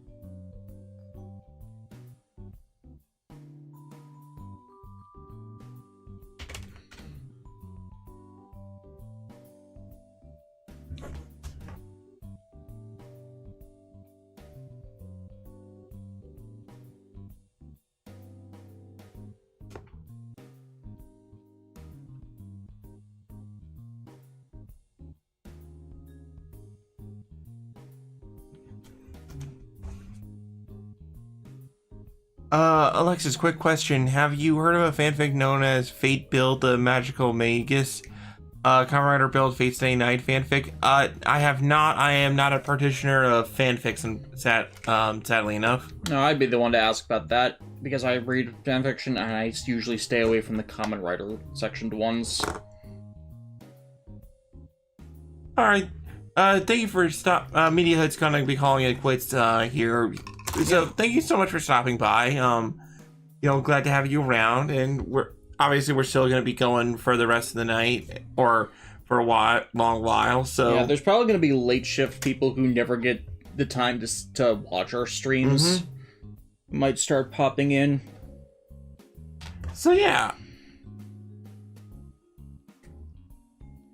thanks for stopping by, and hope you have a good night. Yeah, the reason why I usually avoid the Kamen Rider fanfics is because a lot of them are hot garbage. Because people are misunderstanding the characters. Or they start them too early before they really know what's going on in the series, and then they just become incompatible. Yeah. Like, one of the ones I think was most successful was ironically a Code Geass crossover, Code Eternal. It goes exactly how you think.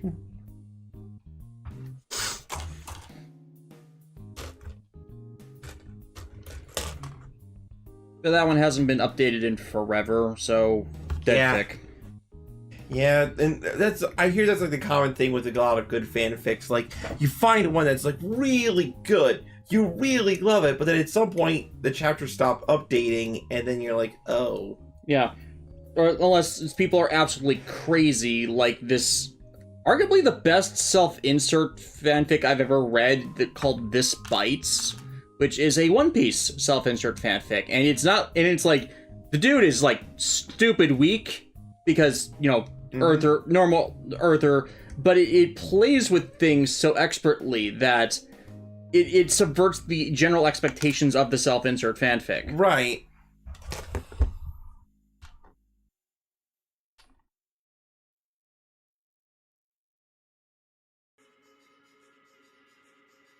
And it's like, the character kind of plays off of future knowledge, but he screwed things messed things up in the settings so badly that his future knowledge basically guarantees nothing, which is the best way to handle those kinds of insert into a fiction kinds of stories. And it's very hard to balance those kinds of things.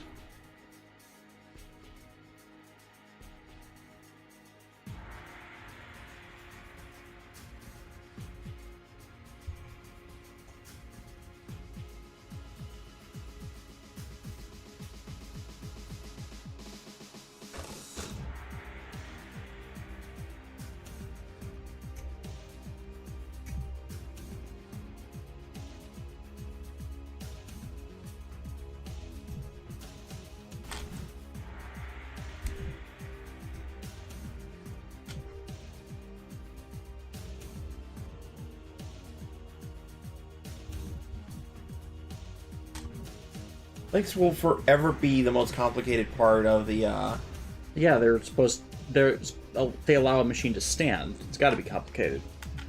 If you screw it up, they won't stand up, and then what's the point? Unless you're the Zeong. The Rusters! It was supposed to have legs, though. It was supposed to have legs! Yeah, you're crazy.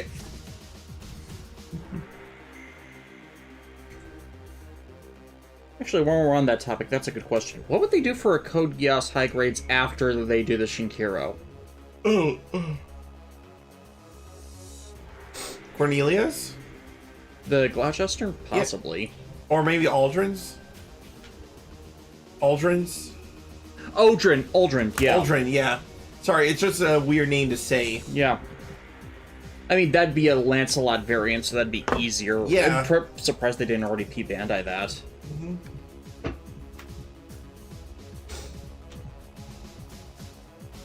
Then again, manga side character, aside from their short movie cameo. They could always also do updates of the Akito the Exiled ones. What was his name? The Alexander? Yeah. Or he'll give Toto his Zangetsu. Mm-hmm.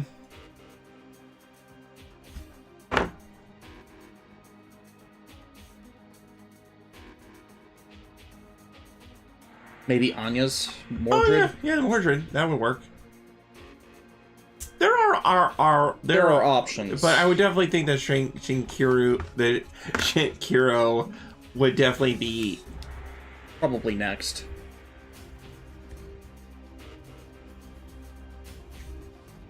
Speaking of, like, my friend Sam, like, has the idea that Lelouch would lose against in a fight against Char, and I'm like, you are I feel like you're vastly underestimating the Shinkiro's armaments.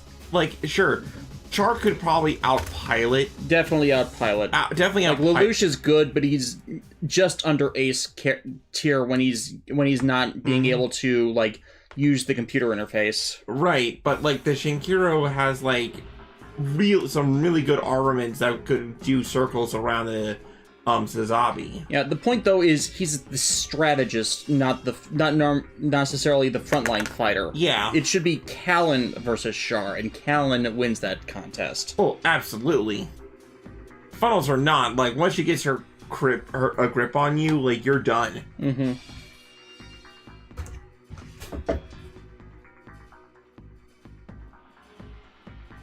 It's almost like Callus playing like a Arc System Works fighting game, and like she's always inputting the move for the instant kill. Yeah, it's like people say Lelouch is the Char of Code Geass. It's like, no, he's not. He's the Treize plus Zex. That is literally what they did.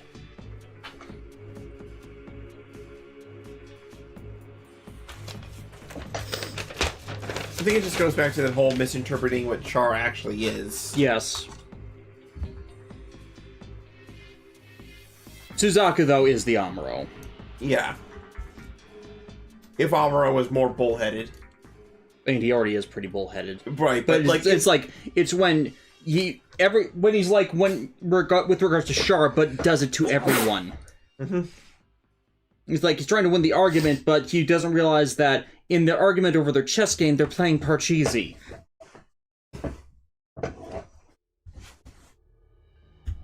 Plot choice, they weren't playing Parcheesi, it was Uno.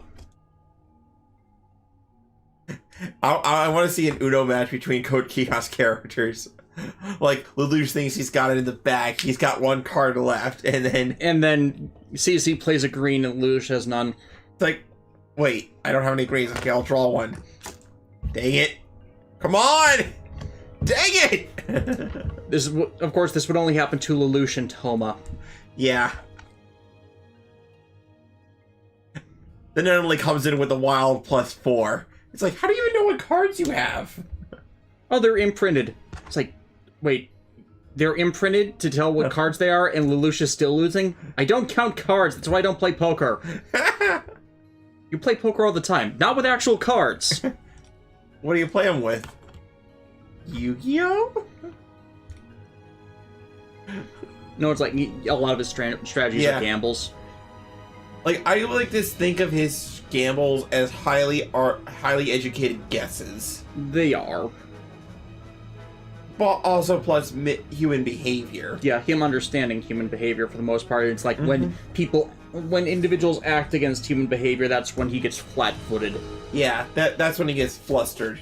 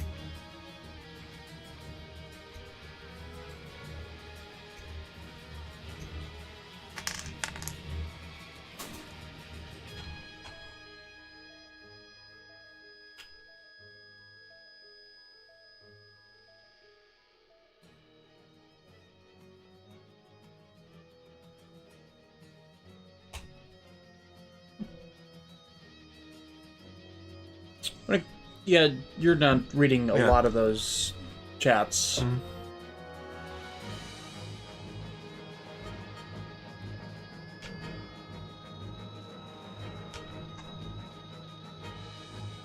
Oh yeah, Johannes said Lelouch always had others for the ace roll. Yeah.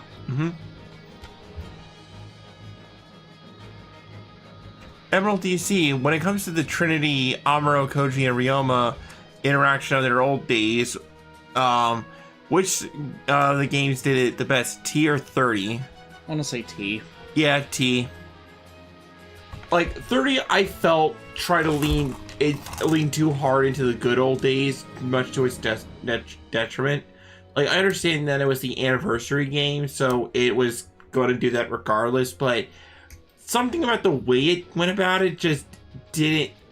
And the way it structured its story for that matter. That helps by actually giving Amuro the RX-78 as an optional unit. Which felt kind of like tacked on. Yeah, because I think part of the problem is they've used Universal Century in too many consecutive games that no one wants to play with the newer Hainu anymore because it's been overdone. The fact that the Hainu was a DLC unit felt like a slap in the face to me. Yeah. It's like the high noon's always been like an upgradable unit in the base game, so why is it a DLC unit now? Ah, Persona 4 music.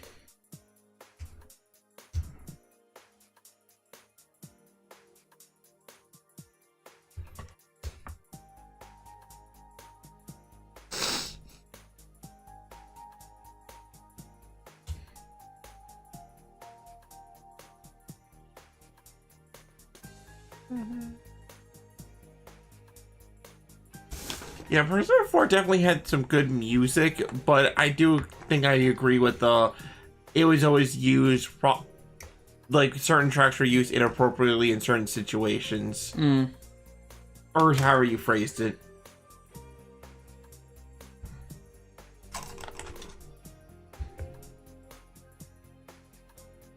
It's like they were more used for location than atmosphere. Where I think that's where I think I like Persona 5's soundtrack. Where they mix it up a little bit. Like the track that plays when it's raining, Beneath the Mask. Oh, that is such a good track. I'm not sure if I have that one. It's a very moody, jazzy piece. Yeah, I know which one it is. It's just I don't think I have that in this playlist or on my computer.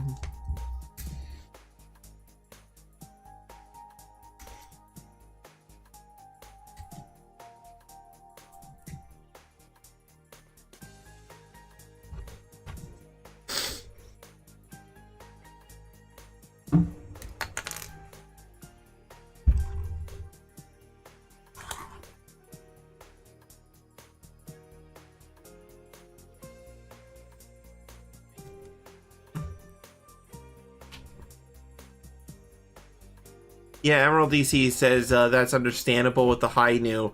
It was strange that the unit was the DLC. It could have been in the game in the first place. Like if Robot Wars does DLC again, I think they should stick it to Missions. either missions, or if you're going to include another series, have it be like Entire new chapter. like a new, or like say if Kogiasa's in the game, right? But you did have Ultron in it, the odd stuff like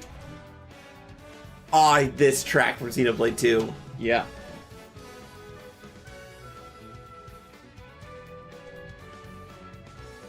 More Ardain, I believe it was.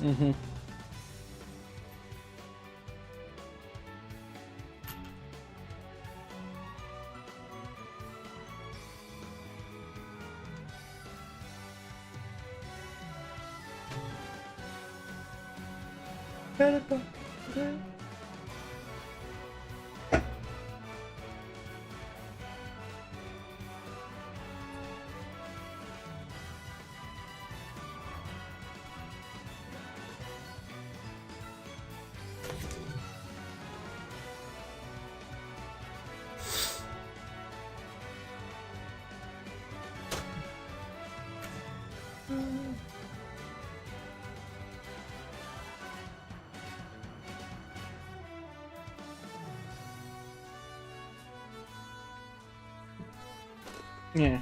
To spice things up, chat, like, do you guys have any questions for me? Because I have so many things I could, like, just ramble on about and whatnot.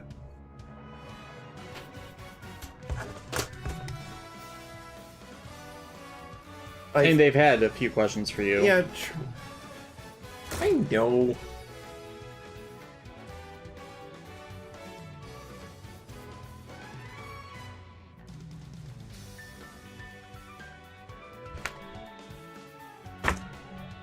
That's wrong.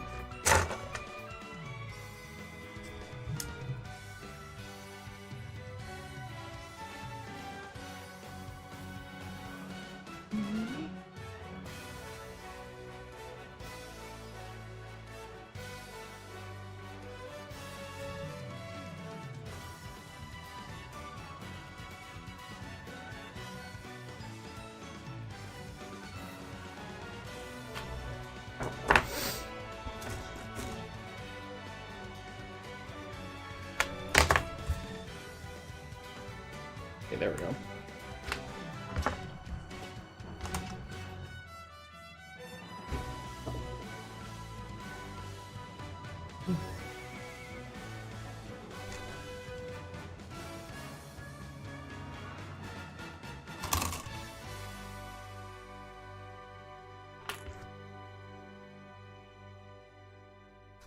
Emerald again.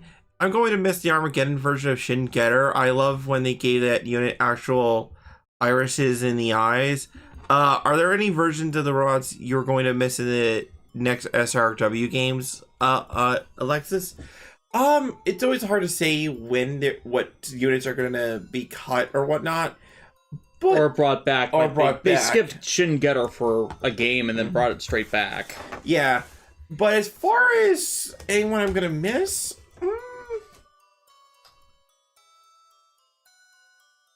It's hard to say. Let me think about that. I don't know if I'm gonna necessarily miss anybody. It really comes down to like when the next SRW game is announced, it's all about like which series are in there, and if the composition of those series is good enough, then I won't miss anybody. Really. It's only... like you can always go back and play the previous one which had characters you like how people overwhelmingly play V over X because X does not treat a lot of its characters very well. Although like if you're talking about characters that I want to see come back, I want to see the G Gundam crew again, if only because I feel like T did them well, but considering what other older games were able to do with like the attacks, I think we're due for another round. Yeah.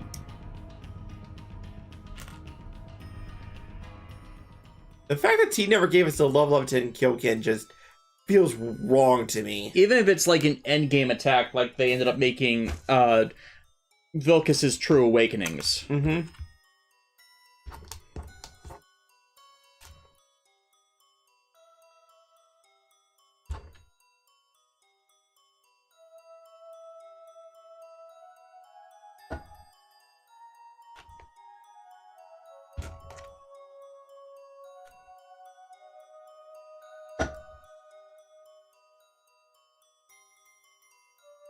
But more than likely they're gonna still keep doing UC nonsense. But if they're gonna keep doing UC nonsense, then I think we need more of the Crossbone era to actually focus on the Crossbone era story. Right, because like there's a lot like I don't think the Phantom has ever been animated in a Robot Wars game. Like actually give us old Judai or old give us old man Judao, who's like the Joseph Joestar of Gundam.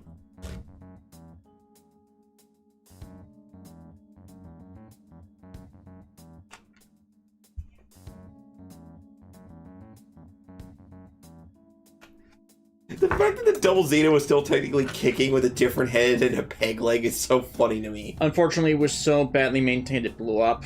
True, but it's so funny.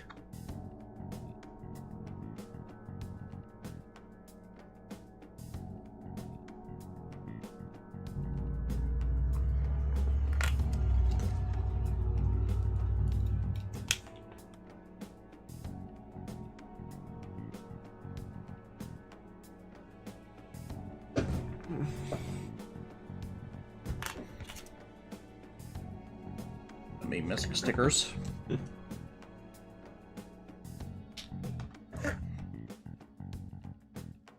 Oh, the backpack. No, the rear camera lens I missed. But yeah, I am building the backpack. Everybody has a Gundam backpack, but what about the Gundam knapsack?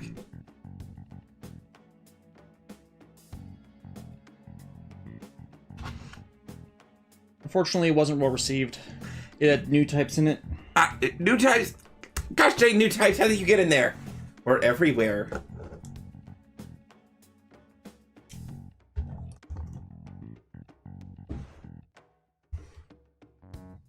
I will still never get over the whole, like, new types occur in space thing. Like, what? like, they never explain, like, how that exactly works.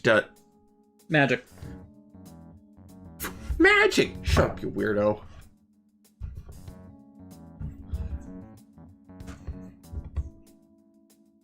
Everything okay? Yeah, I'm trying to I'm trying to make sure I didn't miss something. Because I got 2 over here.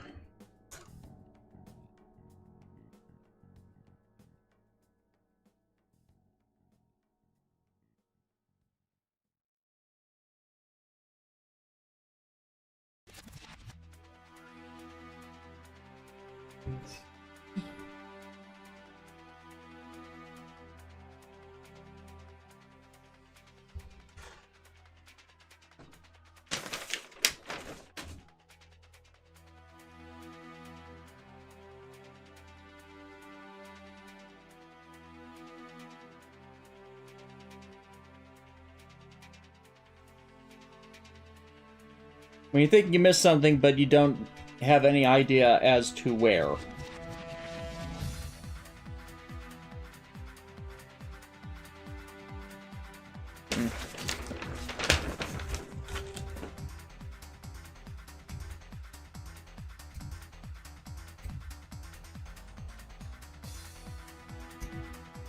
Oh, perhaps those are, like, related to the hands? Possibly, but unlikely, considering there's already all those colored white back manipulators.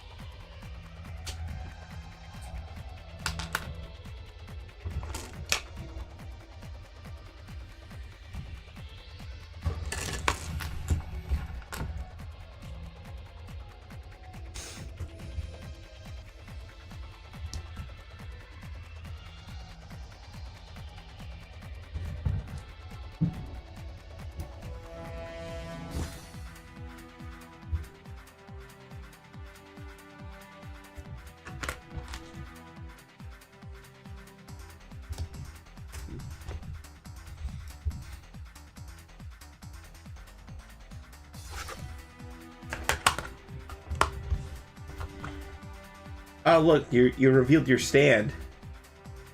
Ooh. What? Come on. You gotta give me that.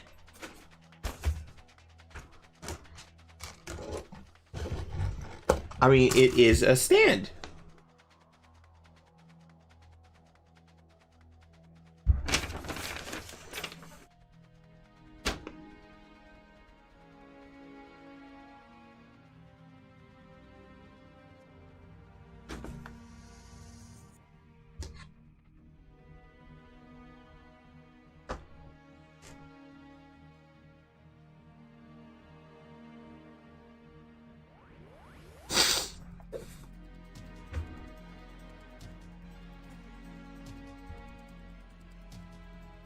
Oh, sides of the mech.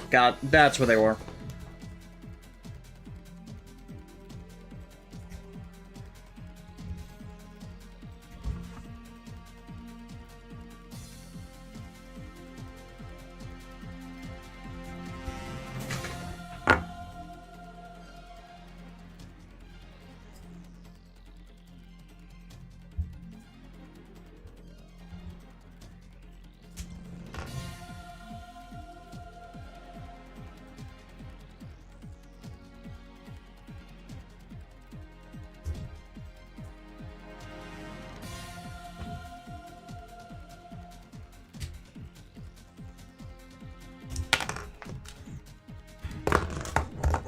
Yeah, of course.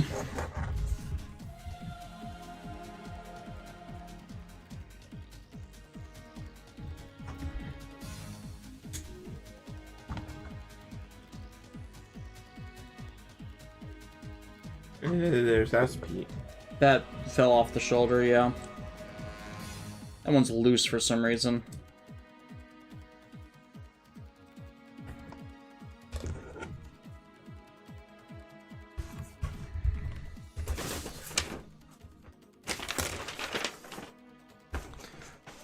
Emerald DC's asking about, like, besides red, what other color do I like when it comes to my outfits? It's just, you know, red, blue, sometimes white, and black. I just think they all go together pretty well. I think it was my sister who told me, like, little while back that red just looks really good on me, and I just had it stuck in my mind, and I'm like, might as well roll with it. Yeah. And so thank you for the kind words. Like, they've seen the outfits I post to Instagram, and they love the combination of them and stuff. So that makes me feel nice. Thank you. It's like, I used to wear red a lot more, but I kind of, like, lost interest in doing so. Well, I guess for me, wearing red signifies that I am team leader status, so...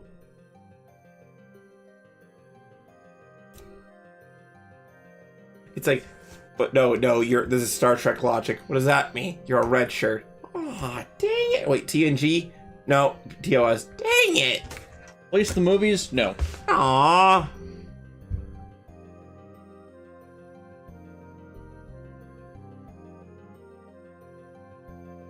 Now, of course, it is a myth the red shirt always dies first. It's just they had a lot of red shirts. Because they were crewmen. Oh, crewmen.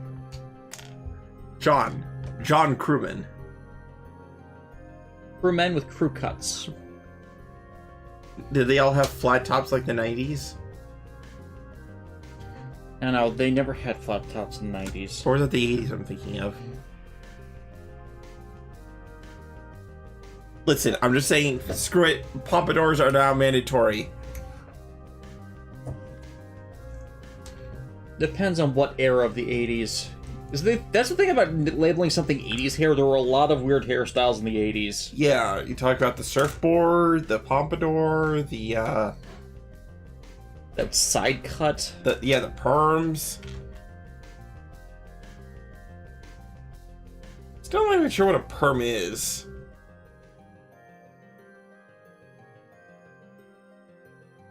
I just know that Ichiban and Yakuza Like a Dragon try to get one, but it just resulted in his hair getting poofy. Yeah, that's basically what it does. It makes it poofier. Or like it well, okay, not like that poofy.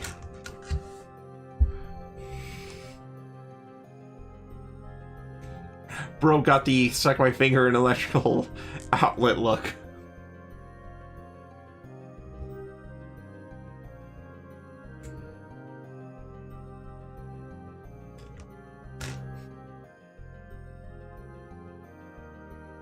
And Joey Nakao, yeah, you're correct. Red is kind of hard to mess up. Like, if you screw up like a design with the color red in it, then you need to be like thrown out. There are many questions that would be raised. Like, red is such a powerful accenting color that, true, it may not go with everything, but it's a very striking and dynamic color, you know? It's like, we painted the Zazabi red. Awesome. But I said red, not red polka dots. How do you even do red polka dots? Well, we take a swatch of paint. We took some chisel or whatever. We drew a circle, and are there at least some happy little trees? No, there are no happy little trees in your Zazabi char. Aww. You only get frowny clouds. Actually, that would be hilarious if he wanted happy little trees painted on his Sazabi, because it's like, well, who would think it's actually that menacing? Oh, it's like, sir. Psychological warfare. Yeah, exactly. Sir, that mobile suit's firing at us, but actually, you know what? He had some happy little trees on it. Like, I don't think he's all that bad. I want someone to do a Bob Ross Gundam now. Somebody already did. I got a different one. Like, or paint it like Bob Ross. Yeah. Like, okay, we're just gonna put a little. Now, normally we have these red these little these sabers be red. Oh, what we're gonna do? We're gonna make them a mask with the acrylic yellow right here. And also, we're just gonna paint a happy little sun on the shoulder pad there. Call it a day. I sure wish Bob Ross was still around. That guy was chill. Yeah. He was ASMR incarnate. Mm-hmm.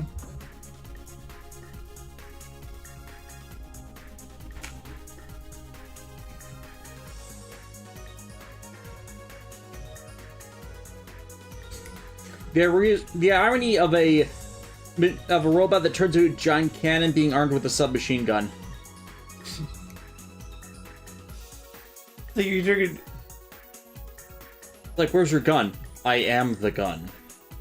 like, he turns into a giant gun, then uses a smaller submachine gun. It's like, doesn't that seem like a bit excessive? Yes.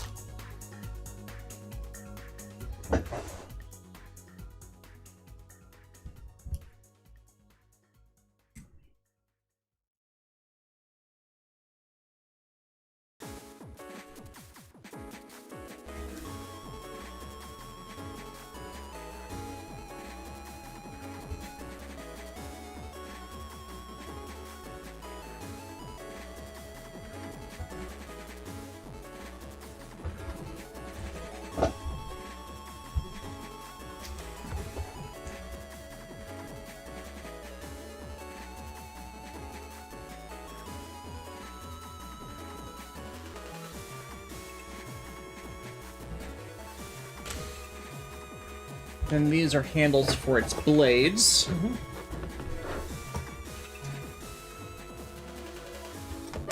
Oh, that's sick. Yeah. And here's where we get back to some of these effect parts, because a lot of these effect parts also go to the our gun. So it's like overflow beam sabers. Yeah, that's... I love that effect in the beam saber.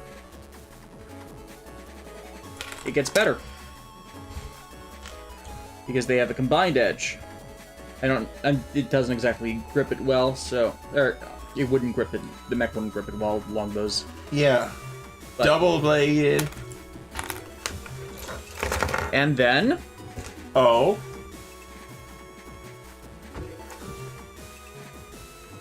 Oh, snap! Throne. Yo, that's sick. Yeah. I think I mounted these wrong. Yeah, I mounted this wrong.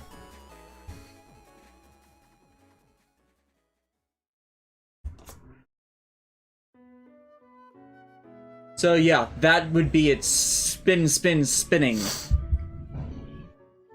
Like, I like when effects I don't sets even do see- that. Yeah, I don't even think a lot of sets do that. No, a lot of people don't consider, like, throwing it. Yeah, just chuck it at a motherfucker. Yeah. Ah, yes. I love the nighttime tracks in Xenoblade 2. Yeah. And then, here's the other question. How do these actually connect? With that, I have to go back and consult this. The manual. Consult the manual.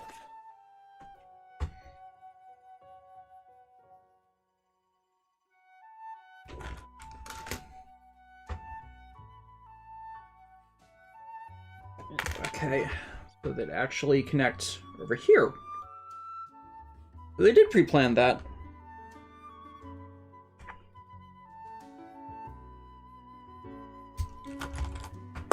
Gotta take that off. Better fixing the backpack that way.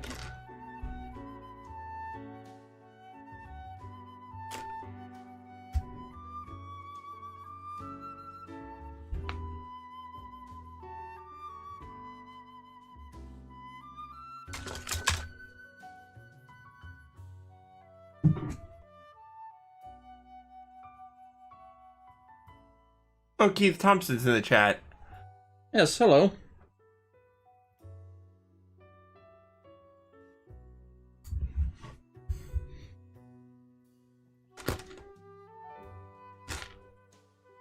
Oh, Yeah,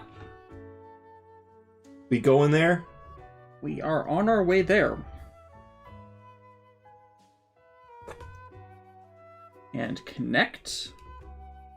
How much more gun does it need? Like, how much more gun is there? And it's like, more gun. More! The R-gun powered. More gunna? Maybe.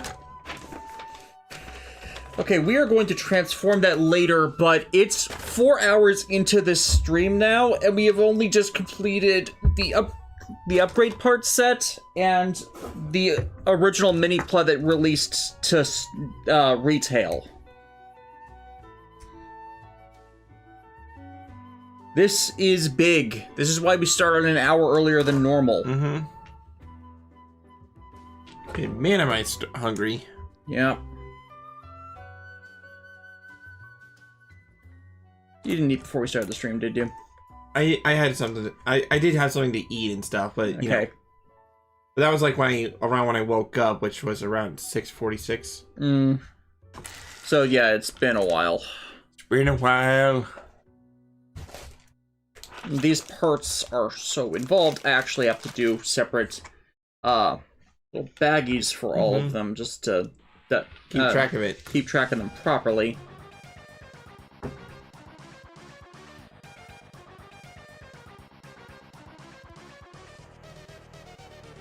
When hands do this, I can't just slide you on.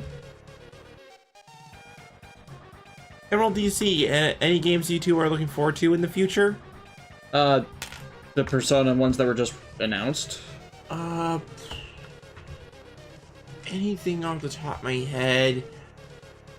Yeah, just the Persona stuff. Like as of right now, those are the only things that like really have caught my attention. Like, yeah, there's other things out that are gonna be coming out, like the Yakuza. Oh yeah, Yakuza 8. Or yeah, the Gaiden. Yeah, Gaiden 2, but 8 when Kazuma and Ichiban properly team up. Man, Yakuza 7 was so good. So yeah, parts into baggie, part 2. Wiz of Wonders just entered the chat, so I can forgive him for like not knowing about that. But yeah, we talked a bit about the transformation belt, the Bandai Disney transformation belt. Yep. And Keith Thompson, I can't believe I missed my chance with getting the model kits for it and the ones for the ATX team. ATX team? Or is he? VXT teams? I don't know which one that one is. I'm not masterful on everything Super Robot Wars. The name of that Disney writer is D.O. Eh. But yeah, R1 and R-Gun, these were retail releases. They are involved. They are very involved, but I think the end quality says for itself, right? Yeah, we have not even converted the R-Gun to actual gun mode. Yeah, but that should be for later. Yep. At least they actually came with their own display stands.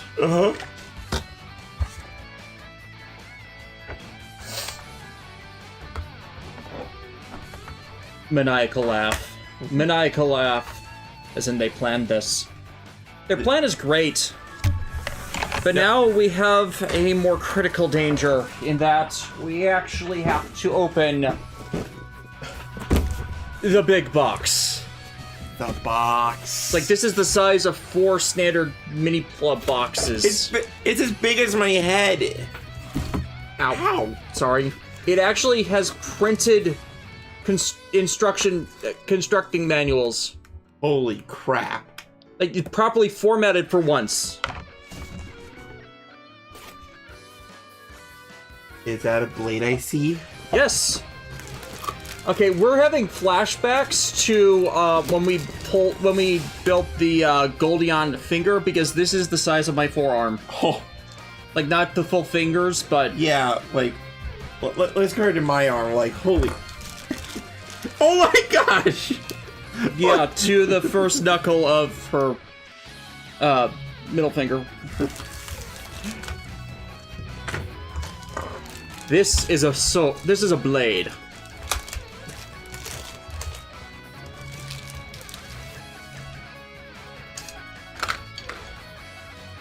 Painted.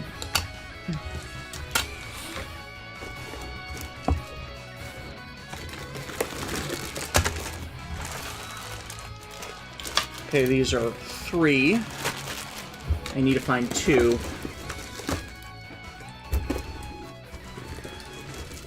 Oh, Wizard of Wonders. This is an original Super Robot Wars mecha. It looks like a Federation standard issue mobile suit. You see, here's the thing. That's what they kind of look like at first. But, oh, trust me, we have yet to reach. We are going further beyond. There's the 2s. I'm glad they coded these, because then I could just leave these in, some of these in the box. Like, that's 3. I am in love with the green chrome. Like, holy crap.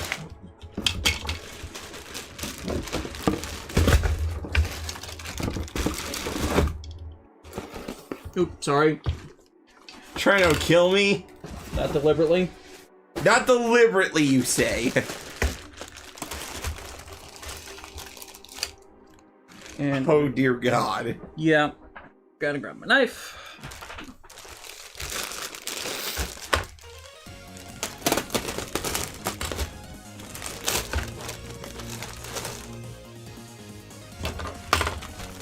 T, 2S, 2V, R8.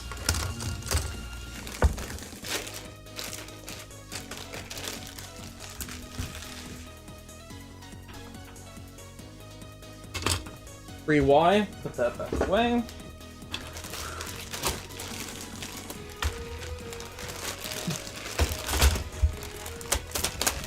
That's stupid freaking hard. I can't read what the full Keith's comment. The gun cannon and gym roids. Yeah, I hate that heart too. It appears on the mobile version too. Like, why is it there? Why is it not in the full chat, like in the chat bar? Because that's for emoticons. I hate the word emoji. That's why I still use emoticon. Oh, because if you say the other yeah, other word, you invoke the movie. Yeah. Why did Patrick Stewart vote it? Apparently very reasonable with most projects.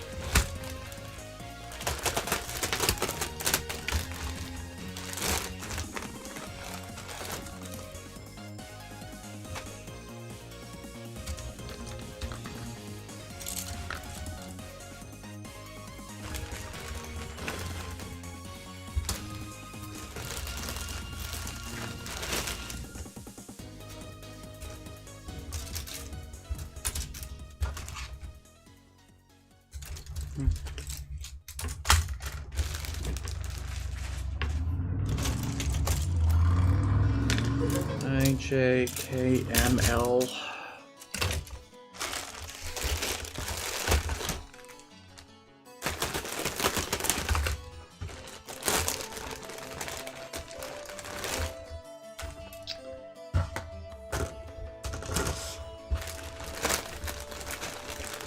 Oh yeah, the gun cannon and gym on roids. Yeah, yeah, kind of.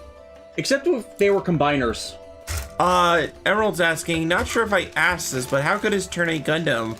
Out of the ones next to Gundam X, it seems like one of the good old ones.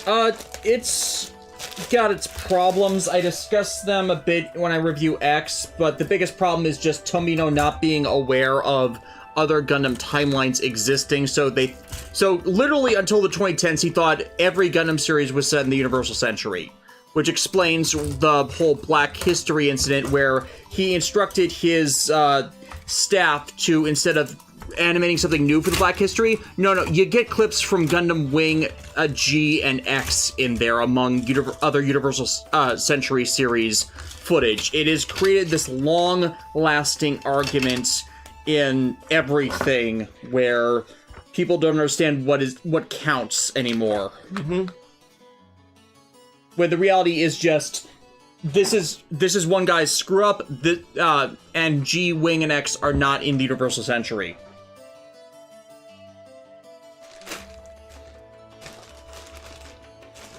I know people aren't really big on the whole, like, continuity, like being strict on that sort of thing, but The matter is just that they're literally incompatible. right.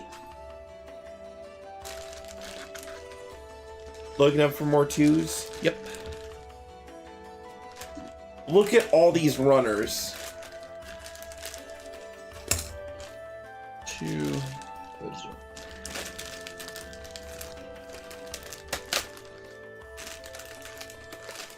But to answer your question on my side, I haven't seen Turn A myself, but I've seen more people say it's a good show versus a bad one. So Yeah.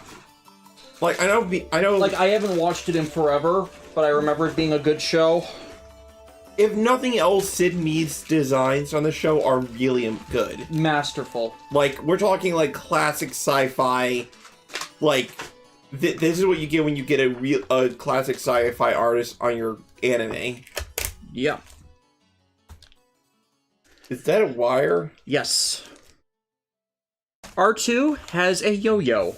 A beam yo-yo. A beam yo-yo? That is sick.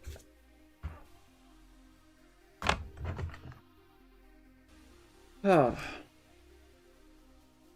yeah, the big issue with Turn A is just the Black History making things a mess. Or rather, the actualization of the Black History. Oh, but on the positive side of things, the Turn A Gundam is a couch holder. A laundry washer.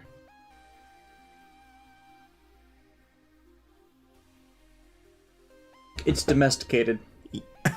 Domesticated Gundam. It can dance. It can fly. And then all of a sudden, Yurina comes in. Excuse me, that is our copyrighted slogan, like trademark.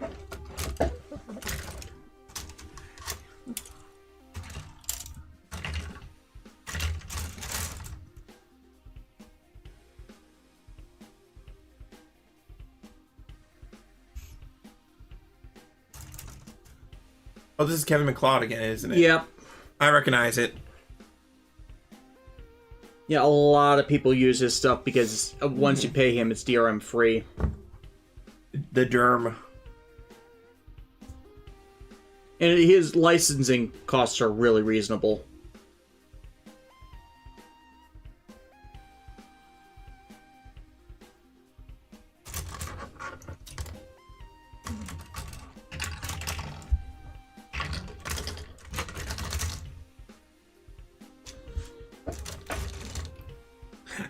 Peace.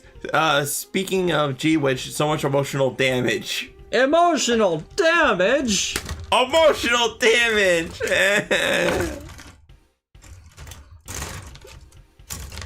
What if he wanted a happy-go-lucky times, but Akuchi said... After going through Revolutionary Girl Uchinam, and I totally believe Akuchi definitely wrote the novelization now. He gets it. You wrote the novelization of Utena? Yeah. Oh. So he didn't work on the anime, but he did work on the novelization, so he knows firsthand on, like... Okay, so the Nina stuff was probably not him, then. Mm-hmm. I'm not sure when he worked on the novelization, but he definitely did that. No, I'm referring to Code Geass. Yeah. Because it's like, if there's alternate sexualities in Code Geass, they're problematic at best depictions. The table incident. That table. Poor Table-kun.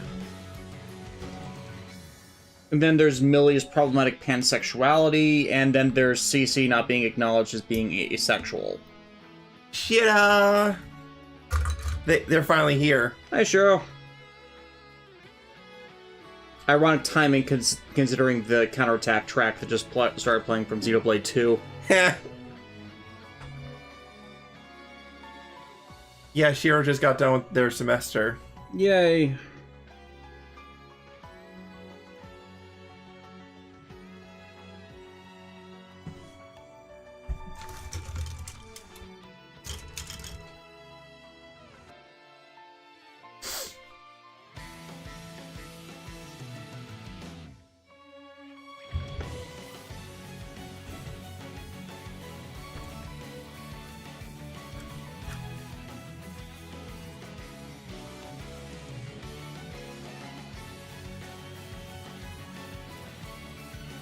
just love how Xenoblade 2's soundtrack goes so anime. Like, yeah. And you know, this is a pretty anime art style too. Mm-hmm. Oh, since Shiro's asking, yes, go ahead. yeah. Oh, Des has built the R gun powered, and the R1 powered. Well, the R1 doesn't get powered until because it literally puts on everybody else. True, but also Alexis is about to put on the goggles. the shades. I am gonna get so many bitches with this. Yes, and I only just started on the R2. 2L36. Future's so bright, I'm putting on my shades.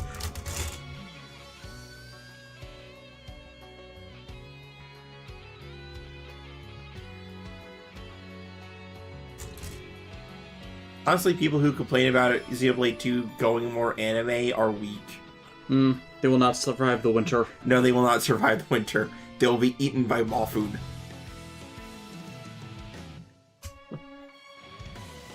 Friendly Yeti should be a trope if it's not already.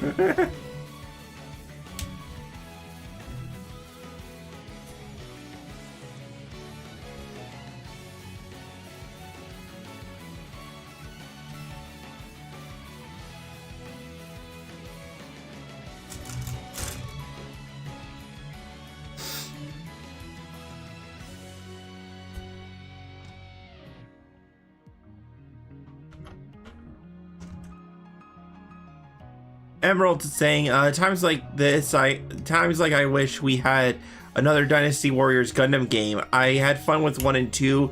Burning/God Gundam was my favorite to play. Its combos were nuts. Yeah, they were deliberately made broken. I played mostly 2 and 3.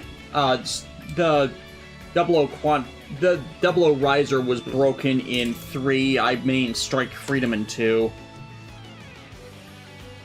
Joanna's now Alexis can get the drill that pierces the heavens. I don't have that. Okay, no. Those are the SRX shades. I need the communist sunglasses for that. Yeah, and communist sunglasses are red-orange. Oh god, I actually need a pair of those for when I record X. You're trying to balance it on your face.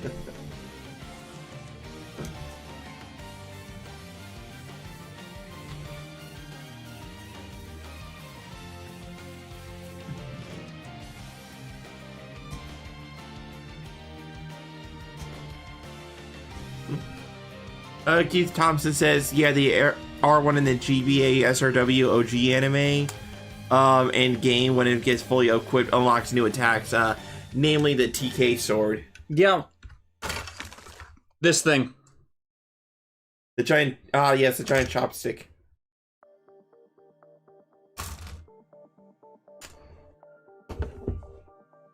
Okay, I've heard this Mamma Mia way too much at work because I swear this was like the beginning of Mamma Mia for some reason.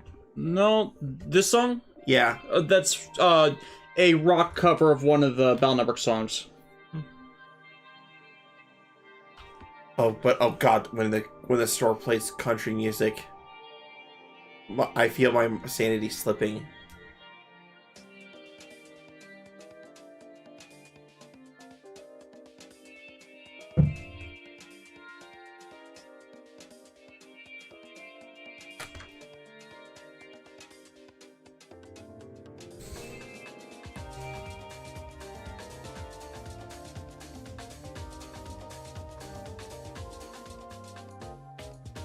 I'm pretty sure this one covered one of the net tracks.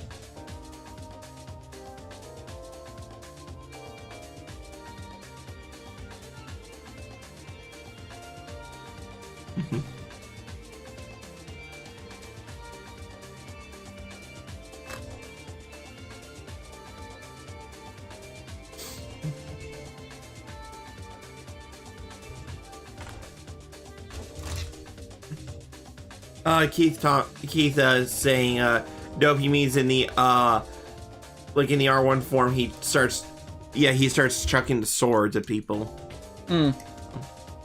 Oh, he has knives. Yeah. But yeah. And then our gun has big swords.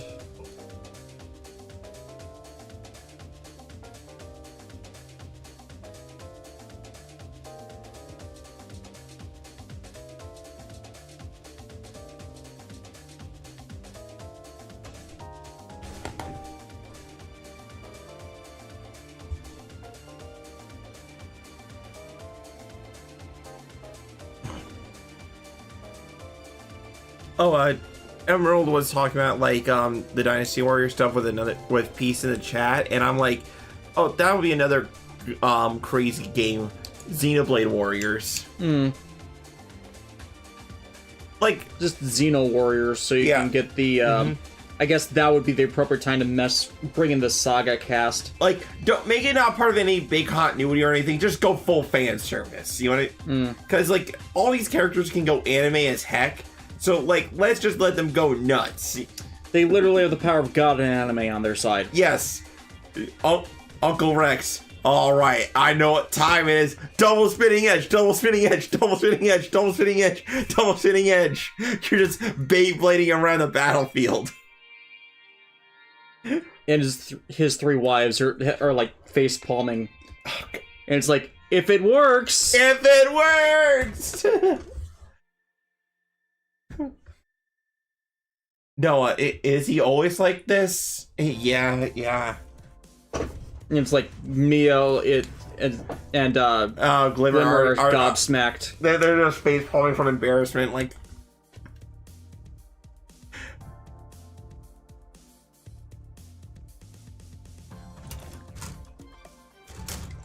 Aw, yeah, we're gonna go play some darts. I gotta play darts and I accidentally stabbed somebody. This is why you don't turn away from the board. Oh. When you have a dart in your hand. Who did I stab? I accidentally stabbed John. Like, Goro, no! It's like, oh no, Goro died. Oh no, so terrible. Oh no, so tragic. I just know that the R2 is a thick boy. Yeah, it's the heavy artillery unit. The lifestyle of Rex in Future Redeemed. Double spinning edge, crit to win. Die, get resurrected. Rinse, lather, repeat. I think my favorite type of gameplay style is why strategize when you could just go full caveman and whack something really hard. We need a plan of attack. I have a plan. Attack. Yeah. But that's not a strategy. Yes, it is. Like it's sort of like you're going berserker style in a way. Look, if you're already in front of the enemy, then saying what you're going to do is only going to tip them off to what you're doing. So you might as well whack them really hard.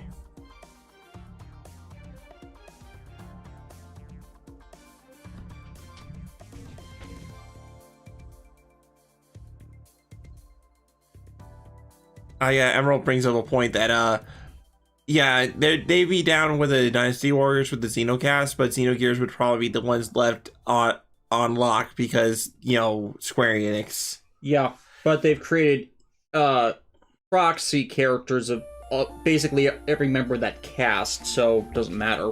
At least doesn't matter as much. Right.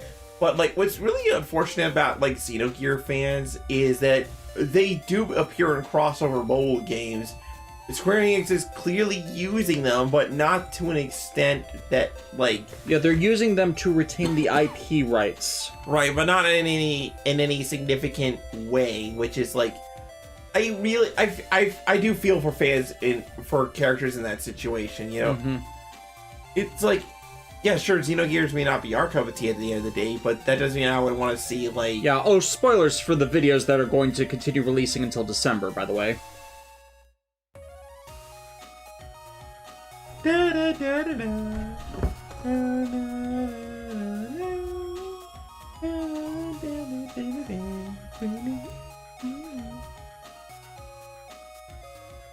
It's like... And then Square Enix is like, okay, you're releasing model kits of the Xenogears mechs. Hooray! They're stupid expensive. And they're old. They're very old. They're not even new ones? No, they're re-releases old ones from the 90s. What the? At least that's what I heard. I might be mistaken on No, that. and also they're not even like pre-painted. Like you have to do it yourself, and like they're basically garage kits. yeah. So glorified garage kits that are worth more than they are actually than the plastic that they're made in. They cost more than they're actually worth. Yeah.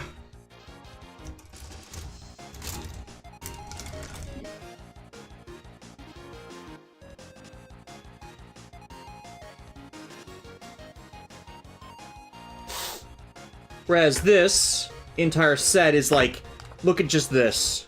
This feels like it's justifying its price point. Might still be expensive because limited item in P Bandai, but Yeah, but considering like the build time, like how articulated it is, what it eventually turns into, you know? yeah, like there's reasons to validate its price point. Plus, it's bigger than the similarly priced Ryo boot. Oh, the Ryobot. Yeah, Ryobot. You said Ryo boot. I know I said Ryo boot. I've heard it both ways. No, you see, you're only hearing it as Ryo boot if you went to Canada. I know nothing about that. Dave, Des, are you a We secret? live in Wisconsin. Are you a secret Canadian? I have had to pass through Canada several times for school, yes. You're one of them! You got bitten by a radioactive bounty!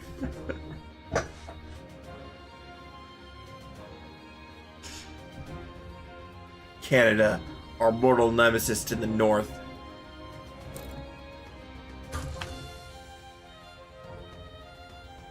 What did Canada ever do to you? What didn't they do? They provide us excellent voice actors for 90s and 2000s anime. Oh, really? And cartoons. Like me story. Half the cast of Ed and Eddie.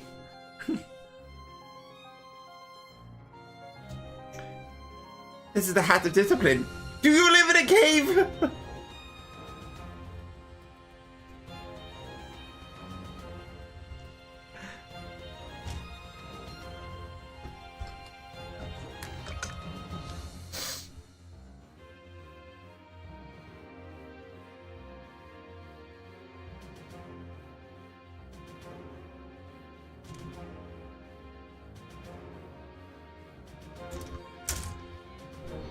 Oh god, the Ed's having to face inflation. Oh no. Well, they could once get Jawbreakers for $1, it now costs $2.50. That seems like, yeah, okay, actually, that would be a good economics experiment. Like, how much would a Jawbreaker back then cost today? Like, if a 25-cent Jawbreaker now costs $2.50, something's messed up. Yeah, I mean, the issue with that is just Ed and Eddie seems to be, like, time displaced with how it's set.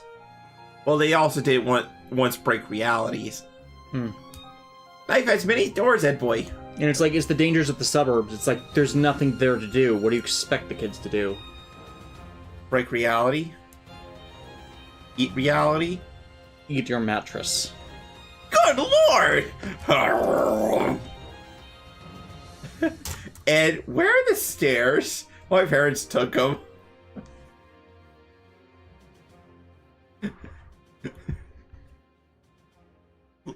Ed's got some chick magazines. Opens it up.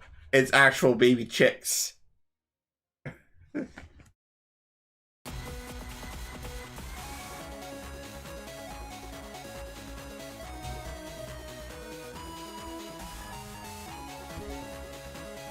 Battle Network 5, I'm thinking. Yes! No, that's the EXE2. I have to forego for my Mega Man battle, my net battle. They're similar sounding themes. Peace. There's also the fact that those Jawbreakers were massive. Yeah, they're Jawbreakers, not jaw injurers. Look, they only hurt your jaws if you try and bite down on them. They're hard candy. Granted, I'm the guy that kind of just crunches through Jolly Ranchers. Like some sort of weirdo.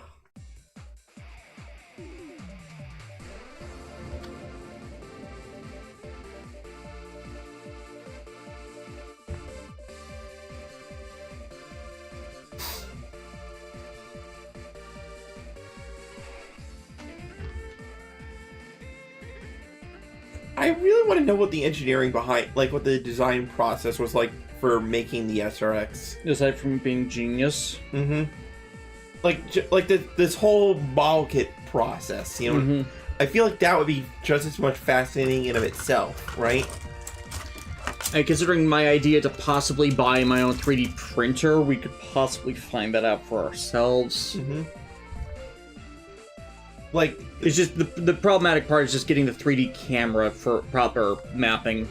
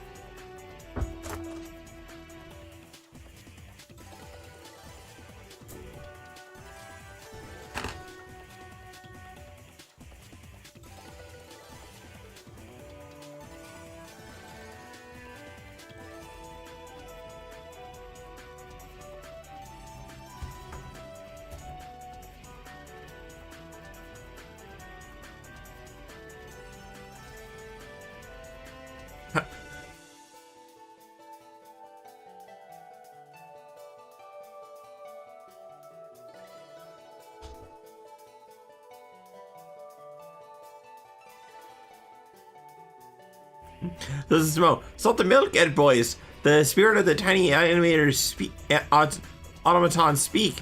They demand to be brought to a form of triumphant glory. Well, considering the ads continuously fail, probably not going to get it. Apparently, we can blame, according to Keith Thompson, blame Ingram Priskin in universe for the SRX. Why would I blame them? Like, I like this unit. That's why I bought this. Plus, there's no chance in hell they're going to release a new variant of it. Like has been my problem with the high grade SRWs. It's like if I buy the one that is retail, then almost immediately after I buy it, they announce a P Bandai one. It's Well, like I'm done. not for the Altace. Oh no, they did it for the Altace. They did for the Altace. Sorry, I for sure. And every time they do, they give new items for it. Like, I gave up with the Gespenst. So, I'm not buying another high-grade SRW kit until they announce the P Bandai ones. Emerald DC, with Capcom getting a resurgence, part of me wished that they would make a new Battle Network game or finish Star Force 4, ZX, and Legends 3, but that never happened. Yeah, sorry, you just gotta keep smoking that copium. It's never gonna happen. Yeah. Honestly, I just want them to do a collection of every other Mega Man game that they've not released yet. It's like, the Rest collection. Yeah. Obviously not that name, but... I really do feel bad for Mega Man Legends fans, because 3 was so close. Like, Legends and Star Force collection. Yeah, the story of Mega Man Legends 3 is like one of those wow, they could have had greatness, and then it was all taken away from them. Mm-hmm. Ironically, because of the Capcom mandate about expedience and overturning development overturn, is caustic to the entire like game environment.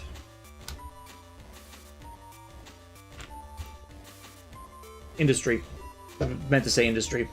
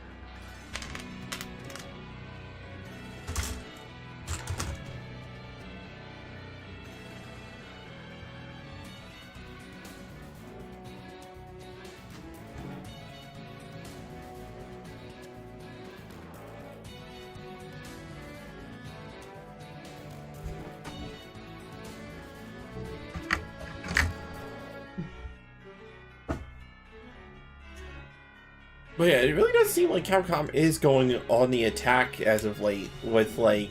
Mm-hmm.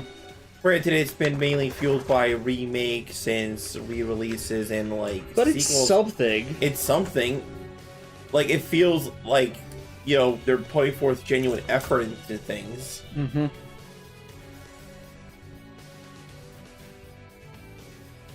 Because it's like, how many of their normal games are they actually doing? It's like, their entire division has got to be on the verge of collapse. They have to do something. Mm-hmm.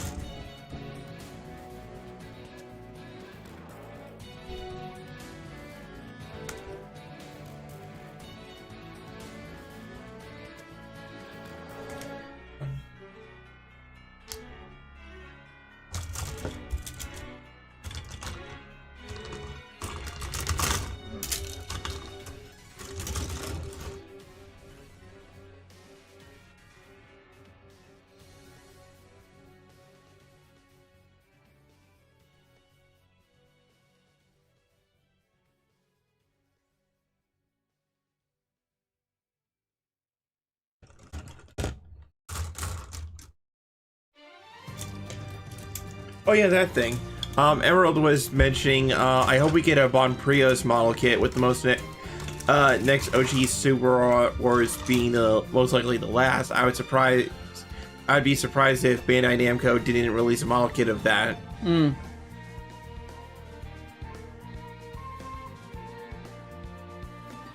Oh, and John is saying they clearly learned from their mistakes with Street Fighter V, considering how well Street Fighter 6 has done so far. Mm. Plus, it's been a while since 5. Yeah, but they definitely screwed up with 5 out of the gate. Like, it took them a long while before they recovered. Yeah, it's like, I think part of the problem is I have no idea what happened with 5. I didn't even know 5 was out. Yeah, 5 was... Until I started doing the thing earlier. Yeah. 5 was out, but it was marred by technical issues, lack of characters, lack of features. Like, it was just a very messy launch. They eventually came around and started added things in and made things better, but it was definitely at that point where they... Too little, too late? Yeah.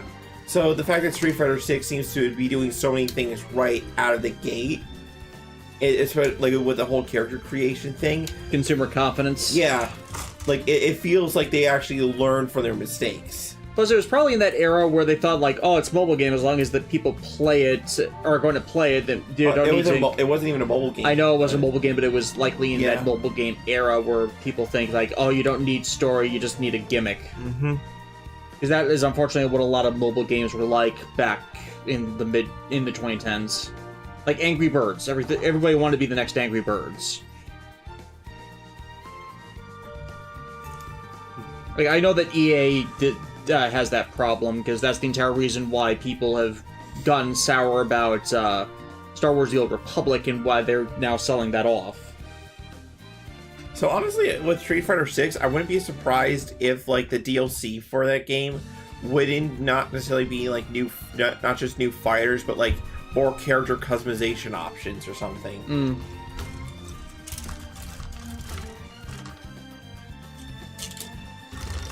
It's like the amount of characters in the game may not seem like a lot to some people, but with fighting games, it's not like how many characters you have, it's the quality of life in those characters. Yeah. And plus, you know, you keep in the standard ones people want to see, and then with the custom character creator, you can literally build your own. Best of both worlds. Inject yourself into the story a bit. Or make an unholy abomination. No.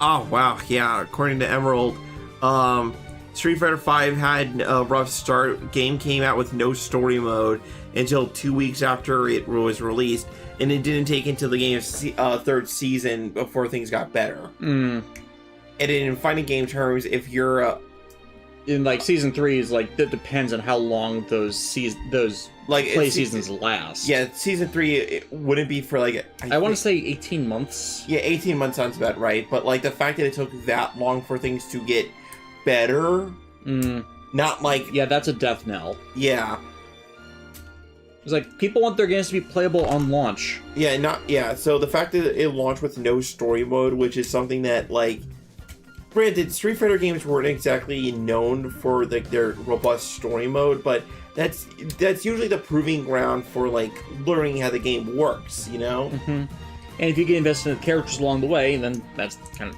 that should be the point. Which then leads you into the journey for the rest of the stuff.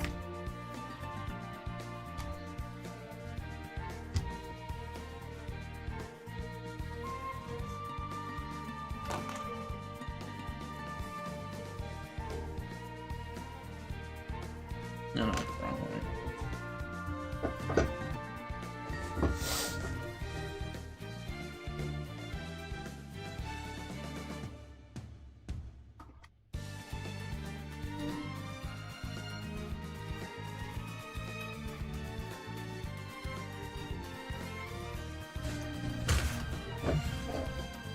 The body already looks pretty chunky.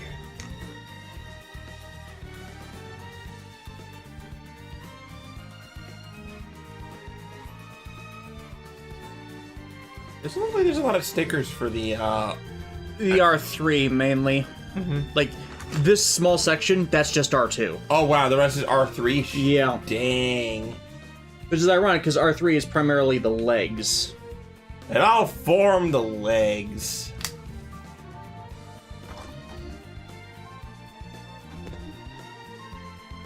Yeah, each of the R units has their own little set of combat functions. Like R2 is the heavy gunner, R3 is the aerial support unit. R1 is the all-arounder. Command unit. Yeah.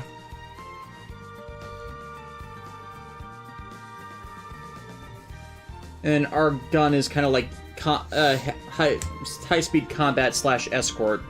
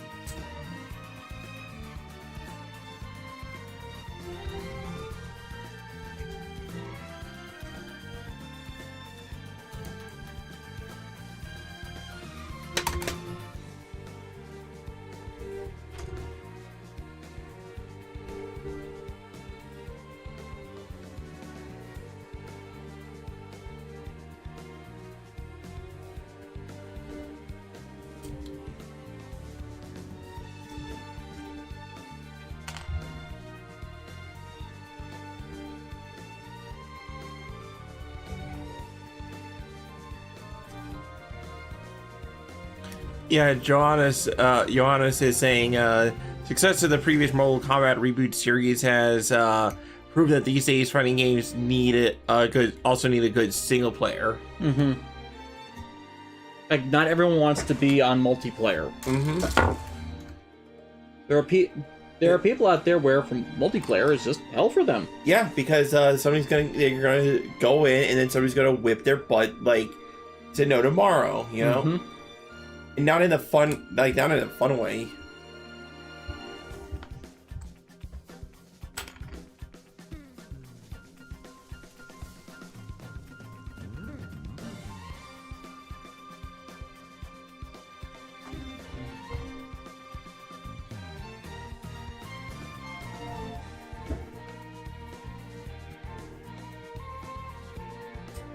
we go.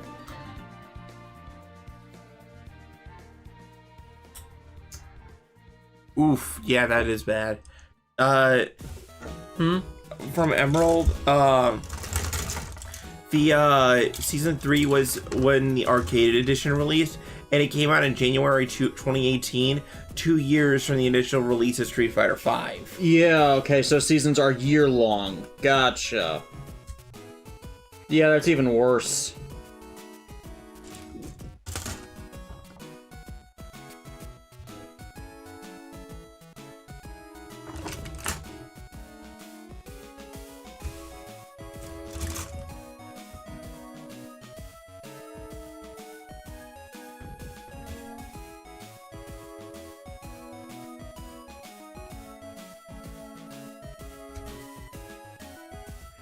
Granted, since I suck at fighting games, I would not have kept up with all that.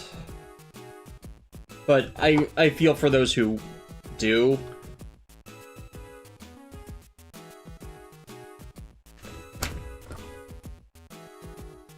Okay, I'm gonna hit one question before I get the other.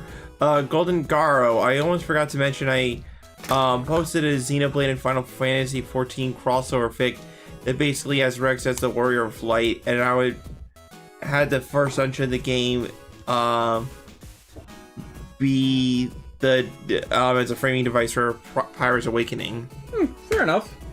Yeah. It's like I can kind of see them as like Rex getting Arcanist, and then instead of going the Carbuncles, it's like he gets the blades. Mm-hmm. Would be funny, kind of funny, not quite following anything from either, but it's just like I have that idea in my head of that's kind of how his class would work.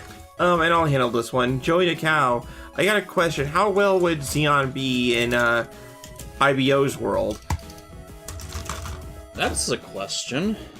Like, they're already on Mars, and there's a different governmental structure, so it's like if colonies want to declare themselves as an independent nation, probably a lot less conflict. Yeah, because the main thing to realize with Xeon was most of the conflict started because they wanted to break away from Earth's sphere and become their own independent nation, because, I mean, after a certain point it makes sense. They could sustain themselves, they had their own governments, basically. Like, they had everything necessary to become independent. And the Federation said no. Right. And then, because the zombies, you have all this conflict and escalation, and not in the way that the Origin depicted, because the Gundam the Origin has a lot of retcon material. Right, but I'm just talking about in the base, base outset.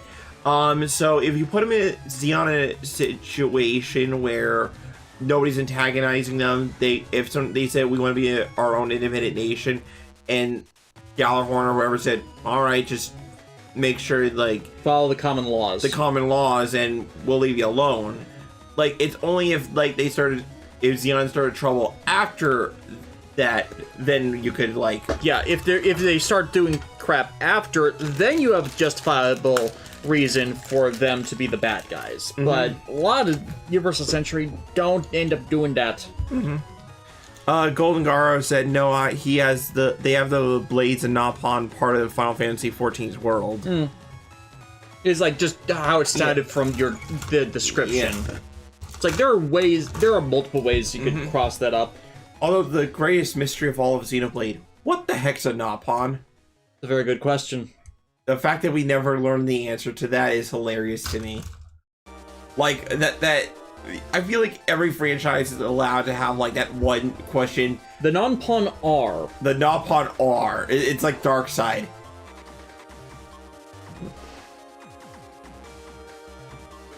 Wherever you go, there they are. The Napon are here.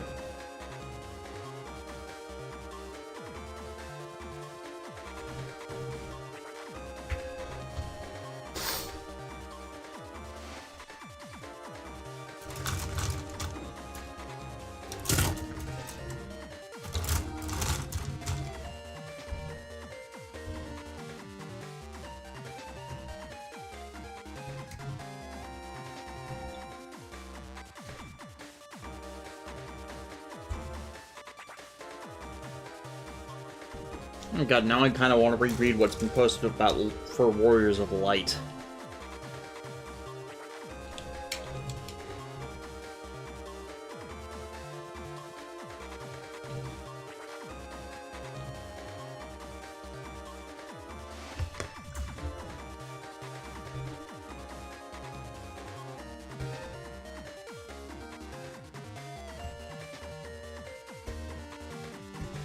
I don't remember why these are color asymmetrical, but it annoys me.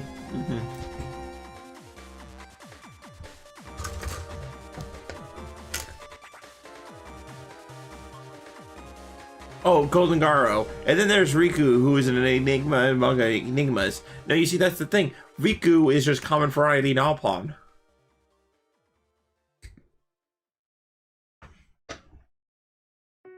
Biggest lie in the game.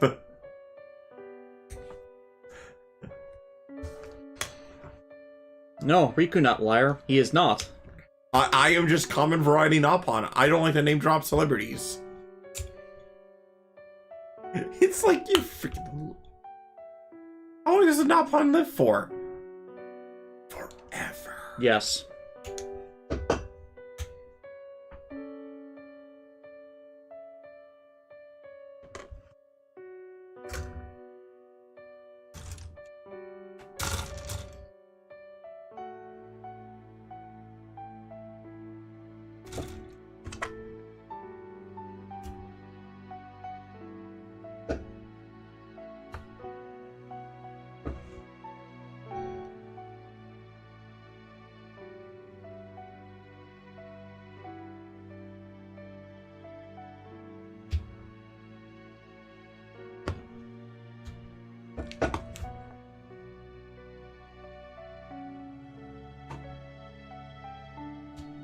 Big, boxy hands. Look at the beef on this man.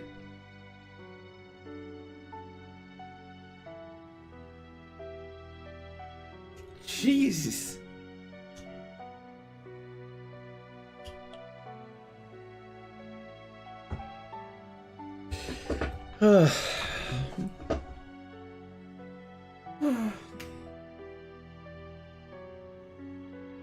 Just checking the playlist. Checking the time. About like how much We've been at this for 5 hours. we should get some food in us. Yeah, wanna just order and take a break when it gets here? Yep. Okay, just give me 1 second. Pulling up the app. Yeah. Yeah, I was kind of hoping we could wait until we ended the stream to do that, but this is going to be one of those times where that ain't possible. No, like, sometimes you just need food to keep carrying on. Yeah, and grumpy, hungry Lexi is not a fun Lexi. No, it is not a Lexi you want to deal with. I don't want to mess with hungry, grumpy Davis. I mean, I'm usually a bit better about it until I'm just outright starving.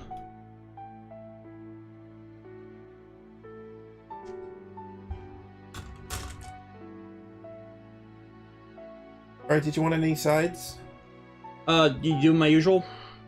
You sure what's your usual? My usual is the stuffed crust pepperoni. Mm-hmm. Yeah, we're doing Pizza Hut.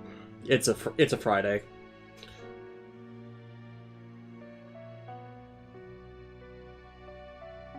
Large. Stuffed crust. Regular. Nope. With the sauce, Just do regular. They've been decent about that as of late. okay. So, and you said pepperoni? Yep.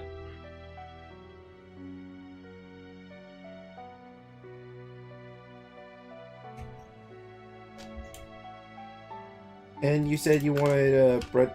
Side of breadsticks. Mm-hmm.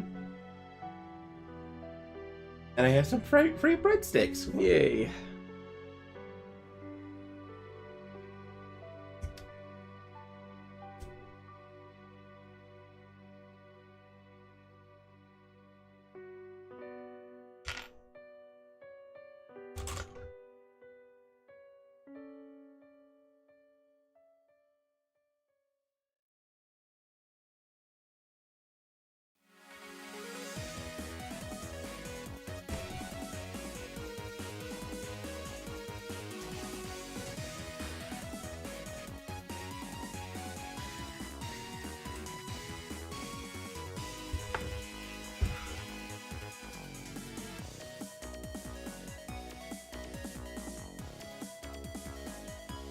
There we go.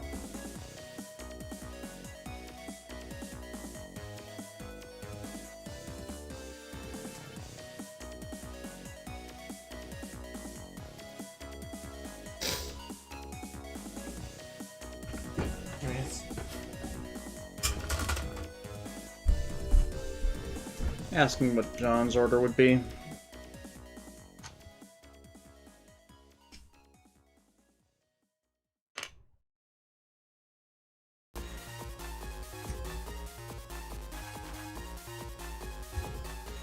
Four. 214.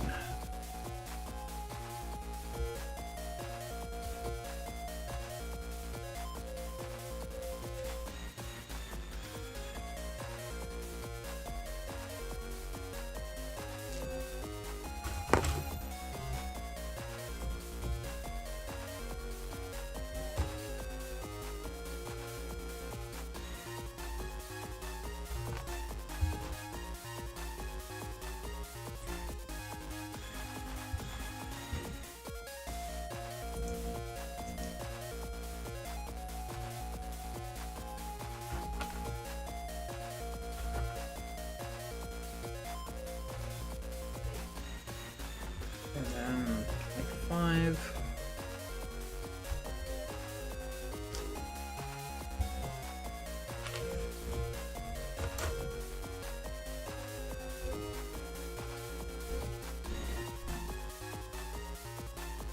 Civet those goes in.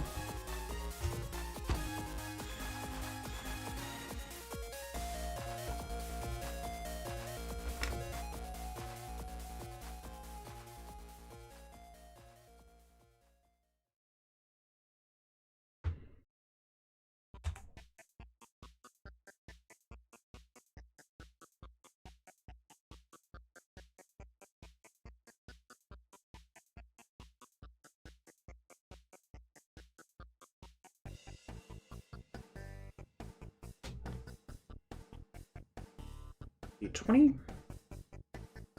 Natural D20.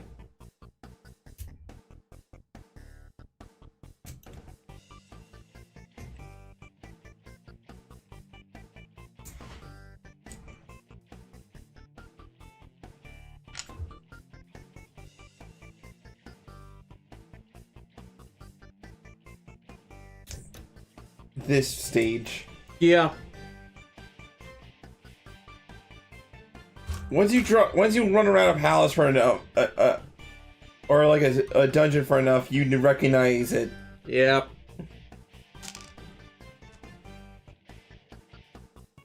It just bleeds together after a point.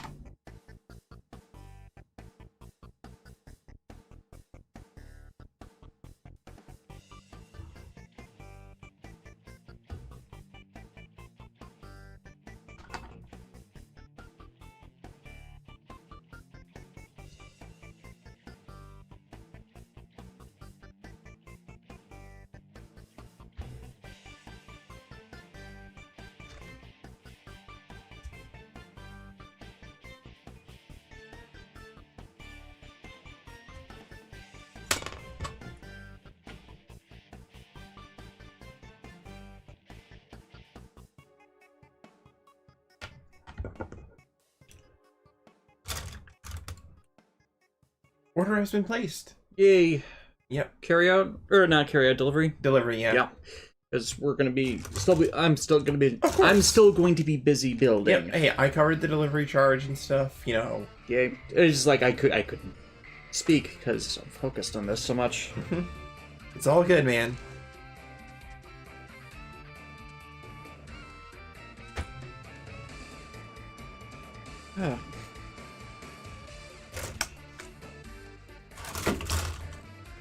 Oh, there actually are Super Robot Wars tracks in this. Sword That Cleaves Evil. It was in Project Cross Zone because there are a few Super Robot Wars original characters in Cross Zone. Oh.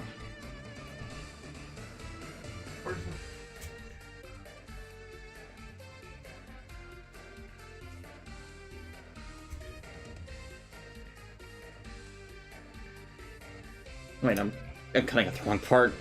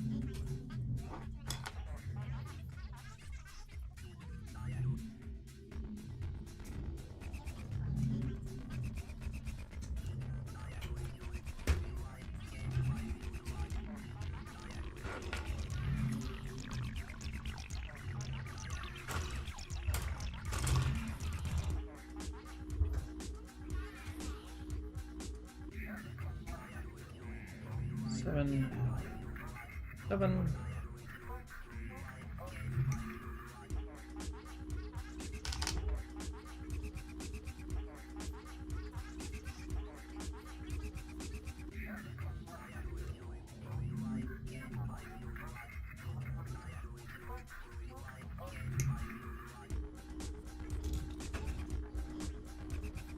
Peace, this boss. Oh no, this isn't a boss this isn't boss battle music. No, wait, unless you were referring to the last track with Fuga, depending on when this was timed. No, this is Netslum.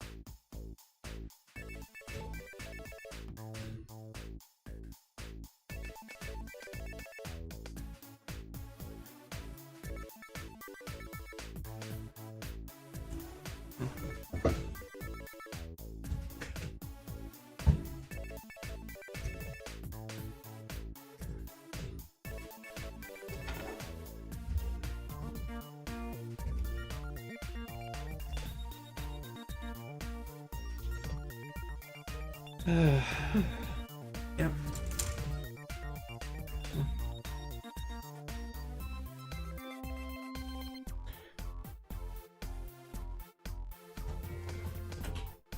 Yeah, consider the pieces my way of saying thanks. One.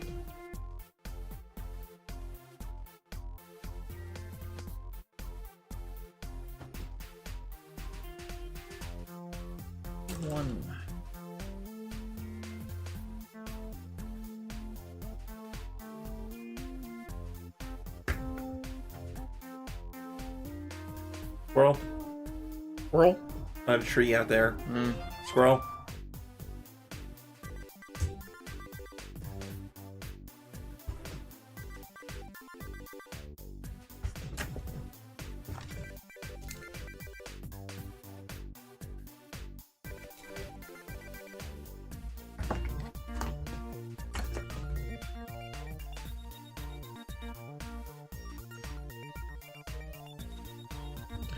Oh, Mitsuo's dungeon, yeah.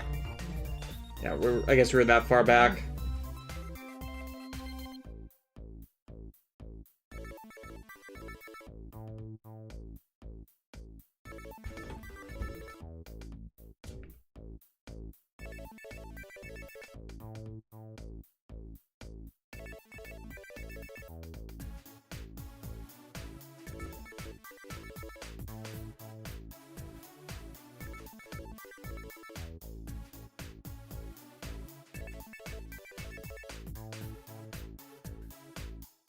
Mitsuo's dungeon was just like annoying. And he's basically a filler villain. Yeah. You're the filler boss.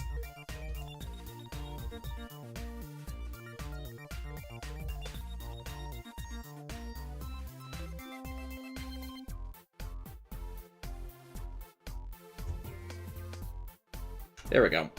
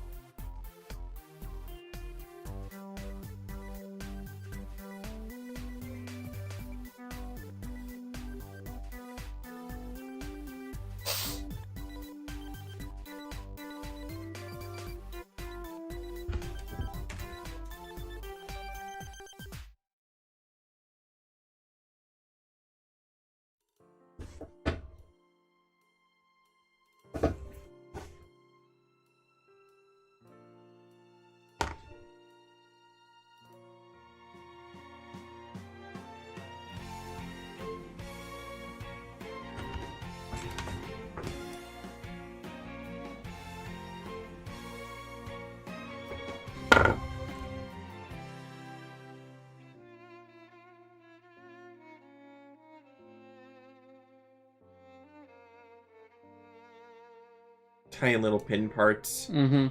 That have specific indentations on them, so they have to be lined up correctly.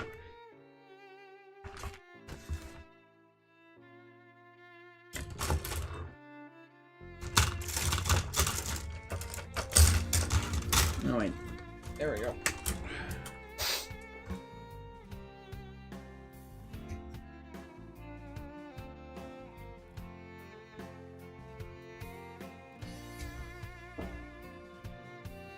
Oh yeah, it's Drifting Souls. Mm-hmm.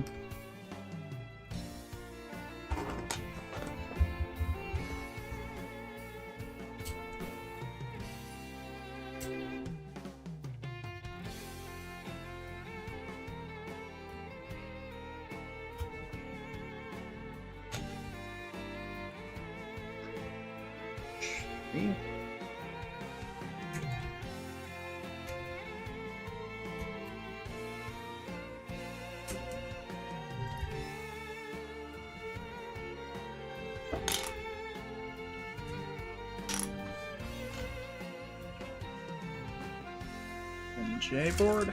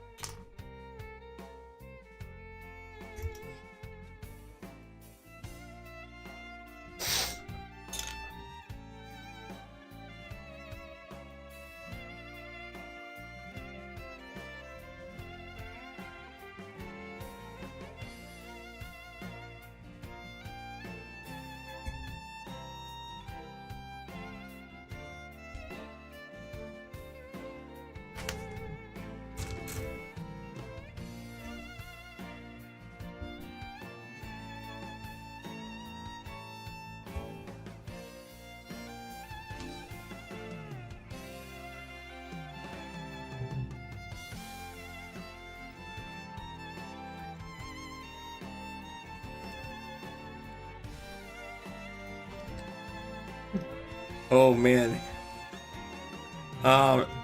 Like somebody at Atlas screwed up, or okay, not Atlas this time, but like a Spanish retailer just leaked that Persona 3 is getting, the remake is going to be for Switch, PS4, and PS5. I mean, that's not a huge leak, but like the thing that makes it funny is, like, I think people were guessing that the Persona 3 announcement was supposed to be for the Xbox Live or the Xbox, showcase or whatever. And then it's like, what are you playing on the Xbox that I can't play on another console? yeah.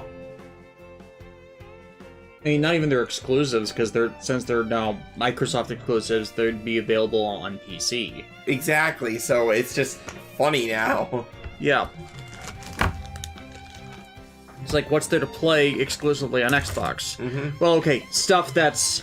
Unfortunately, they still have the Rare library that should be Nintendo's. Right.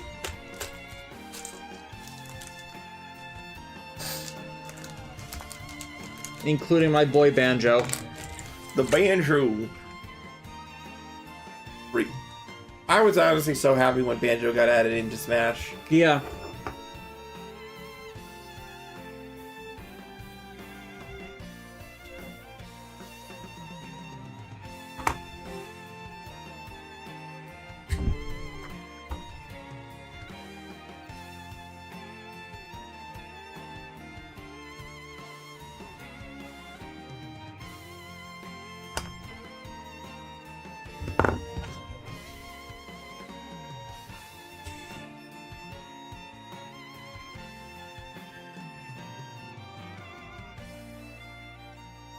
They're trying to rotate it in. It's actually form fit. A cat approaches.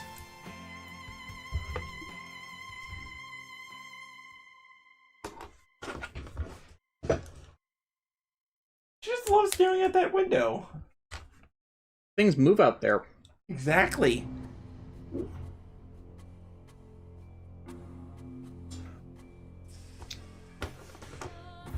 Ugh.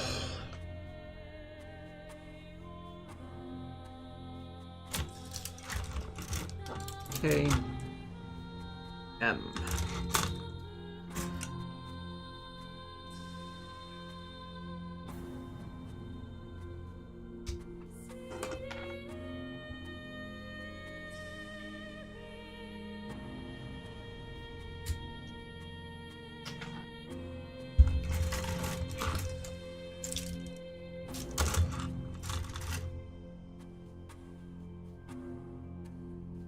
6.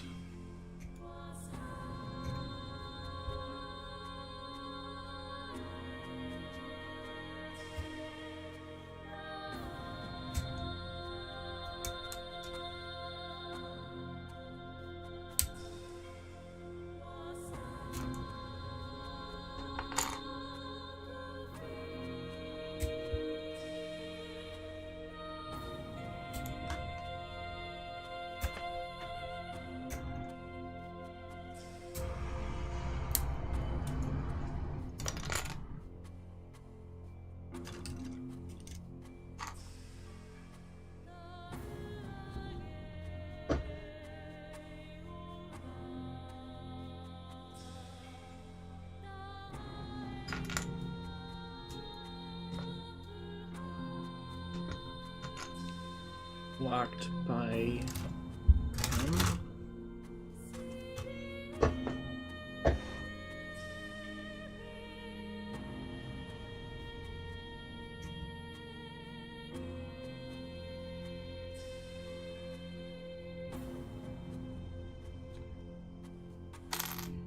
Golden Garo, it feels weird to have Rex relegated to a finals match. It kind of is, but it's also just funny. Rex has too much swagger. Yeah. He would start seducing the other, the female player characters on accident. It's like, yeah, how would he wait, he's not a playboy though. That's the thing. Rex is so much of a good boy, he would just do it by accident. Accidental harem. Exactly. I mean, it's basically how it happened in canon. It's like, Daddy, how did you meet our moms? Well, it all started with salvaging. And the whole guiding logic of the Salvager's Code. The fact that we don't learn that one. Yeah. What's the Salvager's Code? Mio, my daughter, I never thought the day would come when you would ask me that question.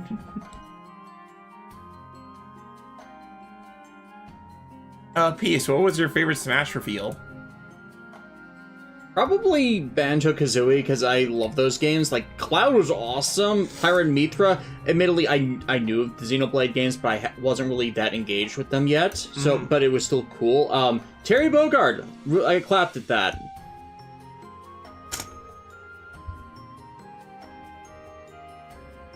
But yeah, Banjo definitely felt like he was deserved. Yeah. He needed to be there because he had been, despite only being in 3 games, the 2 that were originally Nintendo exclusives were so iconic to the 64 era that him coming back was... And like with original music and stuff, the moveset was translated really well. It was just nice to see Banjo on a Nintendo console again, you know? Yes.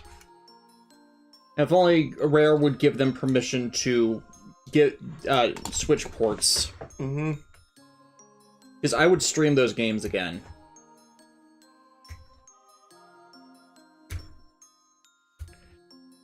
Must resist fair puns.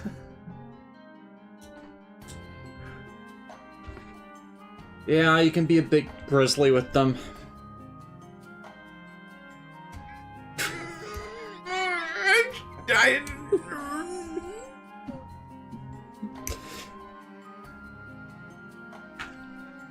Trying not to make obvious fair jokes.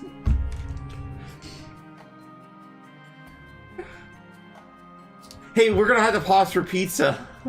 Yes, we are. We'll pause, but not pause. Keith Thompson, how unbearable.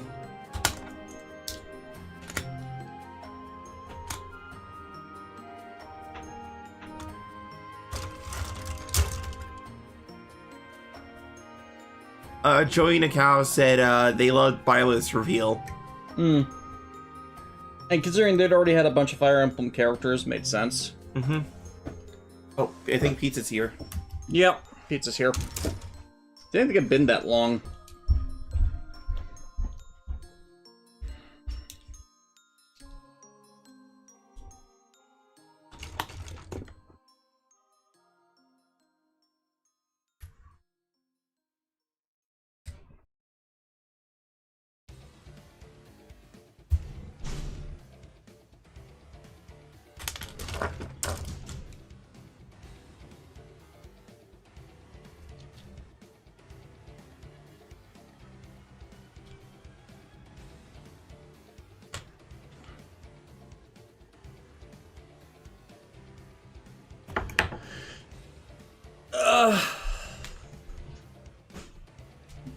Yes, Peace, bear puns can be pretty polarizing. Bipolar, even.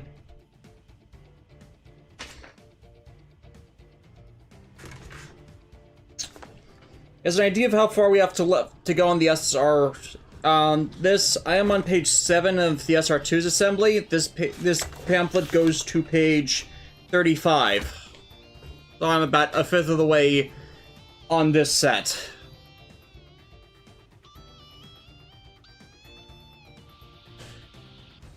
Davis. Yeah. Thank you. Say, Alexis and I will take a few minutes to eat before continuing.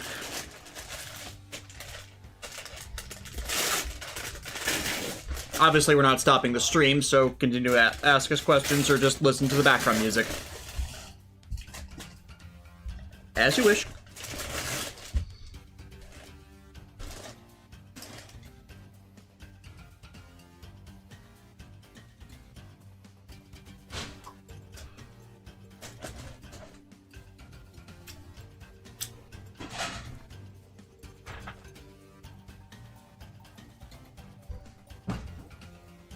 Yeah, Peace, you're right. We should have considered bear claws.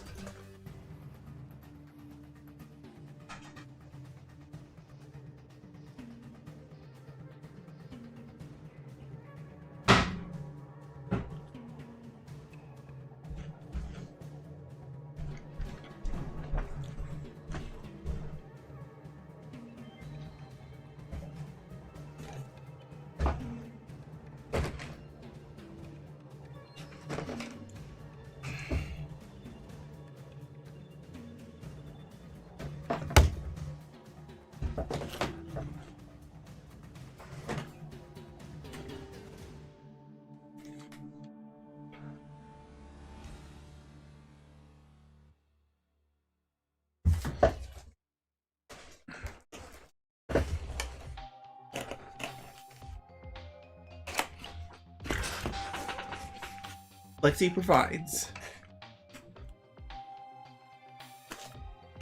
The universe provides, Lexi delivers. Mm-hmm.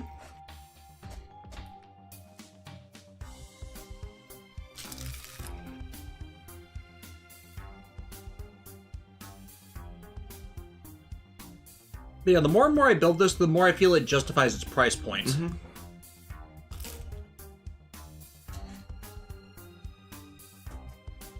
How much was that? Hmm? How much was it? With the Invincible effect sect and the SR2, SR3, that was $400. Or, not $400 before shipping.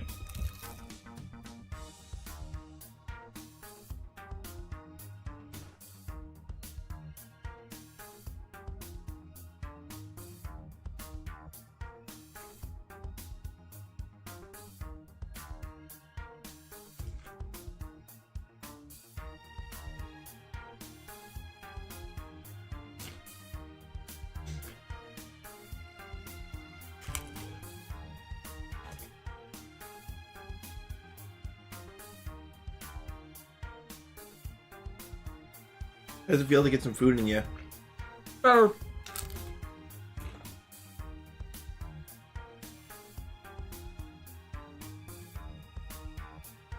It's been a while since we've done a stream this long. Mm-hmm. I think the last time was, not counting when we raced the Icaruses and lied. I want to say it's when we did the Ghostbusters stream. That was all in a day. Yeah.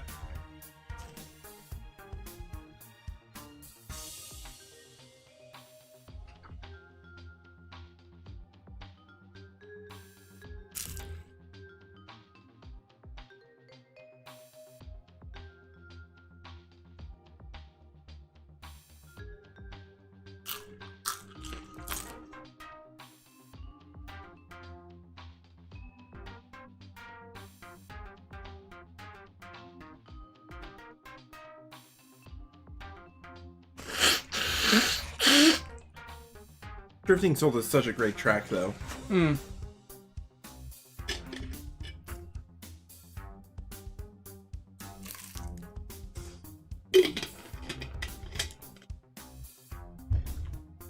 Definitely Nia's theme for sure.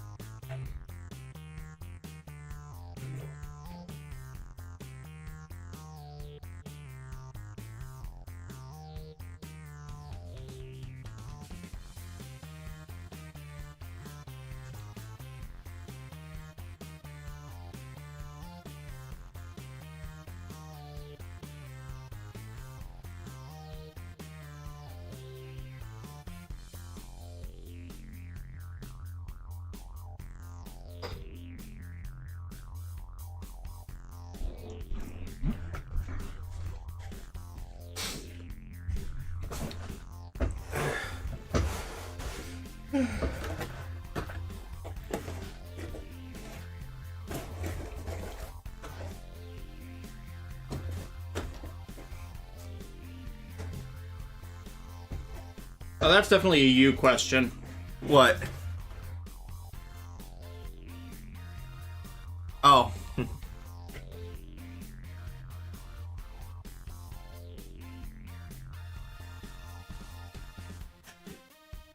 You are insane. I'm me. Yeah.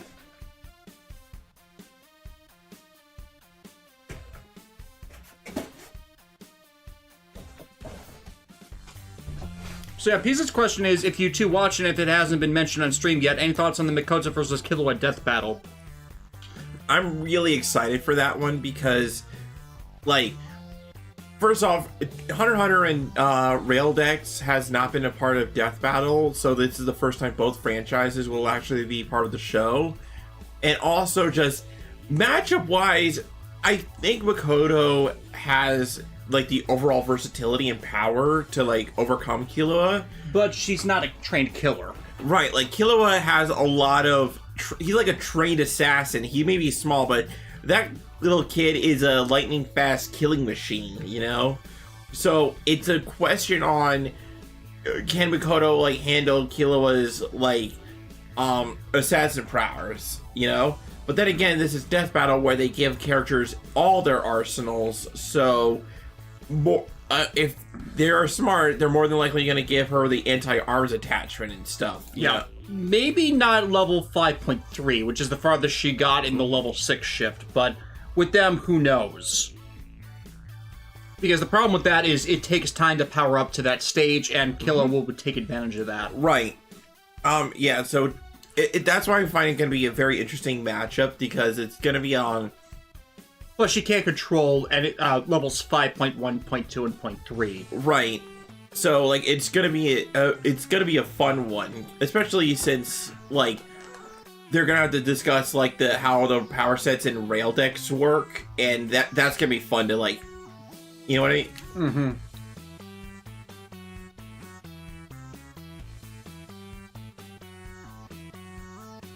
Keith, then again, she has taken on Accelerator and lived, if I recall correctly.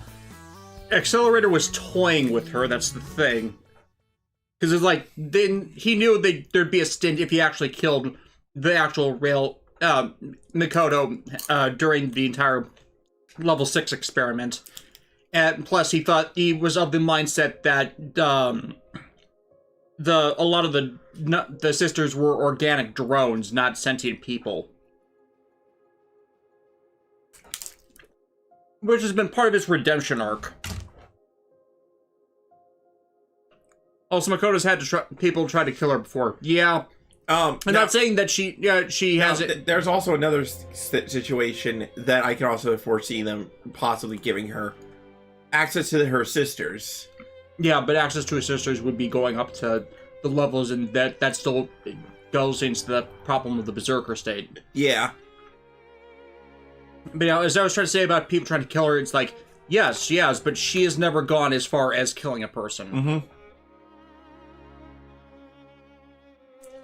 Whereas Killua is like, if he wanted to kill you, he'll kill you so fast that it'll be a blink of an eye. Like, unless I'm forgetting something else from New Testament. Like, Killua once ripped out a guy's heart without him realizing that's what happened to him, until Killua turned around, smiled, and, like, had the thing beating in a bag, you know? It was one of those, oh god, this little kid's a killer, you know what I mean? Yeah, with the thing of people having tried to kill her, it means that Mikoto won't be taken out easily, because she'll be expecting that kind of killing attempt, but the issue is just response and Killua's own response in turn. Mm-hmm. So yeah, I will not be disappointed if Mikoto loses. Like, the real question will be at the end of the day is, who has the fastest response time? Mm-hmm. And Mikoto's not had the best luck at buffing her reaction speeds and response times with bioelectricity. Exactly. So, like, whoever has the fastest reaction speed, since we're dealing with, like, people who can manipulate electricity. Well, okay, with Mikoto, it's electromagnetism, but you know what I mean. Yeah. Electromagnetism normally trumps electric manipulation on its own. It's like, they're not going to be able to shock each other to death. But Mikoto's tended to be a mid to long range fighter a lot of time, whereas Killua, if I remember correctly, was mainly close range. Mm-hmm. Killua was mainly close range. His only real method for attack was either getting up close with his god speed and striking that way, or he has heavy metal yo-yos that are, like, made out of steel. And I think those would be eaten up by Mikoto's Iron Sand. Mm-hmm. So, like, yeah, that's what I'm excited for. Yeah. This is an actual back and forth versus a curb stomp. Right.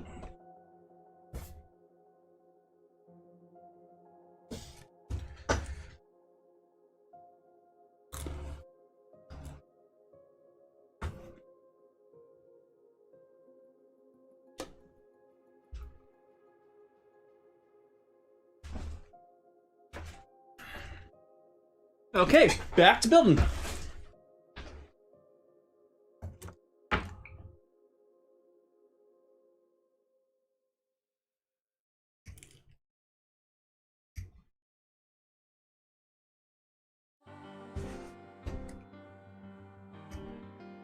Ah, yes.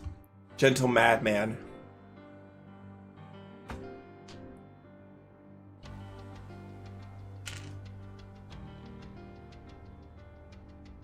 Yes, they'll kill them through apathy, not kindness.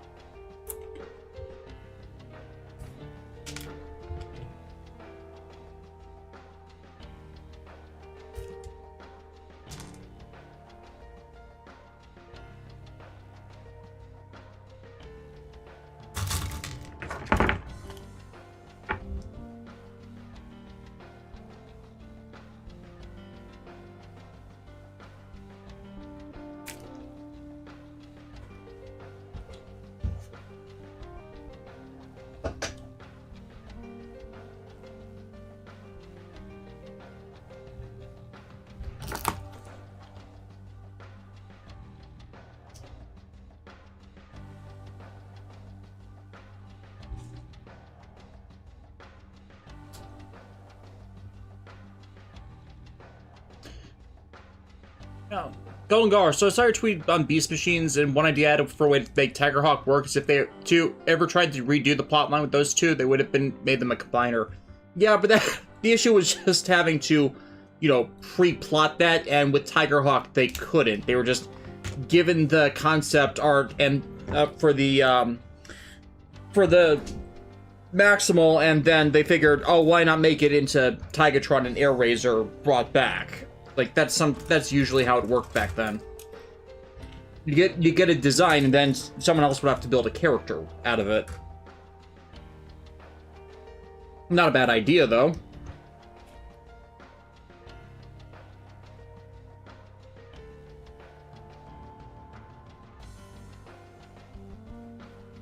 Oh, and yeah, the whole thing with Tigerhawk was kind of nonsense, because Hasbro didn't tell the Beast Wars staff that they were actually going through with producing the figure until way late in production, and by that point they'd already gotten the mandate to, well, we're introducing this character even though you've got it in concept art still, so we're just gonna have him and kill him off. And then they wished they'd done more with him, but they neither had the time nor had the figure properly released to do it.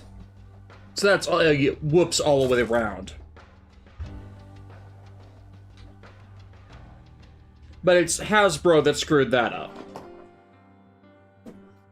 Because he's introduced in one episode, and then after that it's the finale and he dies. Goes out in a amazing way, but still...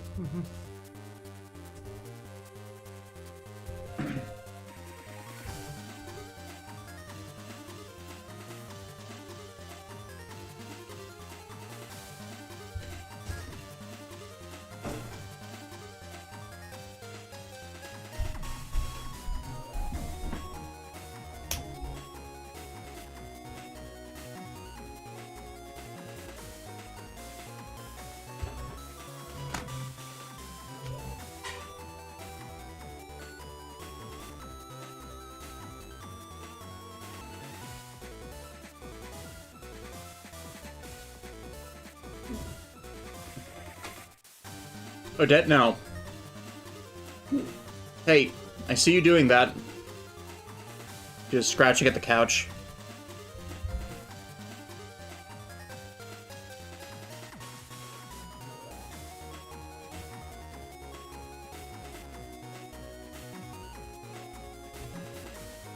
Yeah, and another reason for the small roster in Beast Machines, apparently, as I learned for that, is they had limited animation budget for character models, so they could only use a few characters, and higher-ups kind of decided that for everybody, so that's why we got what we got.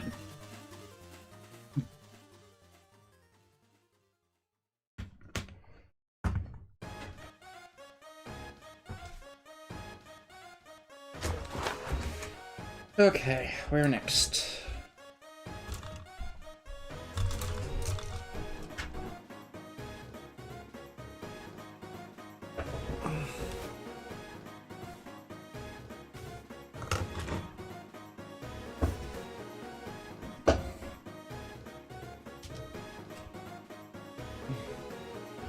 It's clear?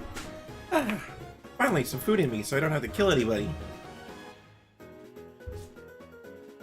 Yes, so you don't have to kill anybody. Don't worry, I won't be you first.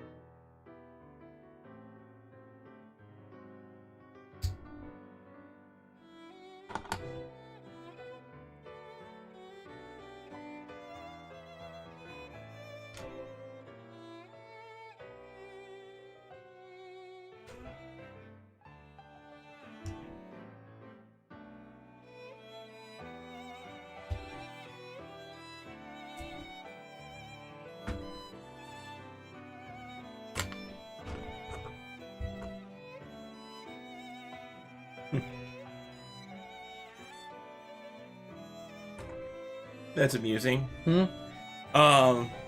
Ryu of Street Fighter was voiced by Toshiyuki Morikawa Of course he was. in the late 90s and early 2000s.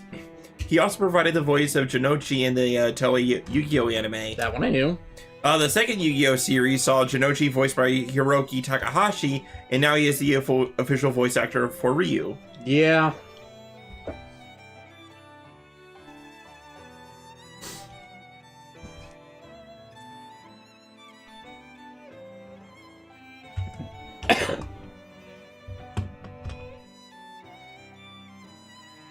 And this entire page is the other foot, which I've already assembled.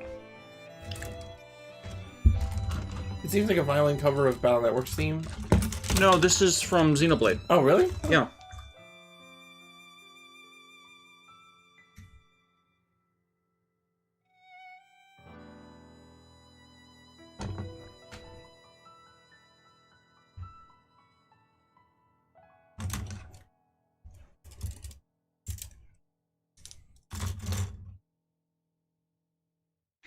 No, I'm on the wrong board again.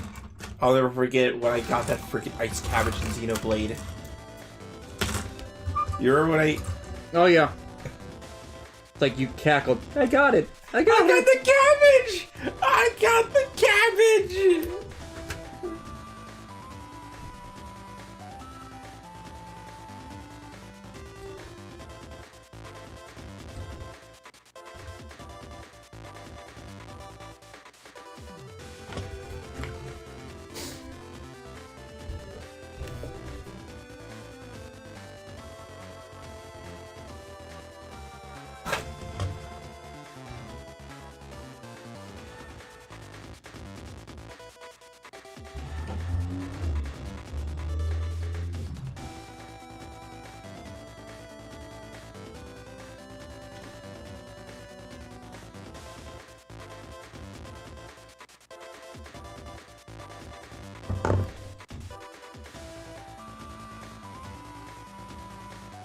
Okay, that is the R2. What are all these extra parts, you might be asking yourself? Oh, see, that's the powered gear. He's so thick. Chunky. Chunky. Peace, did you steal it from an unlucky cabbage merchant? No. Maybe. There was a lot of madness. There was a lot of slipping and sliding and... It just pure madness. Not doubt that she did this after experiencing Kingdom Hearts 3.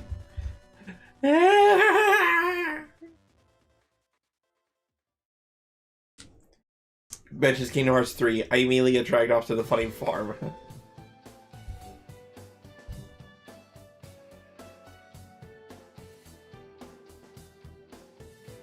Oh yeah, this dungeon. Hmm.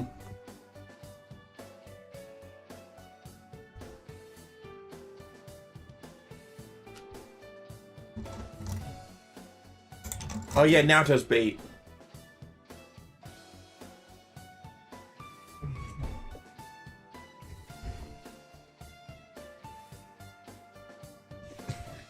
The gun.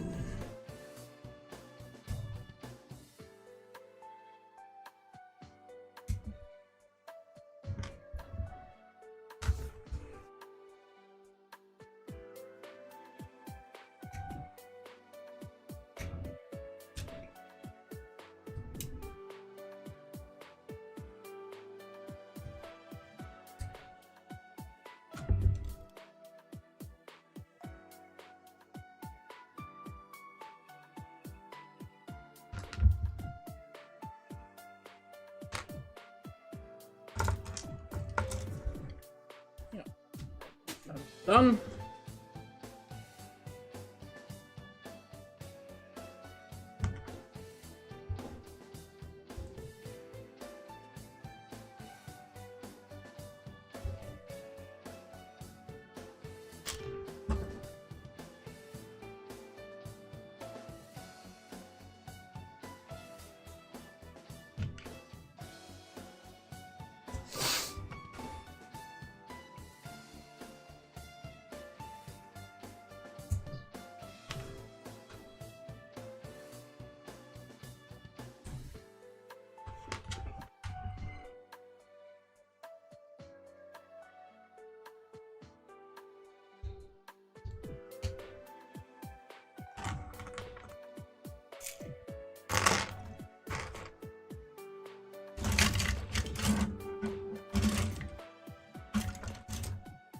And of course, it has its own big gun. I wonder if they combine. Because that would have been next level thinking.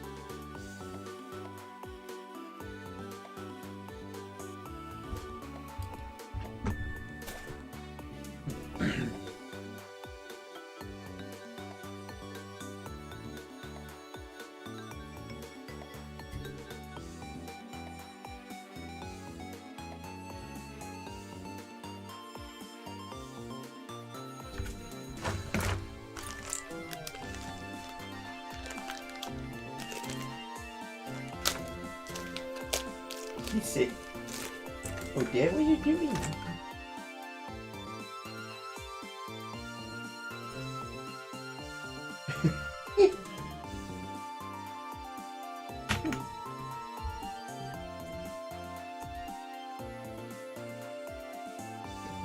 Oh, Dad looks like she's staring off into the great void of the unknown.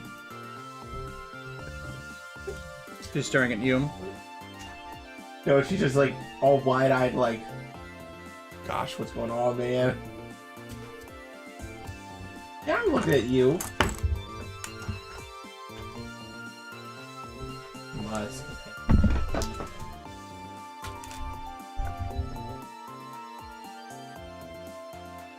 Where'd you go? Where'd you go?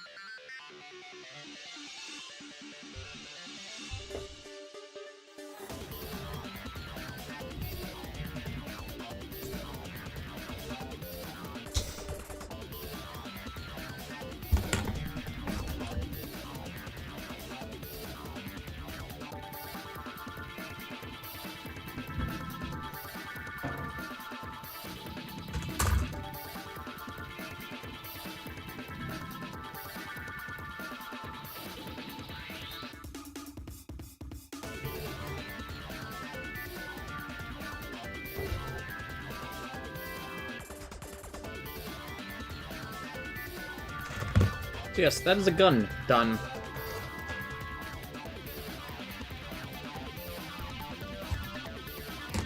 So much. That's a beefy gun. That is a beefy gun.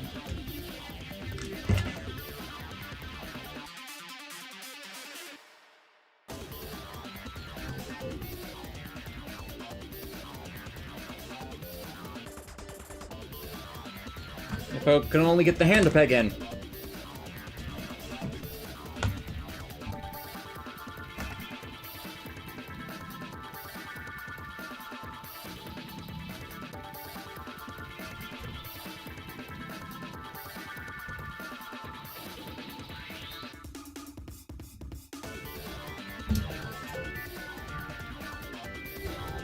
This is a specific way to attach it.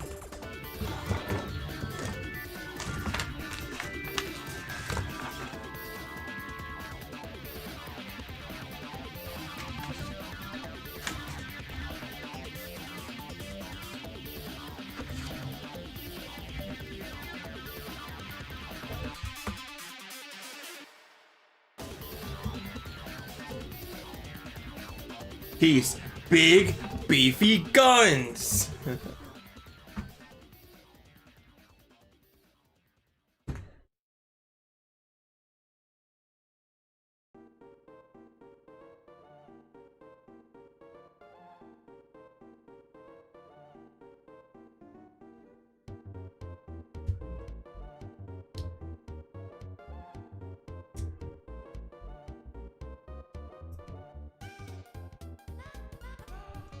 Okay, there we go. Wasn't set in the plate correctly.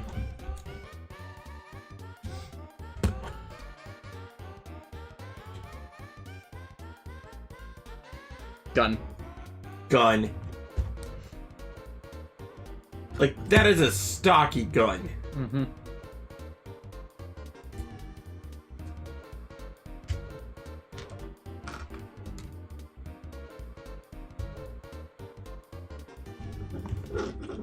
Joint account, but it's still not enough DACA. No, it's not. Wrong hand. For you see, we haven't even reached peak DACA yet.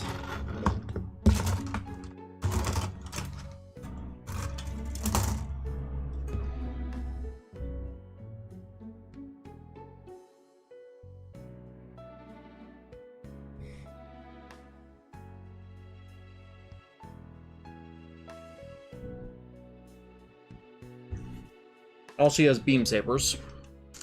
Because why not?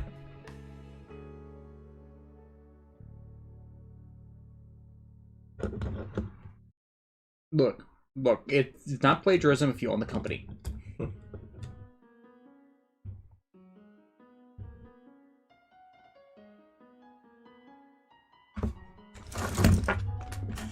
I think at the end of the day, like, when all's said and done, what are you posing this with? Everything. I'm posing it with everything. I think the beam saber effect parts are elsewhere, so gotta come back to that.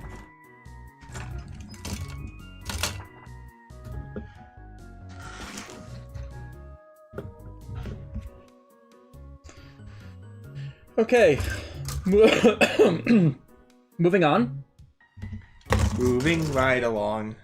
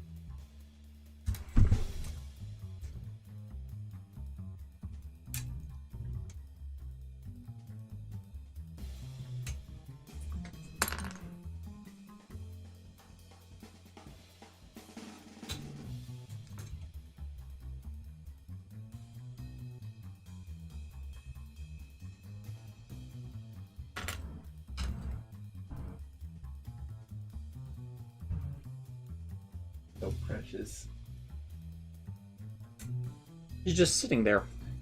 With her eyes all closed and her paws all curled up. You know, she's just sitting there, menacingly.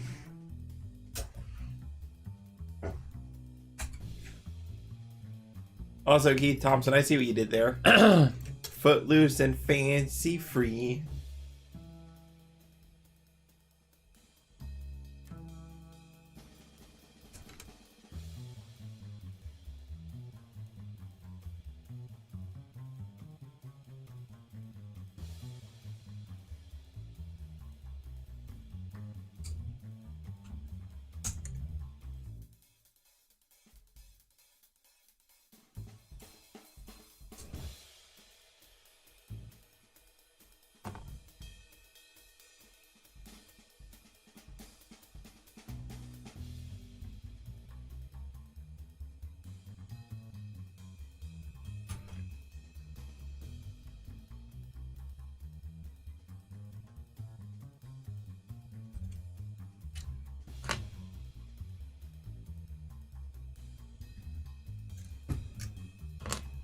Cabot.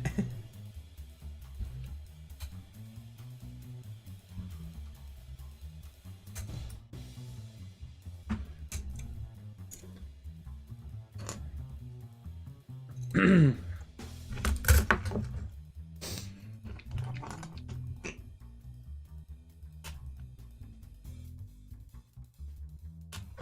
D15. Yeah, I already got that.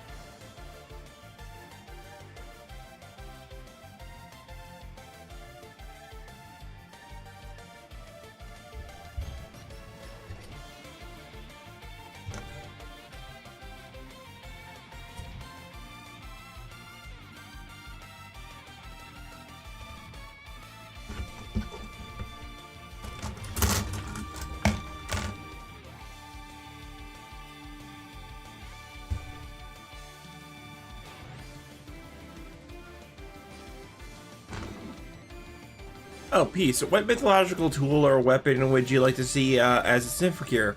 Personally, I like to see the Ryuji Jingu Bong, aka Sun Wukong's magical hitting staff stick. It's not a bad idea. After all, the staff is the master of the battlefield. I just need to double check something real quick.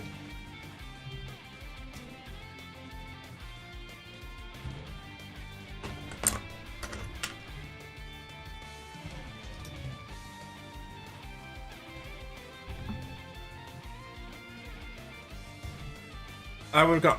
Me personally, I would go with Aegis. The actual Aegis. Yeah, shield. The shield. Yeah. Because they don't have a shield type. No, they do not. And there's some fun stuff you can do with the shield. Mm-hmm. Dash, guard, bounce. Roll. Rolling is a myth. Rolling is not. No, rolling is real. This is No, but I like you know, like an Aegis Symphogear would be pretty cool.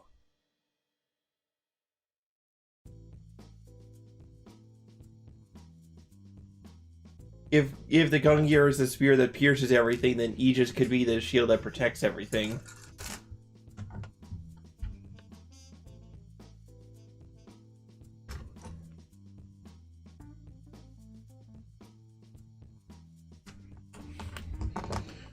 Or hell, they can make it like a draining shield, so it defends people by making it so the enemy is too weak to attack. Mm-hmm.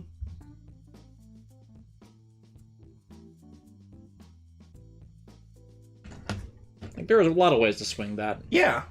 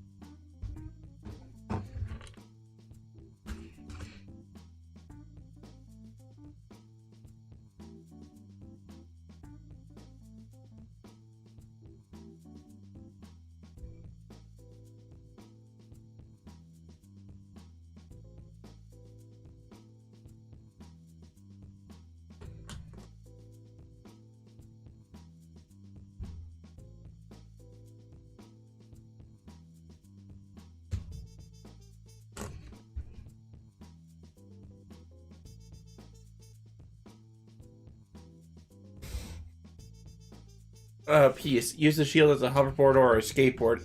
I don't know if I would use it as a skateboard or a hoverboard, but like I think I would like, or I think I would probably like do like the Shirabe thing and like attach some to my feet and like, you know, Attach shields to your feet. Oh, you know, like make, you know, mini shields. You know, do the nightmare frame thing. Mm.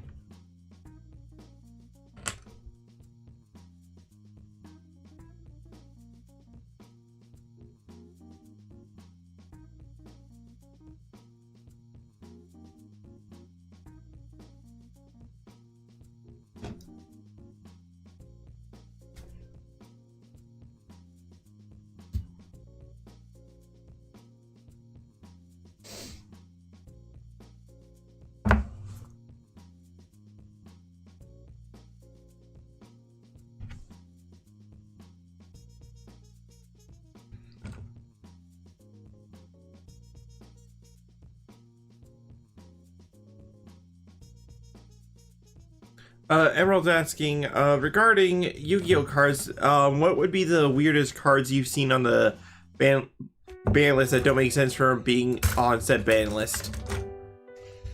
And there's mostly a logic to it. Ancient Fairy Dragon was one that didn't deserve to be on it. Stratos didn't deserve to be on it. Mm-hmm.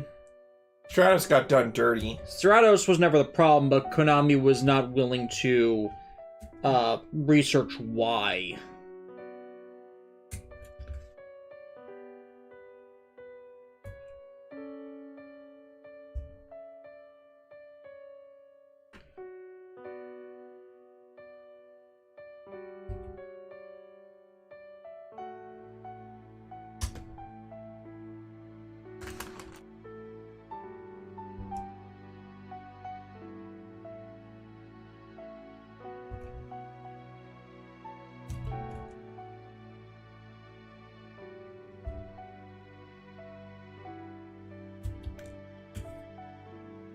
Call the Haunted was on the ban list for a time, and it's like, why? It has to be set for a turn before it can revive something. Because they had banned Makuria the Destructor at that point, which allows trap cards to be played on ad infinitum. And like, if you destroy Call the Haunted, then the monster goes bye-bye. Yeah.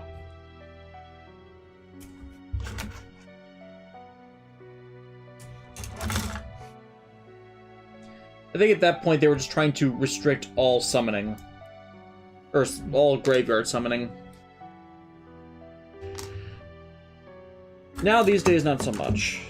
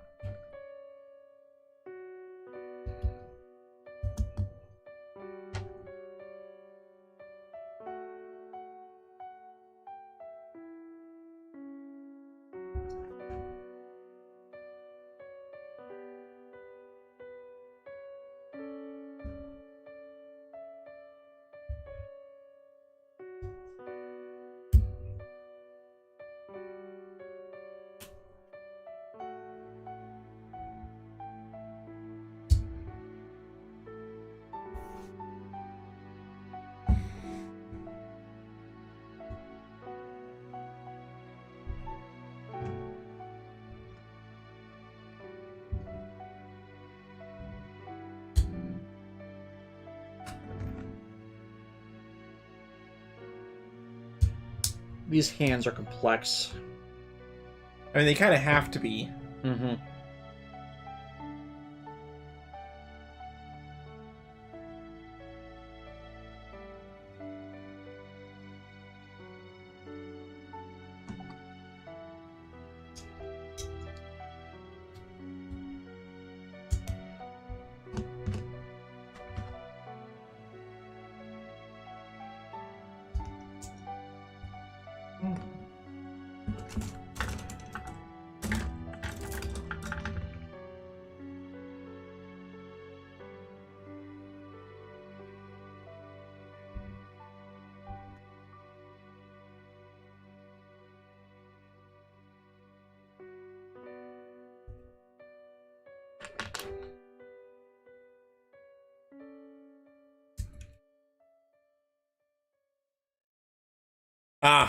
Okay, that's hilarious. Hmm?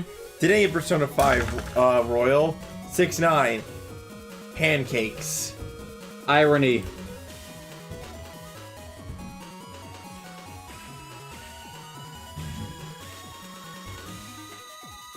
Joey to count does slash straw going to 1 count because it needs multiple copies to work as intended? Yeah, it doesn't work if it's at 1. Like, you literally can't use the card because 1's in the graveyard. Did they do that? Apparently, and a piece. The only reason Pot of Greed was banned is because no one knew what it did. No, everybody knows what it does. It draws 2 cards. It has no cost to it. That's why it got banned. And Graceful Charity was like mill fodder. Mm-hmm.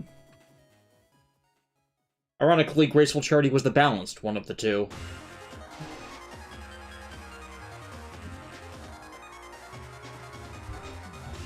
I think it's just the discard any capacity for it that made it broken to the designers.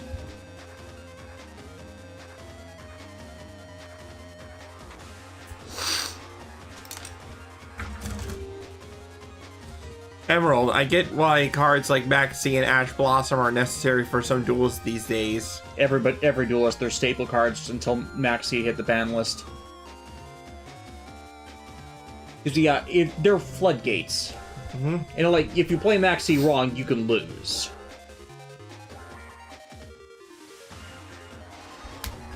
This is the boss battle music from 3, correct? 6. Ah! It tells you how long I played.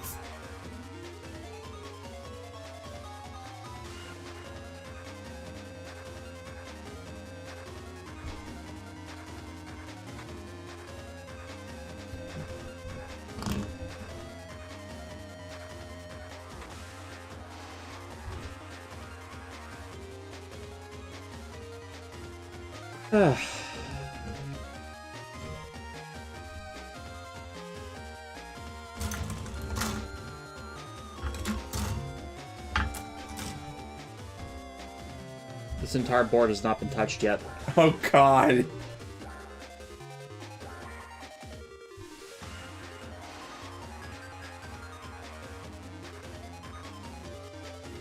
Red Eye's Dark Dragoon being banned in Master Duel because many people used in the OCG. Plus, Dark Dragoon was banned normally for a while, and then it got unbanned, and Master Duel hasn't caught up yet.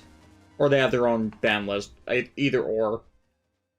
I know they haven't been hit by the Max C ban yet. At least from the replays I've been seeing. The replays could be backlogged for a bit.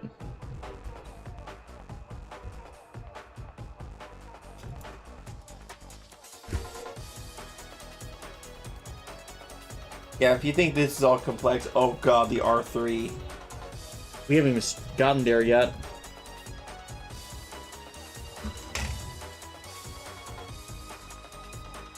This might go up to a 10-hour stream, in which case, YouTube's gonna be bashing at my door. YouTube police. No, it's like you can't stream past 10 hours on YouTube. Oh, really? Yeah.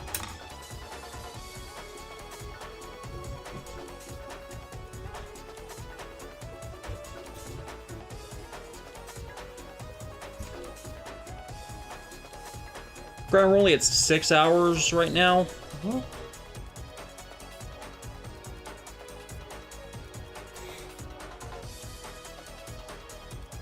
Yeah, this is definitely perfect grade level. Yeah.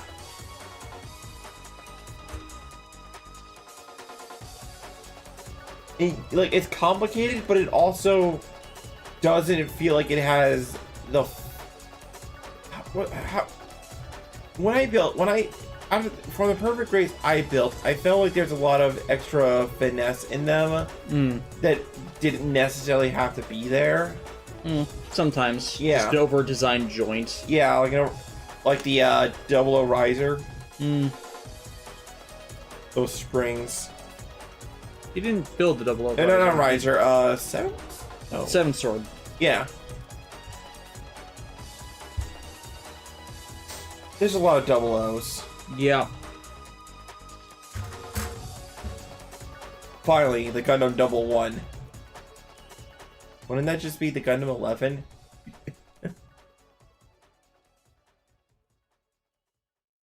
Don't let Bin Furuya hear you say that. What? All I'm doing is...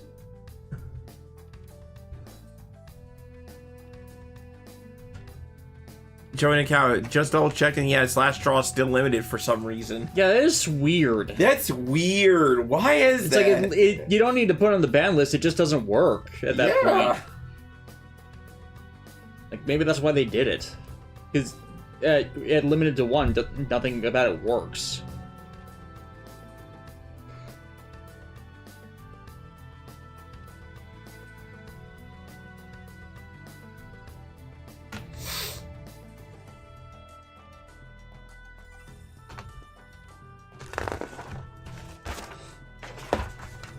Emerald says, I usually play either Blue Eyes, Dark Magician, or Heroes decks with the brands, preaching to the choir there.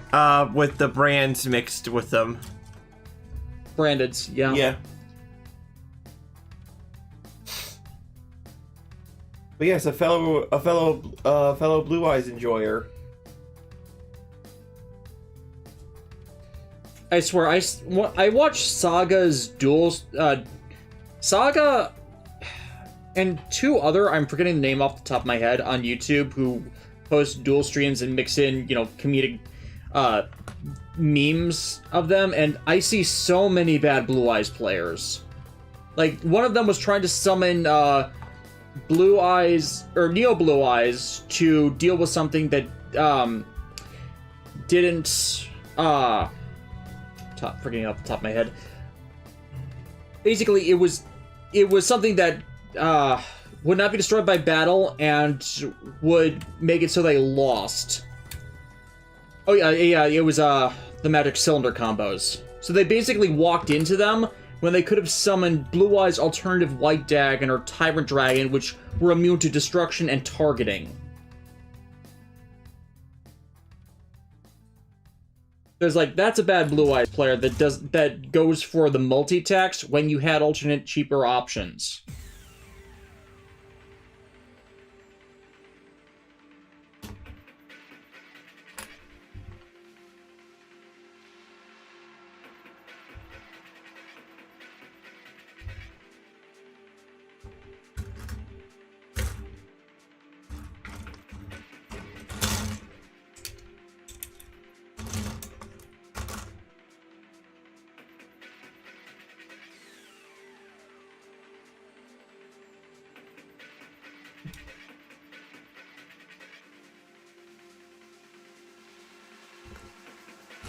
Justin, let me play Familiar Possessed Numeron.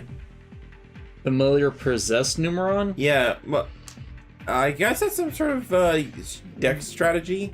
Yeah, Numerons are able to mass summon. They cannot be destroyed by battle, and every time they attack, all Numeron monsters double their attack strength. So basically the idea is attack with one, attack points get doubled. Attack with another, attack point gets doubled. Repeat until victory, because you can basically overrun once 2 go through that, because it's 1,000, 2,000, 4,000, 8,000.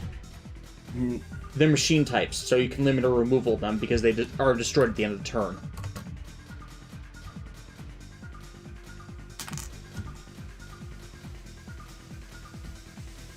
I guess familiar possessed makes sense for... Forgetting what the familiar possessed dude, actually. It's been a while.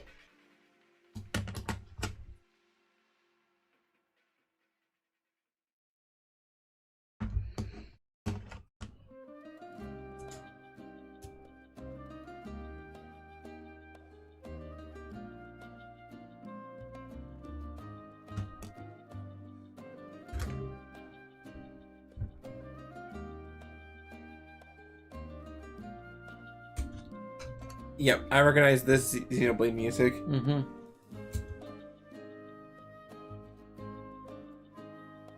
Yeah, I have nothing from 3 because their soundtracks have not hit anything yet.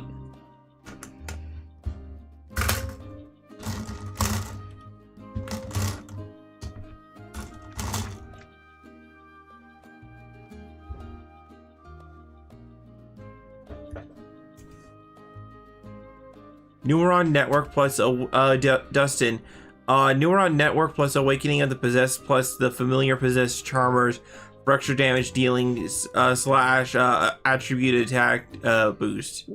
Yeah, sounds about right.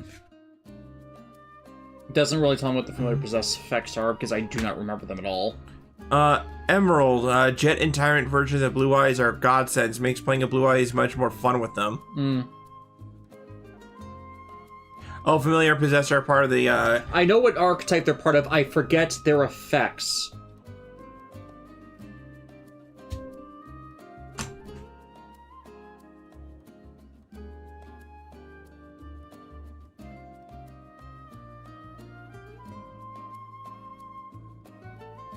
Because I know it's all attribute-based.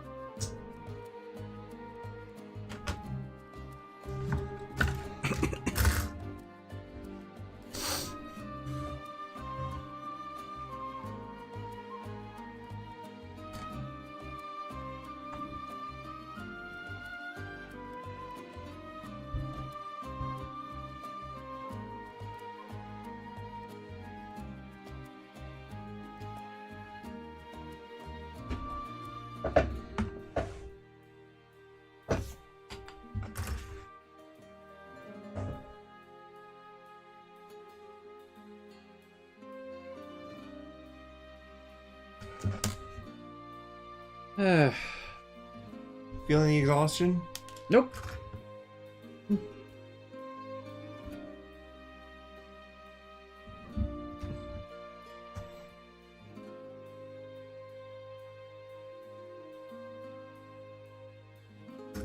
Two. Oh, I will probably feel it once I stop.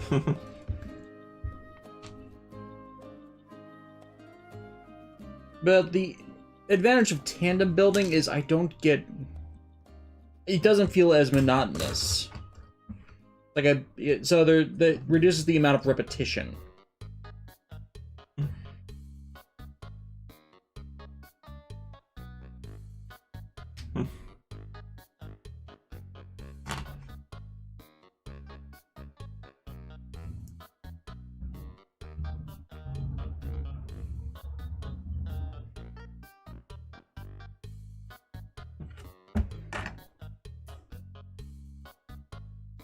He's just being cute. Hmm.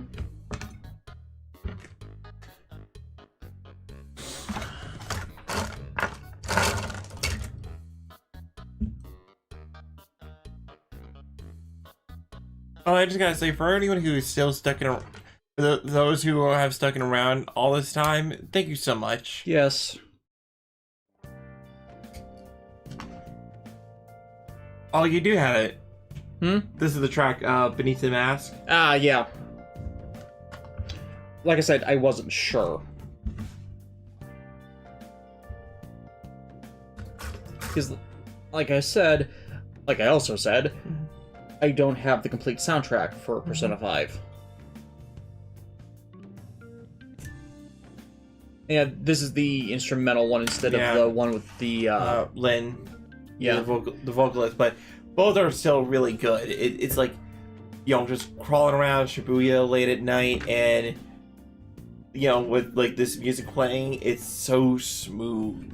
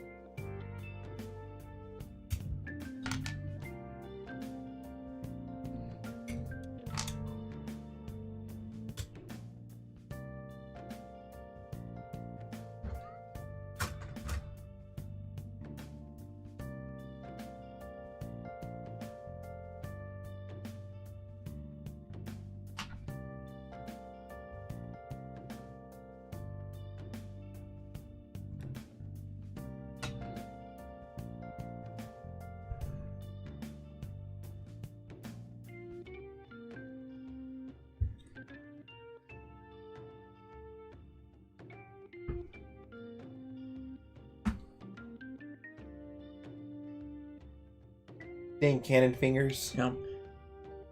Emerald DC, is there any reason why Blue Eyes Alternative White Ultimate Dragon hasn't come in Mouse Duel? I heard from some that says that Kazuki Takahashi made it and Konami would screw with his cards, they won't get in. Yeah, like I was monitoring that, and Joey said that not even spellbinding circles in the game. Well, Spellbinding Circle to me makes sense because it's old. Right, but it's just, you know, it's that weird, why is this card here but not the other? Hmm. Like Blue Eyes Alternative is Blue Eyes Alternative Ultimate Dragon is like a game buster. That's the thing, I have seen it in Master Duel replays, so I don't know why it's not showing up for them.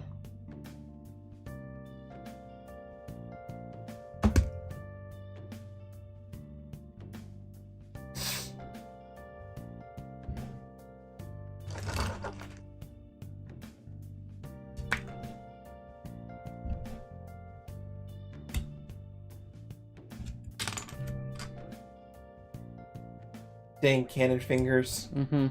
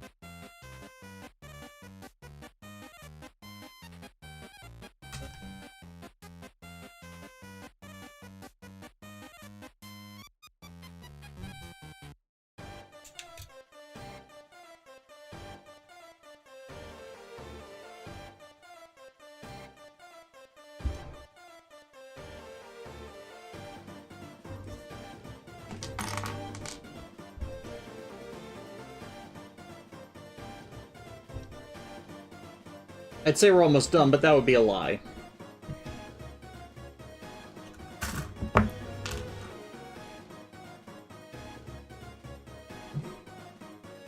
We're almost done. That was a lie.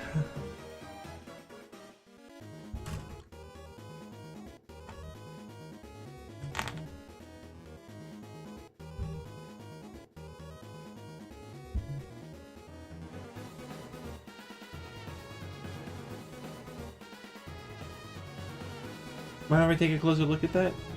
At what? The R2. Yeah. He's so funny.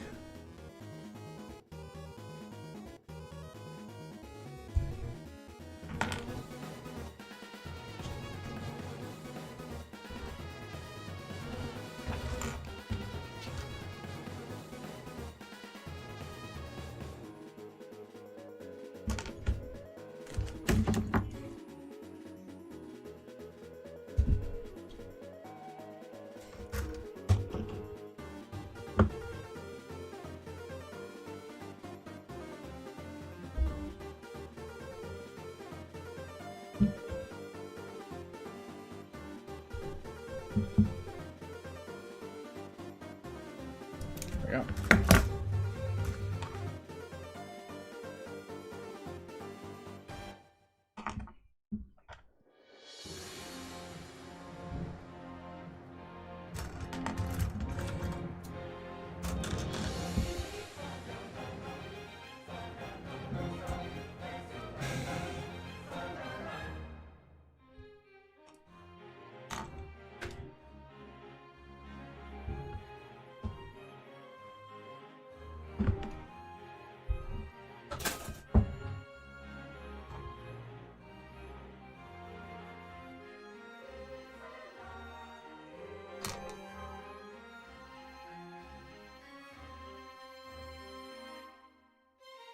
No, I had it right the first time.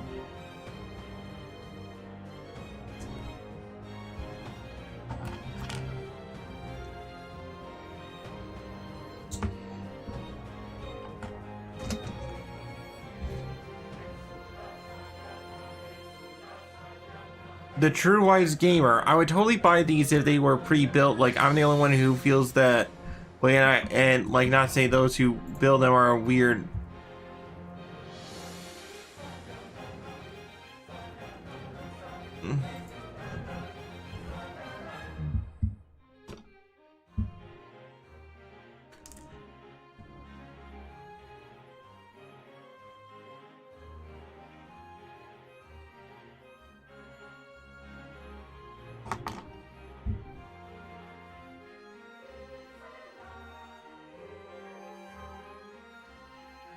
And those are the kinds of comments you moderate.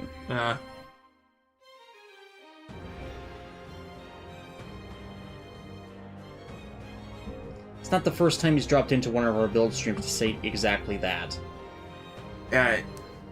He's such a blip in the. That person's such a blip on the radar on my mind that I.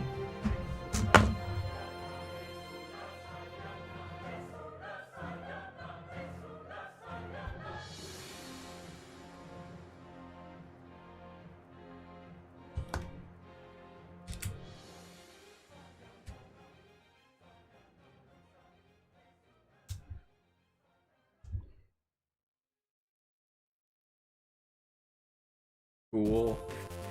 Mm-hmm.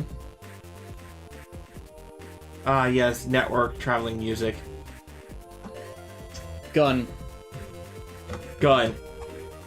This sounds like 4? 4. Yeah. Ah, I got one of these right for once.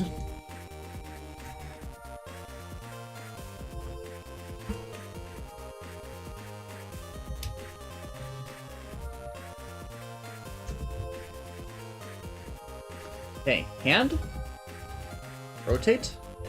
To gun. That is actually a really cool motion. Yeah. Like it's something like you would see in the actual animation. You know what I mean? Mm-hmm. And let's be real, gun turrets that turn into fingers is pretty sick, right? Yeah, that's why we love Delta Mega so much. Mm-hmm. King Jader does it.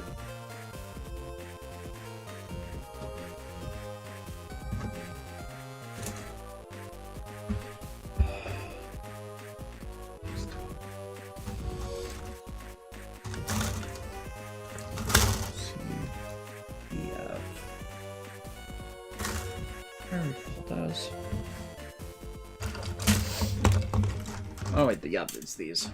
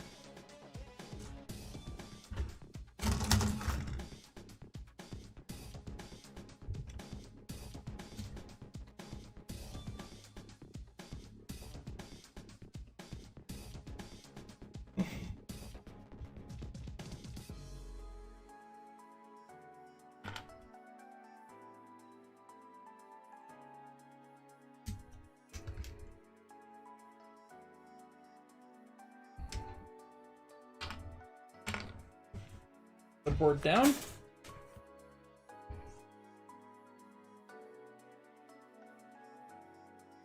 This is the one for Inaba. I think it's Magatsu Inaba, yeah. Yeah, that's right. Yeah, it is.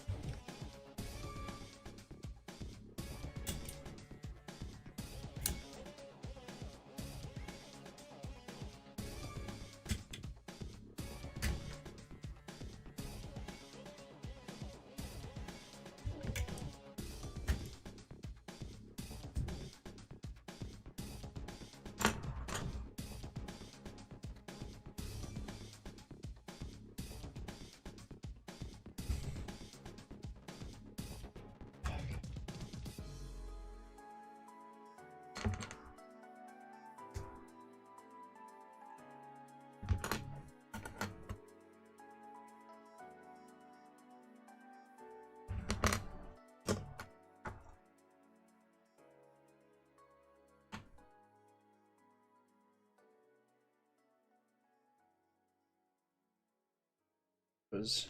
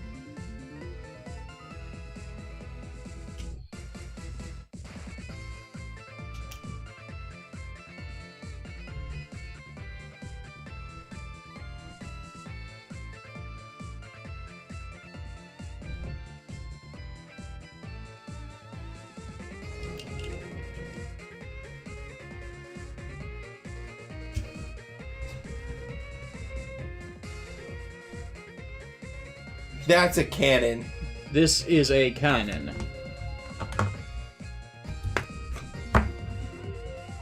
Let's make sure it gets into the computer vent.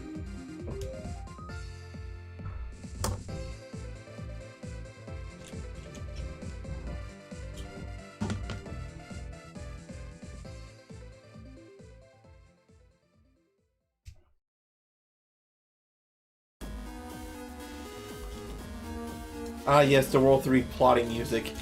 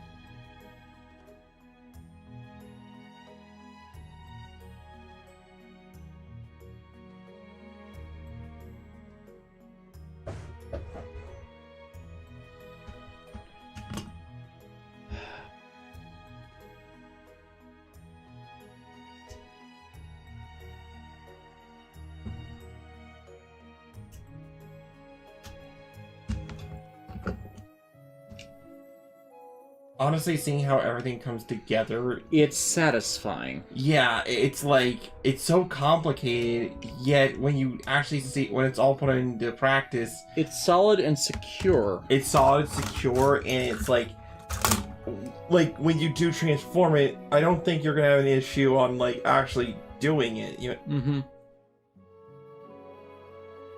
Mm-hmm. Like, it's complicated not for the sake of being complicated. It's complicated so... For the sake of accuracy. Yeah.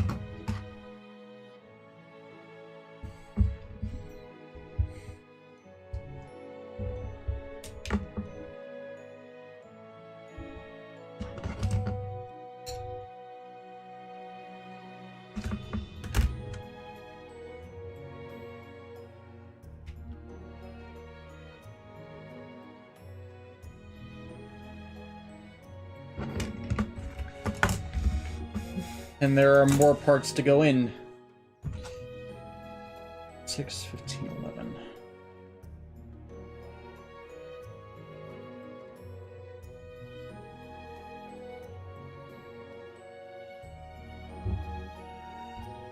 This is almost a different beast than the Gao Gaigar Meepla. Oh yeah, the super scale one. The problem with that was just rebuilding the previous unit. Right. That's why that took us so long. Hello, Dad. Hi, baby.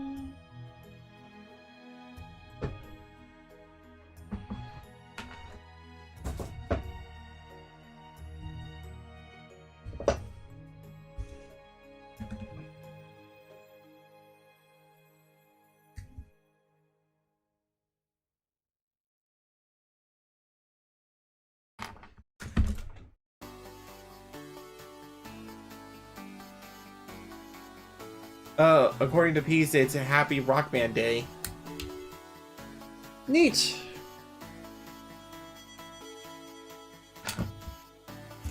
Probably debut day.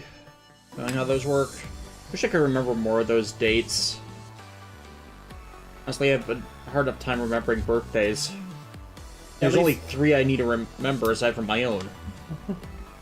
Oh, and at least remembering mine's easy. It's literally a 1 month after yours. Yeah. Shoot 4. That one I forgot my aunts.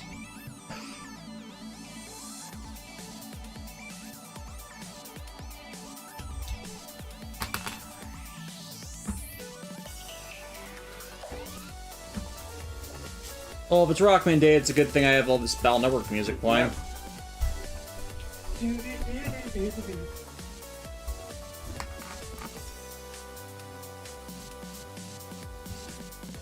Again.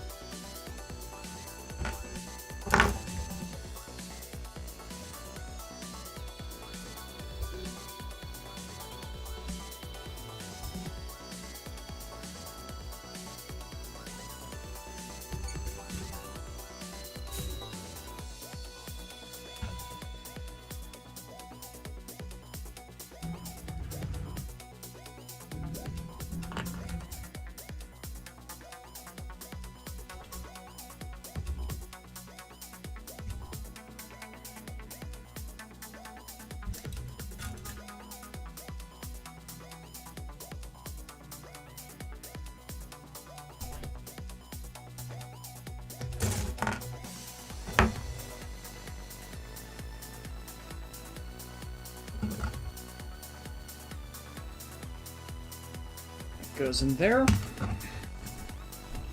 Goes in there.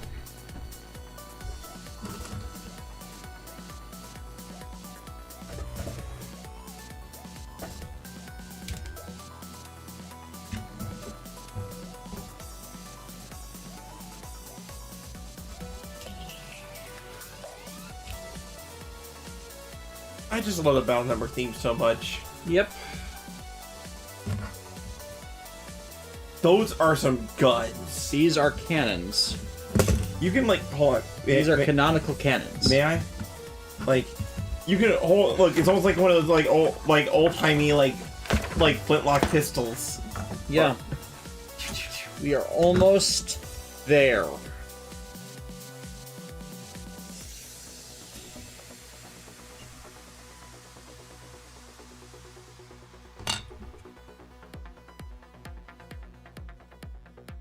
Now, which will take over first? My completion of this section of the set, or will we hit the 7-hour mark?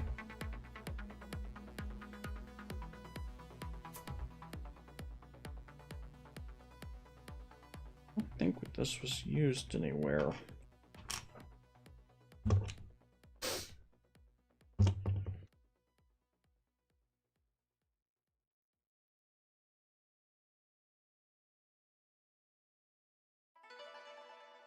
Weird.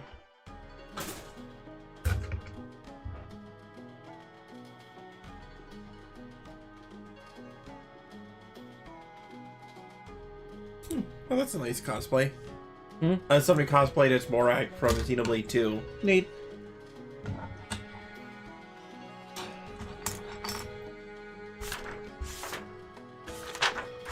Which is not an easy cosplay to do. No, at least not well.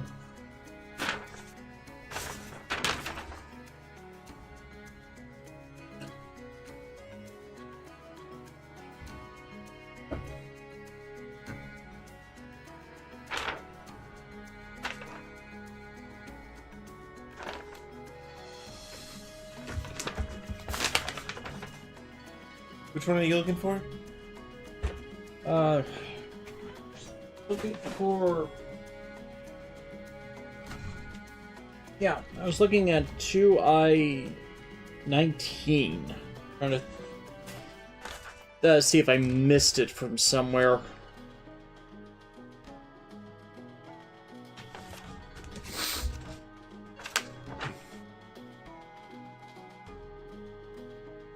Oh no, it's one of the final assembly pieces, so it's fine.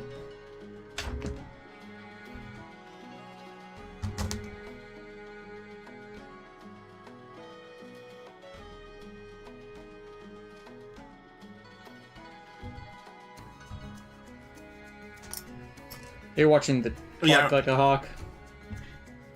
Yeah, Watching the timer tick up. I can't really see what the timer is. Yeah, it's 6:54:31 from my side. Yeah. I was just saying that one of the people in the chat said thank you. Wanted to thank you for getting them into the Rock Band series. Yeah.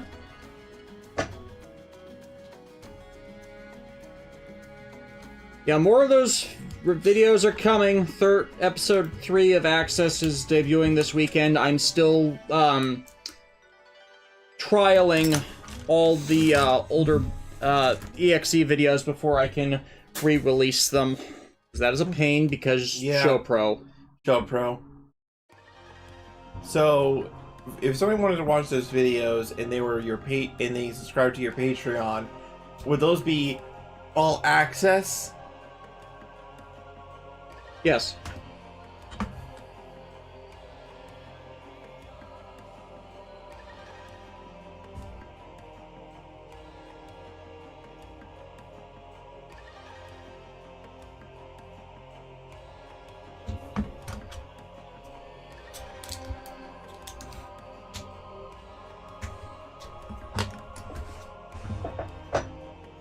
Oh, now I see the recording time.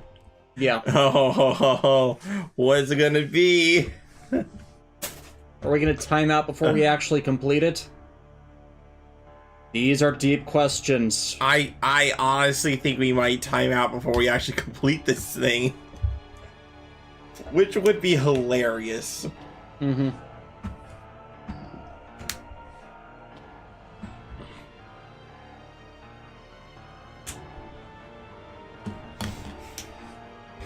It's not like I can stream it on Twitch. Yeah, because F Twitch. No, don't F Twitch. That means you pay respects. Actually,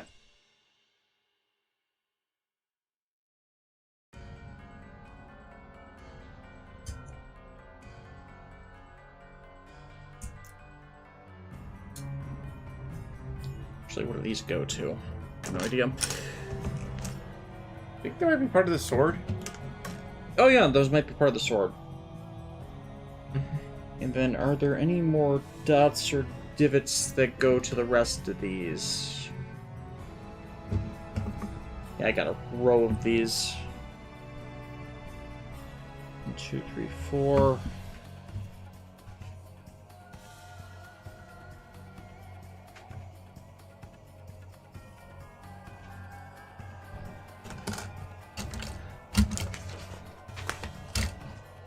Then again, those might be like these in our final construction parts. I'll leave them alone for now.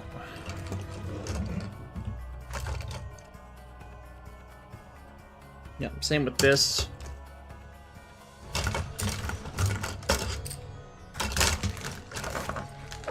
These mini stands, though, that I can do.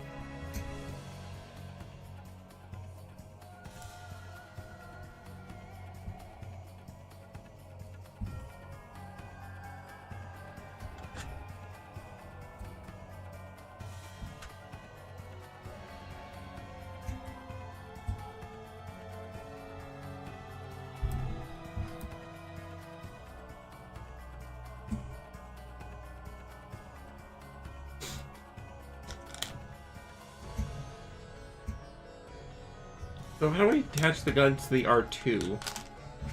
I'll get to that in a moment.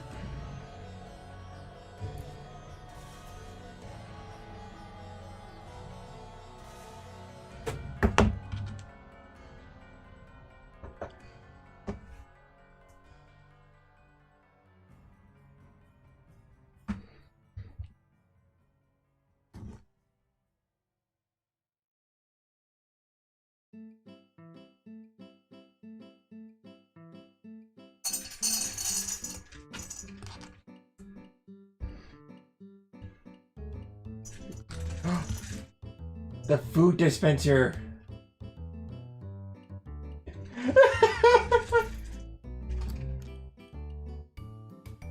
What's up? Laughing at your cat with its food. She's just being cute. No. You're such a big, cute baby. She's a big fluffy baby. With a big winter coat that she won't let me Shed. comb properly. And she won't even get in my lap either.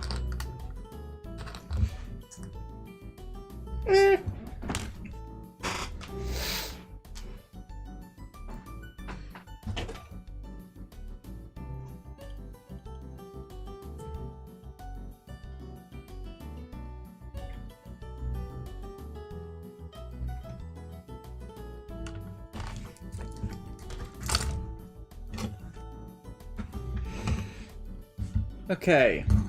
Attaching the R2's stuff should be as simple as plugging them in. And the fact that it plugs in, and do you feel any kind of floppiness or? No, it's firmly in there. Just gotta make sure not to strip it. And then these peg in... I have no idea. No, they're pegging somewhere. Oh, next page.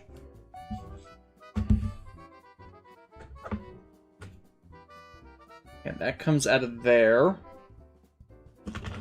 Oh!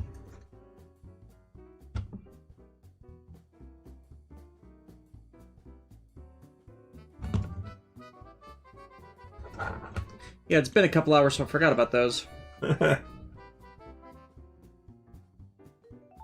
We've officially crossed over 7 hours. Yeah. Yeah.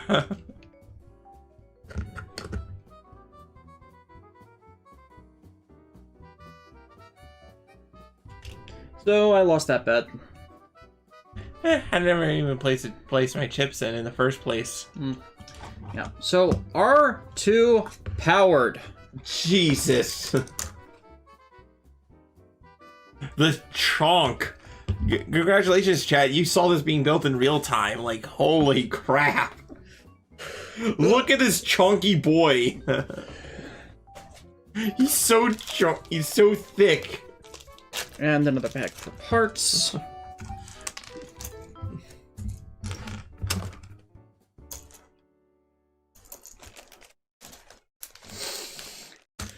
Just that over here. Yeah. What about all these parts? Those are for final assembly.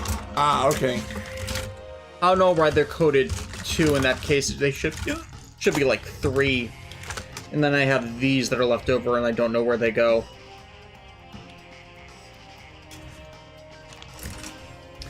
But I'll hang on to them because maybe they're just extras that needed to be coded there for something else. And I need to vacuum after this as well. Yeah. So at last, after several hours of waiting, final piece. Okay.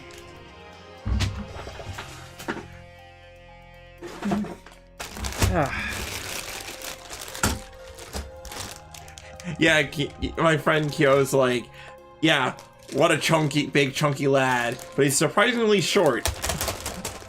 Like, compared to the rest of them, like, it And he took the longest for us to build so far.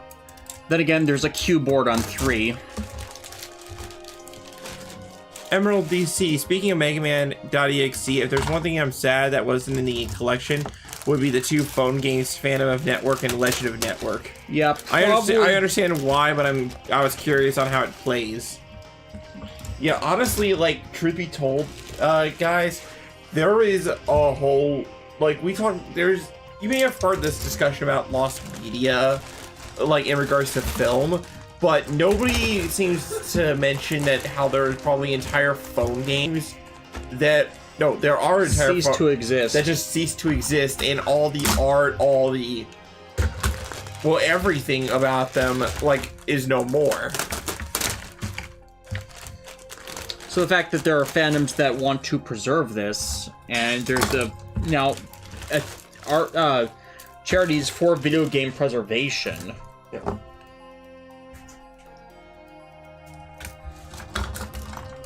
Because just because it's not fine art doesn't mean it's not worth of preservation.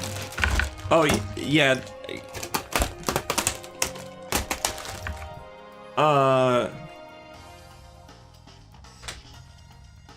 Wise Gamer said, I'm sad that the crossover game or WonderSwan games is not included either. Kyo, the R3, the smallest one, until you get to the powered parts. Until I get to the powered parts, which will take me for a while, I'm betting. Yep, and this is apparently the captain of the team's mech.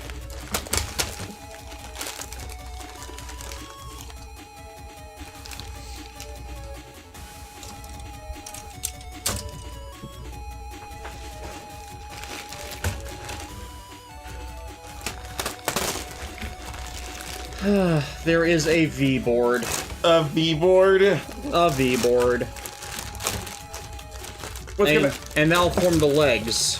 What's that gonna do? Go to Z?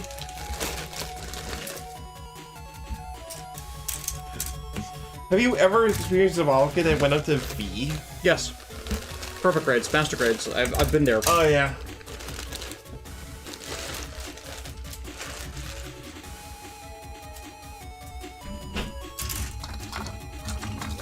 H T S R. I am so smart. SMRT smart.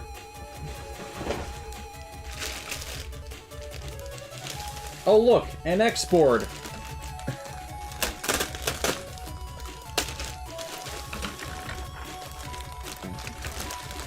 What's next? An X1, X2, X.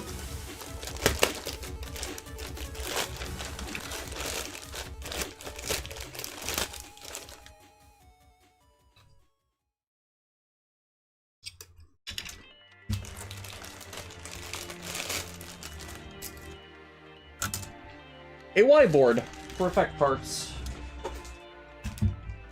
Oh look, a Z board. Oh my god.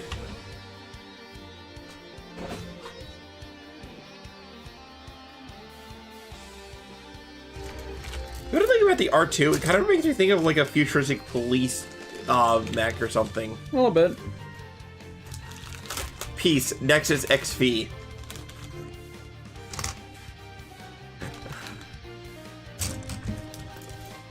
That's where the beam sabers are. We found the chopsticks. I'm gonna have a big old box of garbage. Now to dig out my nippers from underneath these sets of... The mountain of plastic. The mountain of plastic. El Plastic de Mountain. Plastic Day Mountain.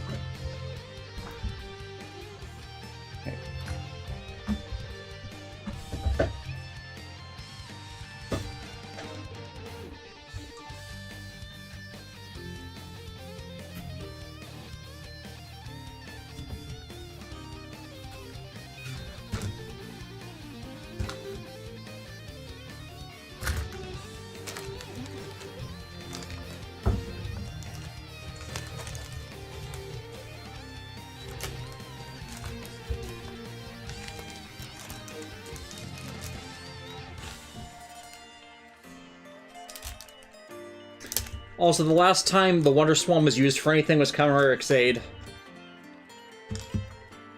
Since the chat is bringing it up.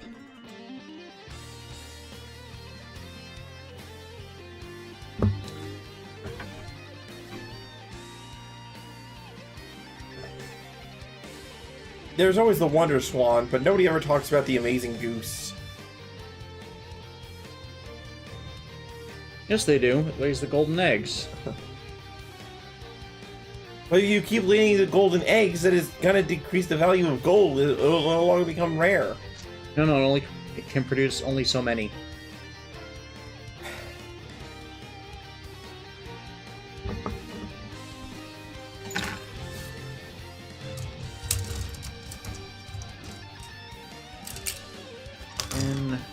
N-O-E-Q.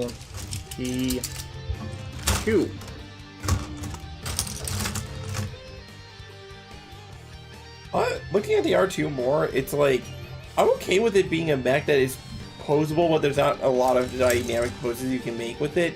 If only because, like, the sheer amount of gun is the It's what gives it its presence, yes. Yeah.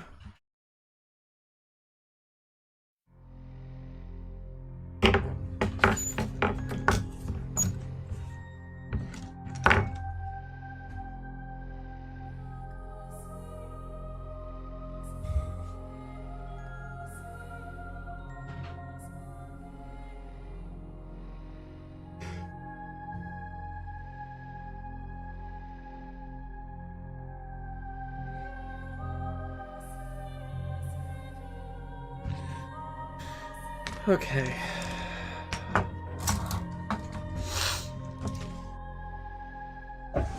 Yeah. Starting to drop stuff.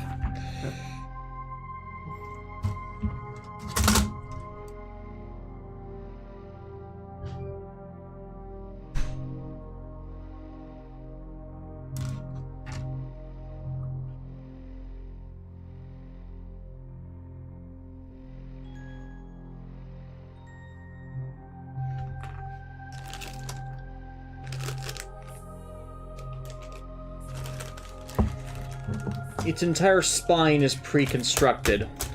The spine? You know, Yeah.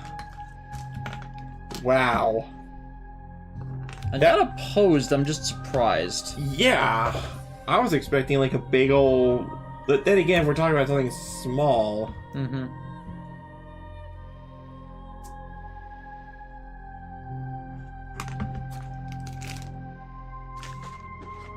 Odette? Odette? No. She literally just climbed the couch, which we have propped up on its side.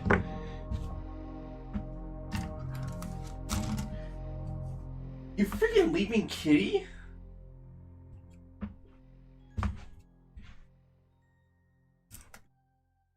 Yo. We're gonna have to watch out for propping up like that again, because if it's like giving if she feels like it's a challenge by being there, we're not gonna be able to do that again. Yeah. I totally agree. You don't see me going around climbing up on couches like that. You don't have the nails for it. Yeah.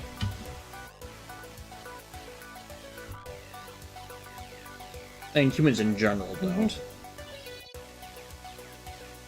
And we still have got to create cat girls in a lab, so...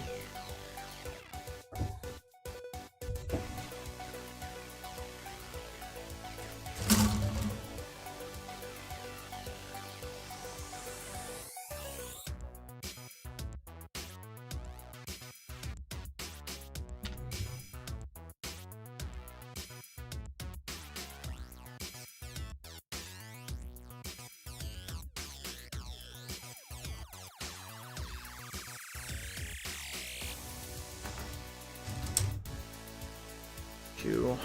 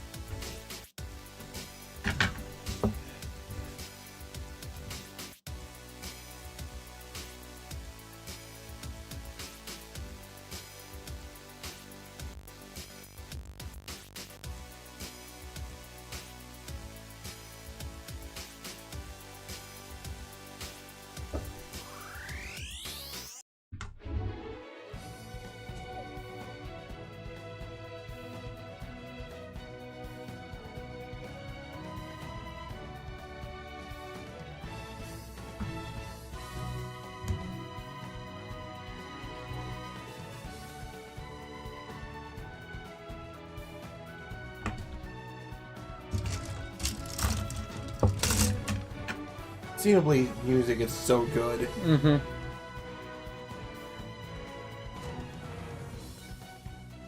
So, fun fact I learned when I pulled these, same guy who did the Chrono Trigger music. That explains it. Or like that doesn't surprise me. It's like the dude just has talent. It's like some people just wake up or like through hard work and practice just become gods of music. Mm-hmm. Honestly, with that red and everything, for a distance, it looks like Tekka Man Blade. Yeah, it does. This makes me like it even more. Mm-hmm.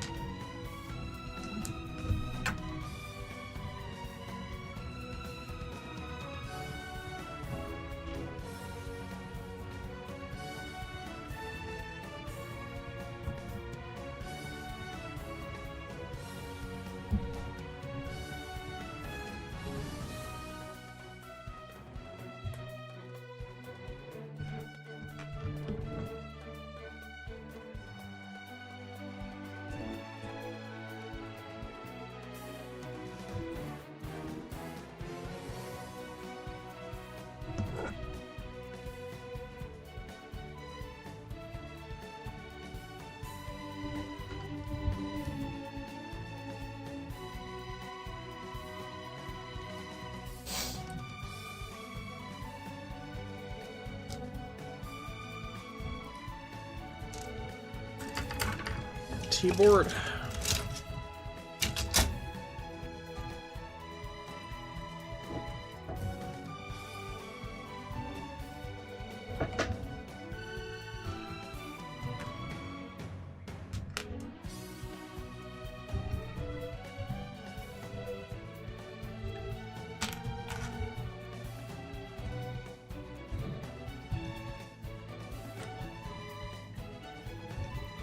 Alexis, how did you spend your Friday? Oh, I watched my friend build a giant robot. Wasn't that a waste of your time? No, it was the best thing I ever did.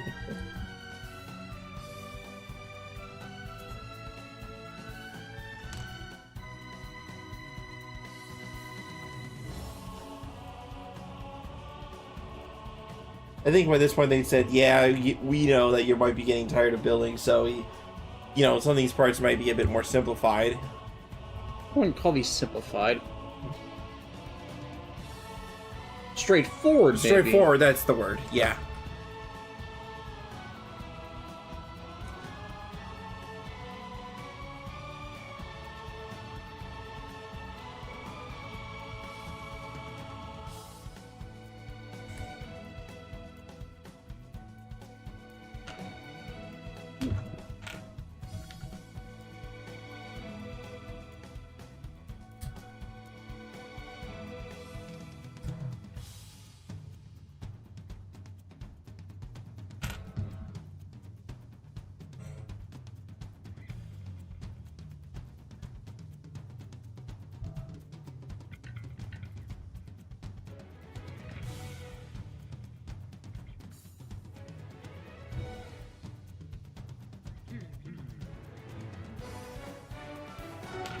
Those together yet.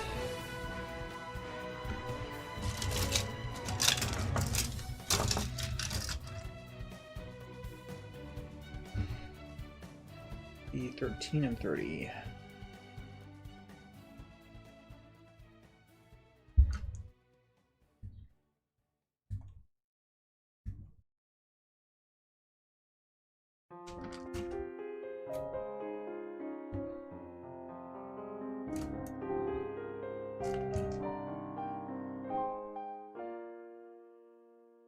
J30.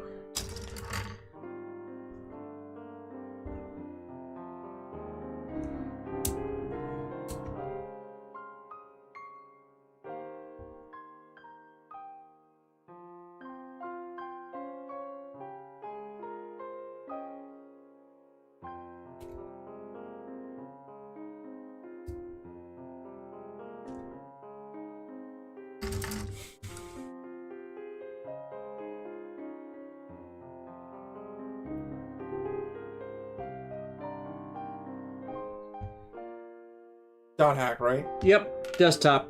The desktop.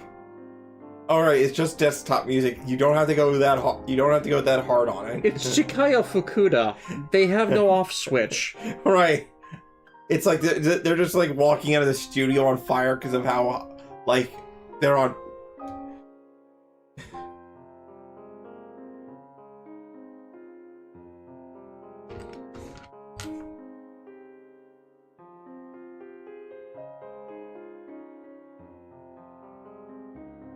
I can also understand like why they made this piece the way they did, because when you think about it, you're going back to the desktop constantly in dot hack, so after all the craziness in the game, coming back to like a nice soothing. Plus, you can swap it whatever you want once you fill out the Ryu books. Yeah. So I just swap it to Makanu's theme. Mm-hmm.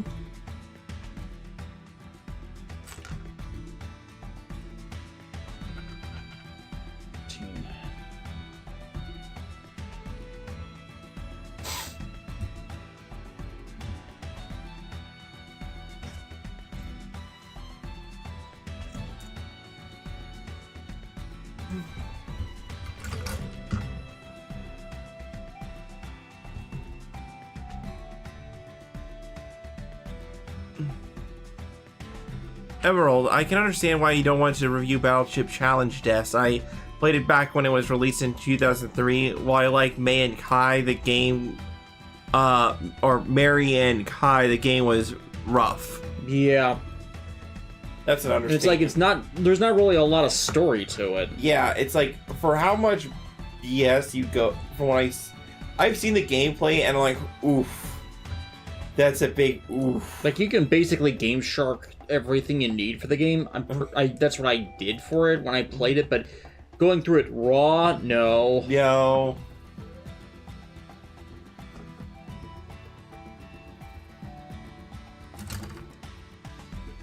Plus, it doesn't really add anything to the story. Yeah, it's just kind of, it's the most pointless kind of filler. Mm-hmm.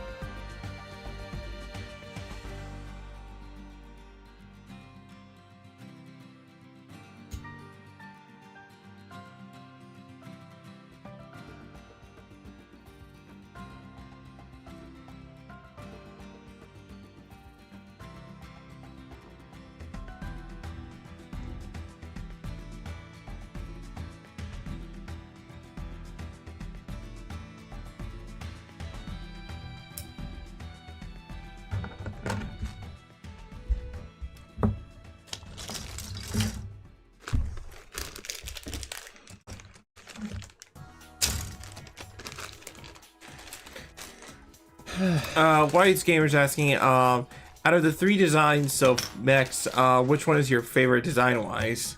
4 and honestly, our gunner.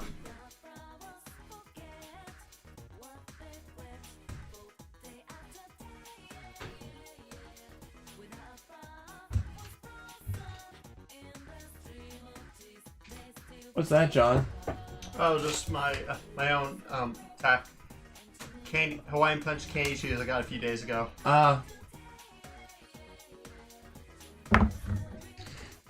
Two and 5.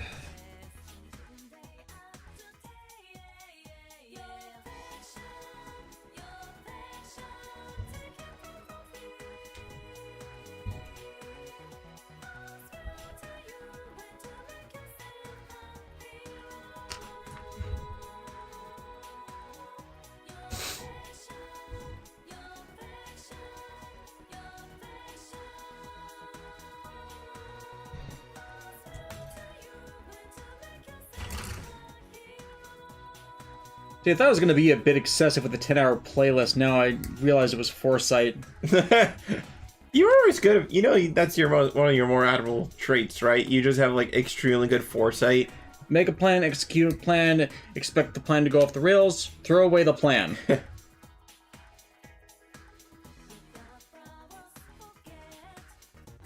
Now, if only this one worked for winning the lottery. If only.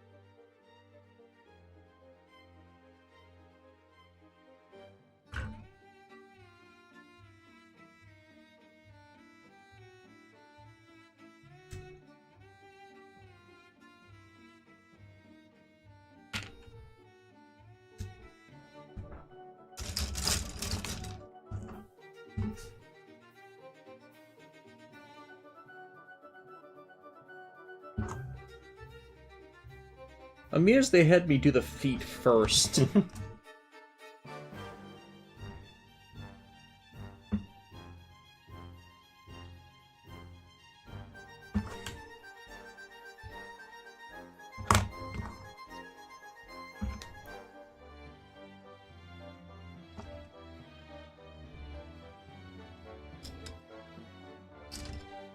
Alright, that's the other foot. The sheer hilarity that like the powered armor is essentially giant feet. Yep.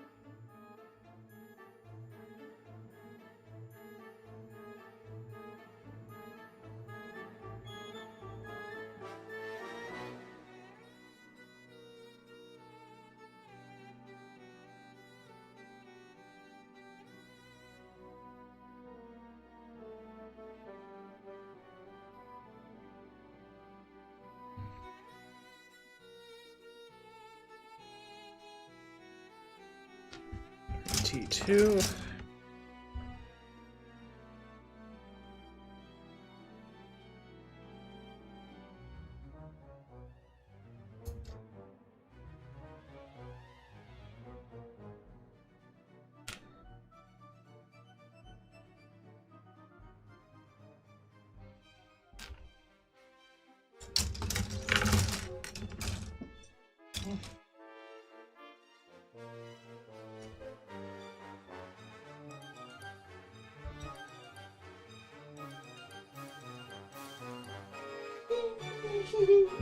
And I assume 42.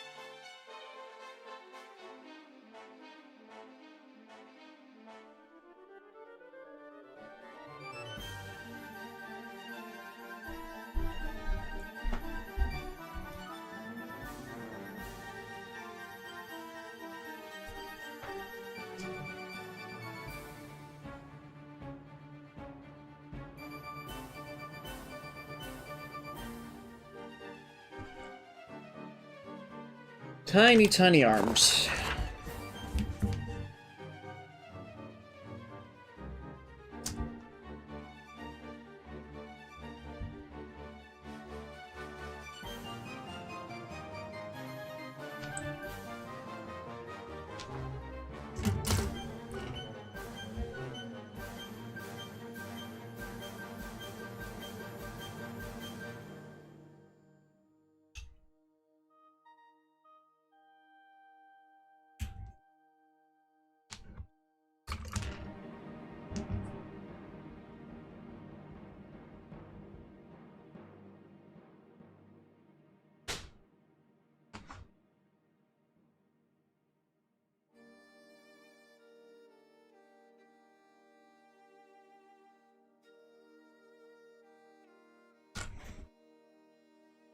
Twelve.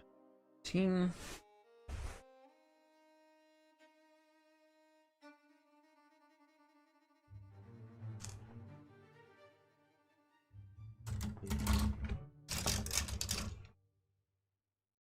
Seven, 8.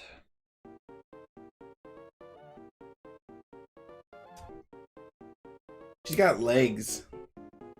Hmm. Oh, this is the one that was being piloted by the girl of the team. Hmm.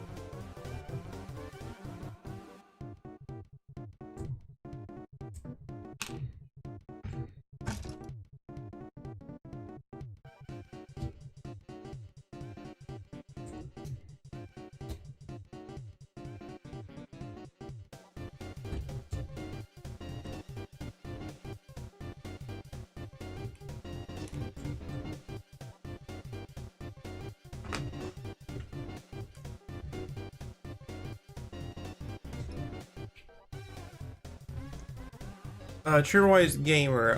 The PS4 OST always brings me a smile. Thoughts on the P3 remake? More thoughts. Honestly, like, I hope that they don't necessarily Persona 5 like Persona 3, if that makes any sense. Like, I just hope that social links have better benefits beyond just getting more experience for your personas. Better explorate more story elements, and yeah, that's Basically, keep Persona 5's quality of life improvements. yeah, that's it. Like, because the base of, or honestly, like, if anything, with today's technology, now more than ever, what Persona 3 was trying to do in the first place with the tactics system could probably be better implemented.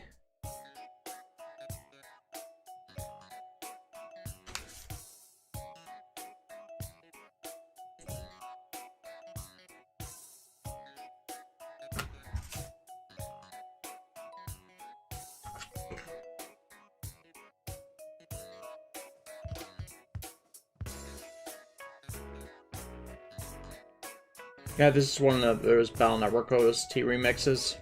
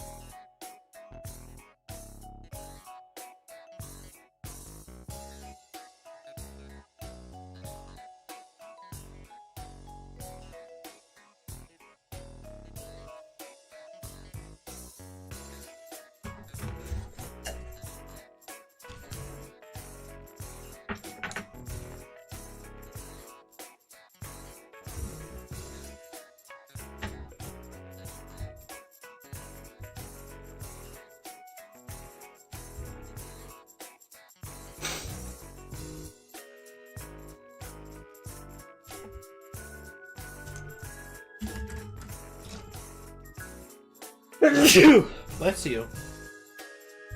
Oh, that's the other thing about Persona 3's Reloaded that I'm curious on. Seizing mechanics?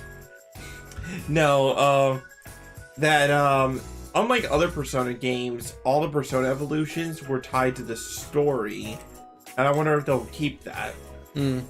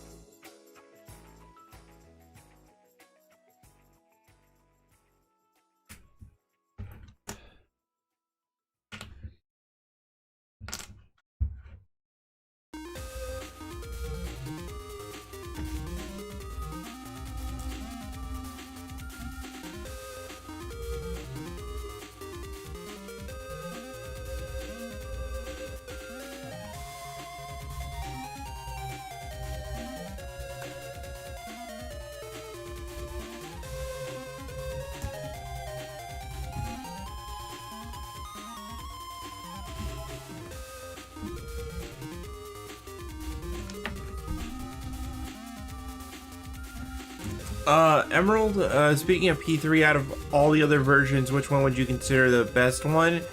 Because as much as I love FES, Portable had some good quality of life. Honestly, Portable, like, is probably the best way to play. Oh,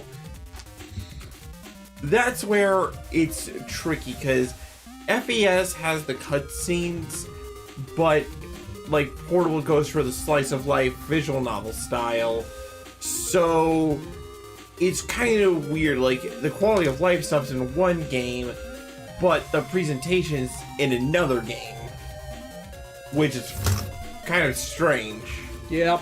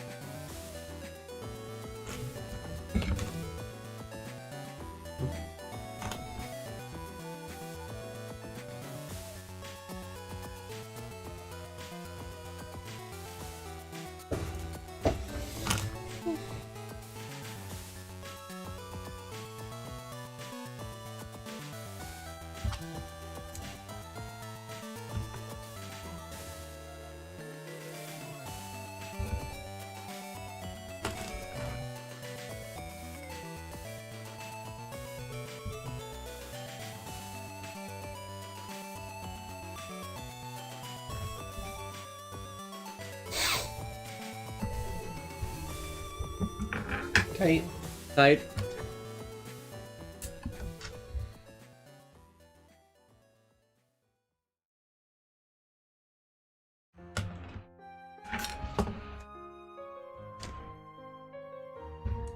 Piece. The T-board's almost dead.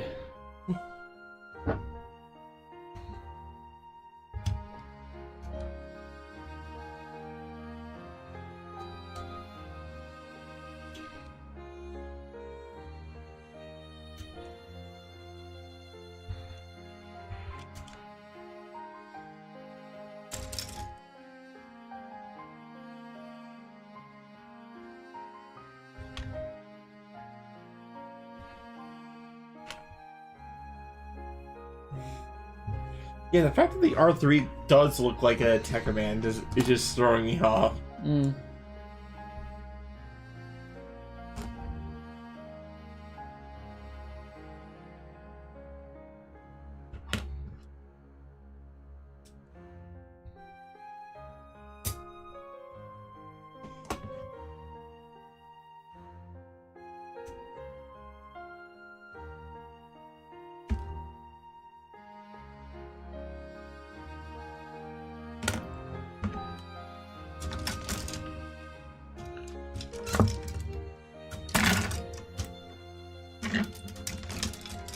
V-board, pair of beam sabers. Hmm.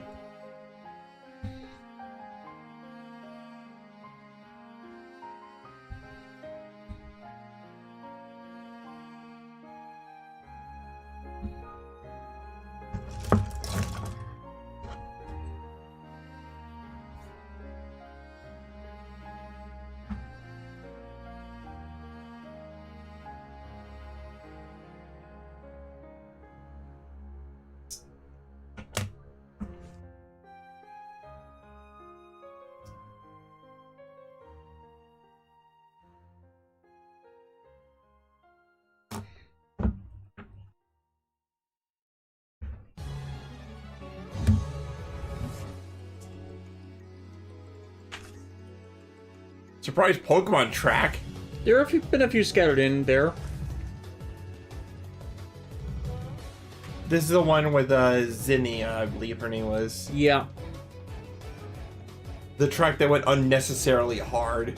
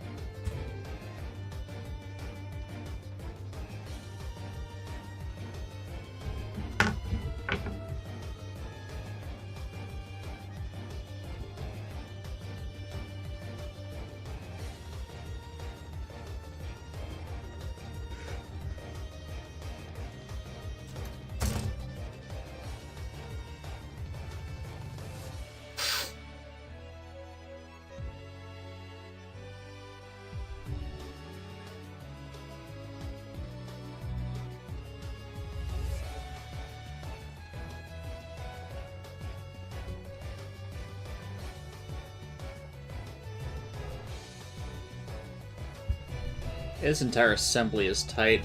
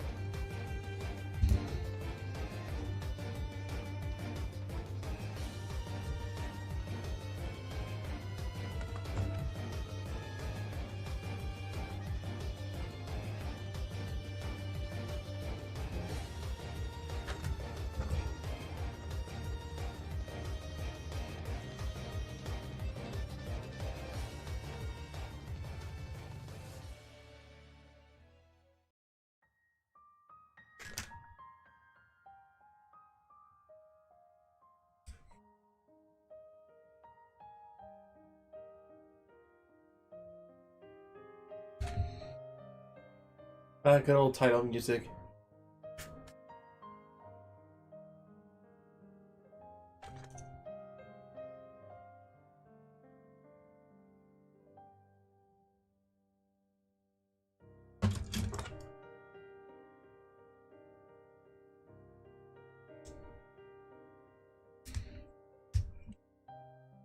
That looks legit good.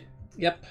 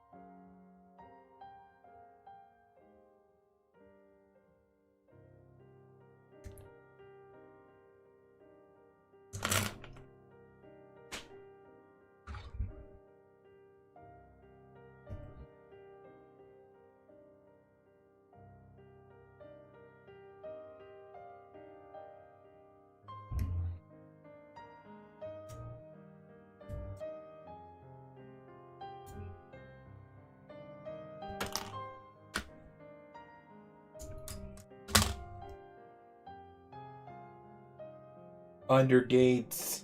Under gates.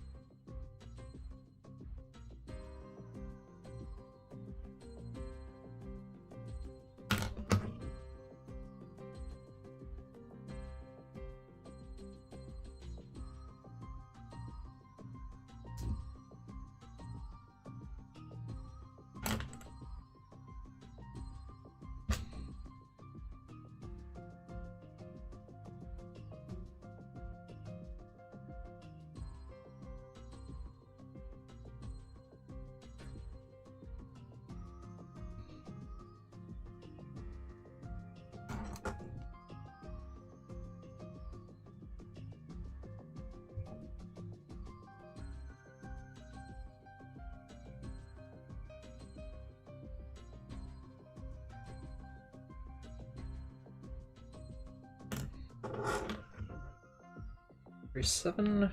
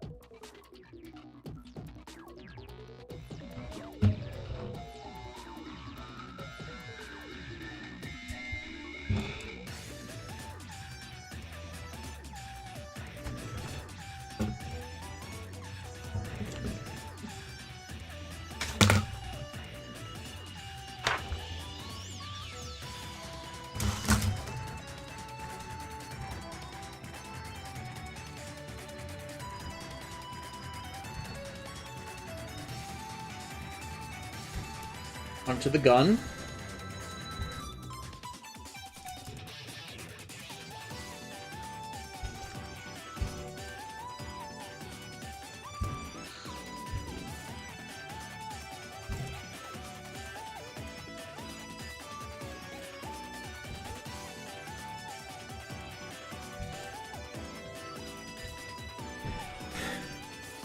It's too bad that all these guns don't combine into a bigger gun. Yeah. I think that's the one shortcoming in all this. But then again... there is the R gun, and it's... Yeah, like that. Isn't that enough gun? No. Yeah. I was just checking it on a Rocky just for shits and giggles. Yeah. Not necessarily for mini plays, but like, what calendar merch is available and mostly all sold out. Yeah.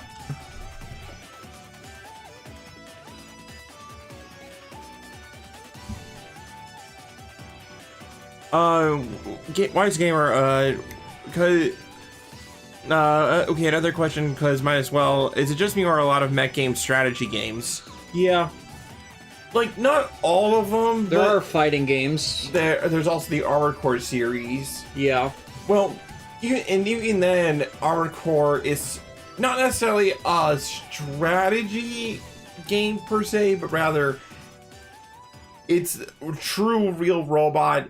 You can't just run out guns blazing with like everything. You know what I mean? Like, you have to be aware of what you're doing, what your weight, the piloting, the your loadout, like just a lot of other little things that like mech series tend to touch upon here and there, but like but I think it's mechs being used as in strategy games, it just makes sense because, well, like, how many series utilize mechs in a strategic way? You know what I mean? In a stratego way. Stratego way. Oh. I think it's like easier to like conceive a situation where you have a bunch of robots on a map and be like, okay, here's X amount of enemies. Your guys can do this, they can do Y. Versus a fighting game where there's like a lot of varying factors involved, right? And I've played Gundam Mecha Battle Brawlers, and they're not as engaging. I mean, I heard Extreme Versus online is pretty fun. No, like, there are exceptions to the rules. There's just a like, lot but of in them. general, yeah. Like, I played the Gundam Battle Assaults, and they were kind of lacking. Like, they always, because they fundamentally miss some aspect of the experience you would want for a game, you know? I mean, the best you get is the God Gundam facing the big Gazam. Admitted you'd want to do that. Yeah, I would run up to the big Zom and just punch the crap out of it. Yep, the big Zom is stupidly overpowered in that game, though. All the more reason to punch it. That is the R3. Should we keep going or should we call it there because it's like 8 hours? I've hit 8 hours, yes. So the concern is, like, should we take an actual pause break and then continue more later? Because I gotta get this done. Right. Because we can't go over 10 hours, and yet if we keep going, it's like we're gonna hit that 10-hour limit. Yeah. So why don't we take a break to like stretch our legs, get a streaming break? Yeah. Yeah. We will be back for more, and we will complete this tonight. Oh yeah, if it goes past midnight. Yep. Yeah. So we will be back in a bit to finish the R3 powered, and yeah, there are several more pages of this. Yeah, but I can kind of tell by looking at you that you need like a pause break. Yeah, Dead-Eyed Stare. Okay, and maybe that'll interest some other people to come back. So we will schedule this to come back at 9 Central Time. See you guys in a little under an hour.